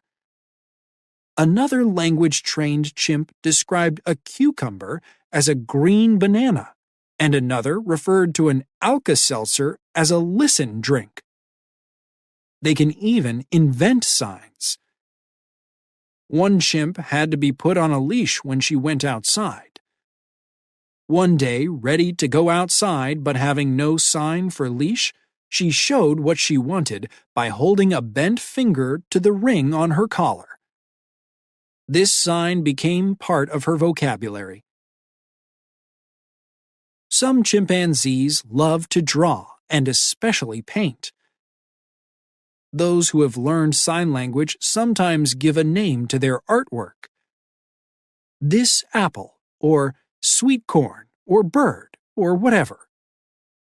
The fact that the paintings often look, to our eyes, remarkably different from the objects themselves either means that the chimpanzees are not very good artists, or that we have a lot to learn about chimpanzee art.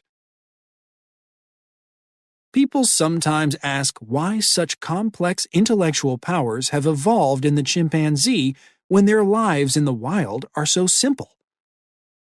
The answer is, of course, that their lives in the wild are not so simple. They use and need all their mental skills during normal everyday life in their complex society. Chimpanzees always have to make choices, where to go, or with whom to travel. They need highly developed social skills, particularly males who want to become leaders. And low-ranking chimpanzees must learn to hide their intentions or do things in secret if they want to survive. Indeed, the study of chimpanzees in the wild suggests that their intellectual abilities evolved over thousands of years to help them deal with daily life. It is easier to study intellectual skill in the lab where, through carefully designed tests and the proper use of rewards, chimpanzees can be encouraged to stretch their minds to the limit. It is more meaningful to study the subject in the wild, but much harder. It is more meaningful because we can better understand the environmental pressures that led to the evolution of intellectual skills in chimpanzee societies. It is harder because, in the wild, almost all behaviors are complicated by endless variables. Years of observing, recording, and analyzing replace planned testing. The number of research subjects can often be counted on the fingers of one hand. The only experiments are nature's own, and only time, eventually, may lead to their being repeated.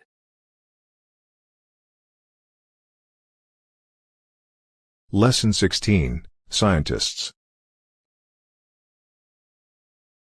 Passage 1. The Life of a Scientist. The attractive, well-dressed woman holds up a pair of gloves. There seems to be nothing remarkable about them. But there is a story behind these gloves. It involves a war, a little girl who wanted to be a housewife, a determined mother, a talented student, 3 prestigious universities, and a unique ability to see the big picture. Jung-hwa Choi was born in 1946 in Seoul, Korea. The only girl in a family of 4 children, Choi lost her father in the Korean War. Her mother went to work as a nurse to support her family.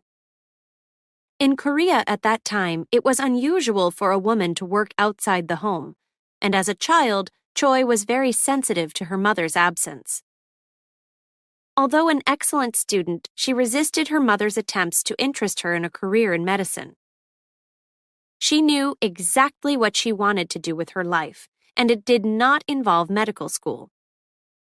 Choi's dream was to be a stay-at-home wife and mother. Choi's mother, however, was determined that her children attend university. Choi agreed, but with one condition: she would not study medicine. She would study home economics. Choi entered prestigious Seoul National University and did very well in her studies. Her professors encouraged her to go on to graduate school, but with no intention of having a career, Choi was not interested. Fate, however, had different plans. While Choi waited for a suitable husband to appear, she took a job with the government as a child welfare worker. But after she had been at her job for only 6 months, one of her former professors offered her a job as an assistant in the Department of Home Economics. It was an interesting opportunity, and she accepted. Choi spent almost 5 years in the department. While she was there, she learned a lot about clothing and textiles. Reading through international publications, she became fascinated by a field that did not even exist in South Korea at that time: clothing physiology. Clothing physiology is the study of the biological function or work of clothing, specifically how clothing can contribute to or interfere with the healthy functioning of the human body. Although she had always dreamed of being a wife and mother, Choi accepted the fact that perhaps it was not her fate to marry. She therefore began to look for a graduate program where she could study clothing physiology. Japan seemed to be the best choice. She taught herself as much Japanese as she could by reading textbooks and looking through Japanese fashion magazines, and in January 1973, left South Korea for Japan. Choi expected that it would be at least a year before she would be ready to take the demanding Japanese university entrance exam. To her surprise, however, She passed after only 2 months of study. In March 1975, just 2 short years after her arrival in Japan, Choi graduated with a degree in clothing physiology from prestigious Nara Women's University. She then went on to get a PhD from the School of Medicine at Kobe University in Kobe, Japan. As her research topic, Choi examined how Korean traditional clothing compares to Western clothing in 2 ways: thermal adaptability, how well the clothing allows the body to control temperature, and mobility, how well the clothing suits the wearer's movement. Choi's research confirmed that Korean traditional clothing, while beautiful, did not perform very well on a physiological level. In September 1979, Choi returned to Seoul National University, this time as an assistant professor in the same department where she had studied and worked years before. She has since done important research on the effects of clothing on the wearer's quality of life. She and her research team conduct scientifically controlled experiments to precisely measure the ways in which clothing affects mental, physical, and occupational health and well-being. And that's what brings us back to those gloves. As a scientist, one of Choi's strengths is her ability to notice problems that others do not, and then come up with solutions. On a visit to the South Korean countryside, Choi noticed the green stains and painful cracks on the farmers' hands. After analyzing the farmers' work habits and needs, she returned to her laboratory to design a glove suitable for their work. In coming up with the final design, Choi considered a range of factors, from the rate of sweating to worker productivity. The gloves that she and her research team invented are made of a thin, light material that breathes, making it comfortable enough for all-day wear. The fingers of the glove are covered in a material that stops the fingers from slipping. At the same time, the material is thin enough for the farmers to feel what they are doing. Choi and her research group have since patented their invention, and their gloves are worn today by agricultural workers all over South Korea. The gloves have also attracted the attention of those in other professions, including pharmacists who find that the gloves are perfectly suited to their work. Eventually, Choi did marry and have 2 children, but she has hardly been a stay-at-home wife and mother. She has worked as a professor at Seoul National University, published many papers in her field, and has patented a number of inventions. Passage 2. The father of vaccination. In a small town in England, in the middle of the 18th century, an 8-year-old boy named Edward Jenner was intentionally infected with a deadly disease. He was then locked in a barn with other children who had been similarly infected. There they remained until they either died or recovered. Fortunately for humanity, Jenner survived. Child abuse? No. Variolation. A common practice in the 18th century, variolation involved deliberately infecting a healthy person with the variola virus that causes a terrible illness, smallpox. To infect the healthy person, doctors would take the pus from a person sick with smallpox and intentionally inject it into the healthy person. Why would a doctor do this? Variolation was the only effective means of fighting smallpox, a deadly disease that was regularly killing between 10 to 20% of the population of Europe at that time. Among children, the death rate was even higher. 1 in 3 infants and children who caught smallpox died. Although almost everyone who was variolated caught the disease, the death rate among variolated children was only about 10% as compared to more than 30% in children who caught the highly contagious disease directly from another person. And most importantly, almost everyone who survived variolation never caught the disease again. It is possible that variolation saved Jenner's life, but he would never forget his terrible days in the barn. Perhaps that is what led him to choose a career in medicine. In 1761, at just 13, Jenner began his medical studies. By 1770, he was studying anatomy and surgery under John Hunter at St. George's Hospital in London. With Hunter, Jenner was trained in the scientific method, which his instructor described simply as, "Why think? Why not try the experiment?"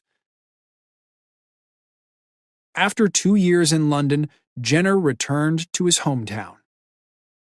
He was a popular doctor due to his gentle personality and surgical skill. One common request from his patients was for variolation.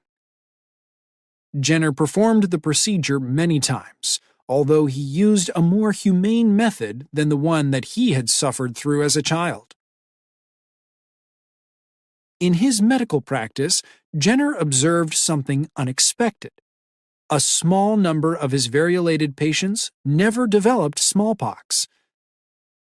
Because of his training in the scientific method, he wanted to understand why these particular individuals were able to resist the disease while all others, as expected, contracted a mild to severe case of the deadly disease.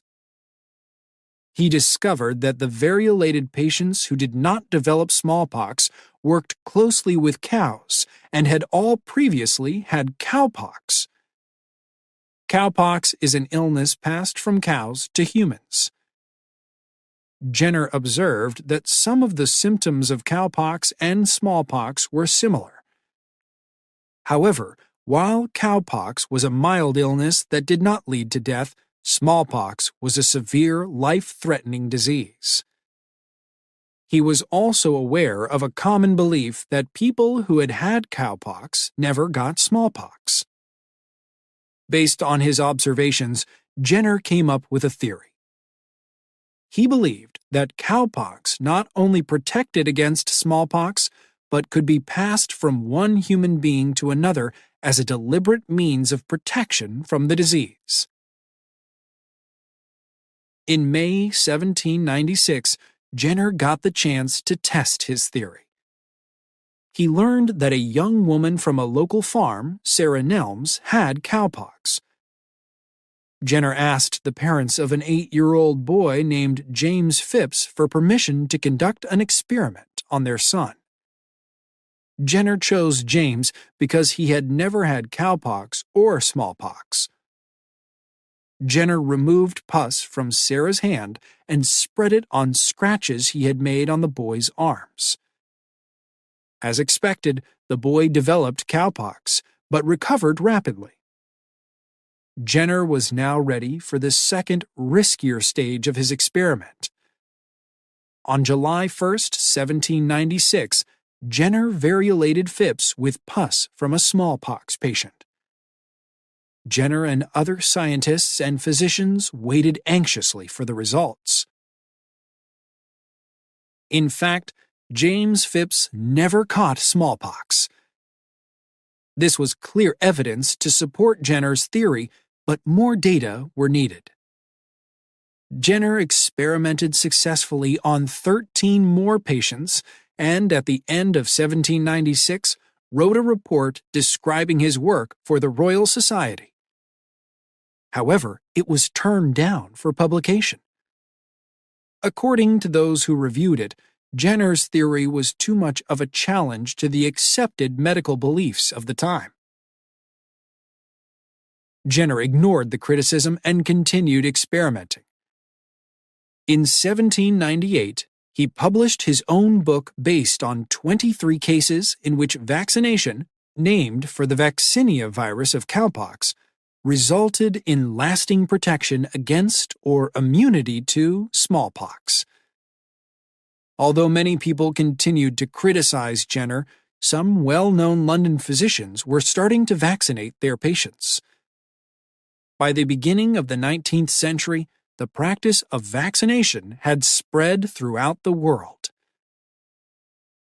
Eventually, Jenner's contributions to science were formally recognized. However, he never made an attempt to get rich through his discovery. Instead, he spent much of his time working without pay to spread the good news about vaccination. In 1977, the last known victim of smallpox recovered. No new cases appeared, and in 1980, the World Health Assembly announced that the world and its peoples were free of smallpox. Passage 3. A Nose for Science. In 1791, Marie Antoinette escaped Paris with her husband, Louis XVI. Dressed as simple travelers, they left for Austria. But before they arrived, they were caught. How? The legend says that when the Queen stepped down from her carriage in a cloud of expensive perfume, everyone knew she must be royalty. No ordinary person could afford to wear anything that smelled so heavenly. The Queen eventually paid for the mistake with her life. This is just one of the many perfume tales that scientist Luca Turin enjoys telling. Turin is a biophysicist with an unusual hobby, collecting perfume. Turin has been obsessed by smell since he was a boy, and he used to entertain himself by analyzing the scents of wild plants. He has an unusually sensitive nose and is very good at identifying different scents. Turin describes his excellent sense of smell in this way. Every perfume I've ever smelled has been to me like a movie, sound and vision. To me, smell is just as real as they are. When he was a young scientific researcher in Nice, France, Turin frequently visited local perfume shops, collecting rare fragrances. He was well known for his ability to smell a perfume and analyze it, immediately identifying the individual scents that it contained. As he added to his perfume collection, Turin was also progressing in his scientific career. Although trained as a biologist, he considered the division of science into separate fields, biology, chemistry, and physics, to be artificial. He moved freely from one field to another, following a path determined only by his interest and intellect. In that way, he gained a wider range of knowledge than most scientists possess. At the same time, Turin's fascination with perfume grew. One day, he and some friends visited a large discount perfume store where Turin bought almost everything on the shelves. On the way home, he entertained his friends by describing the fragrances in language that was so poetic that they told him he should write a book. He decided to do exactly that. In 1992, Turin's book was published as Parfum, le Guide, or Perfume, the Guide. In it, Turin skillfully critiques some of the world's most famous fragrances. For example, this is how he describes Rush by Gucci. It smells like an infant's breath, mixed with his mother's hairspray. What Rush can do, as all great art does, is create a yearning, then fill it with false memories of an invented past. Turin's book was extremely popular among the secretive big boys, the 7 large companies that control the world scent market. Turin's talent at translating smell into words won him a rare invitation to visit their laboratories. There, Turin discovered that the widely accepted theory about how we are able to identify particular smells by the shape of their molecules did not seem to work. Under this theory, it should be fairly easy for a chemist to build new molecules and accurately predict what they will smell like. But in fact, this is not the case. Each new smell the big boys create involves an investment of millions of dollars. That is because only a very small percentage of the new molecules possess the desired fragrance.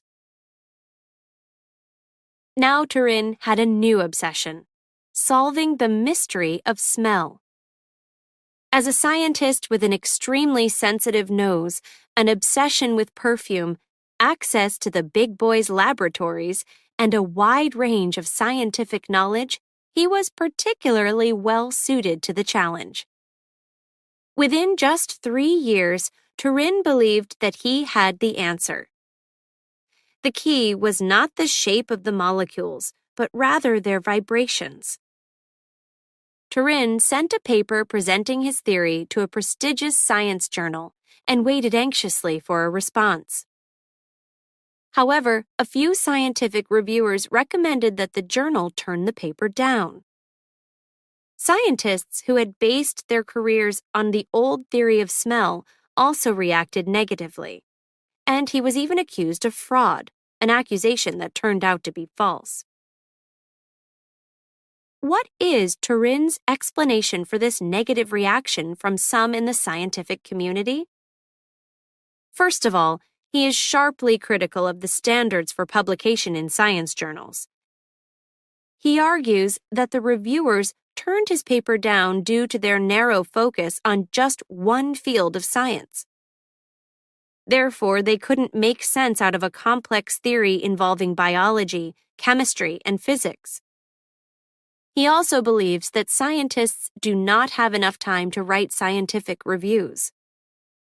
In an interview in 2013, Turin said, "These days, people have 900 emails per day. How much time is there to read, to think, to review a paper?" Reviewing papers? Honestly, all of us have better things to do.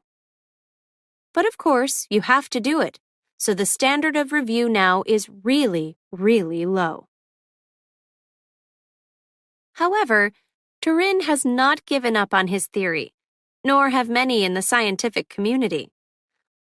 Although his ideas remain controversial, he has continued to research and publish scientific papers. For 9 years, he used his theory to create scent molecules to sell to companies that use scent in their products. He has also worked as a visiting professor at prestigious American and international universities and research institutes. He has conducted research for the Defense Advanced Research Projects Agency, DARPA, a U.S. government agency, on an artificial nose that would be much more sensitive than the human nose. Such a nose could be used in a wide range of fields, including medicine, where it could be used to identify cancer cells. Turin's interest in the art of scent also remains strong.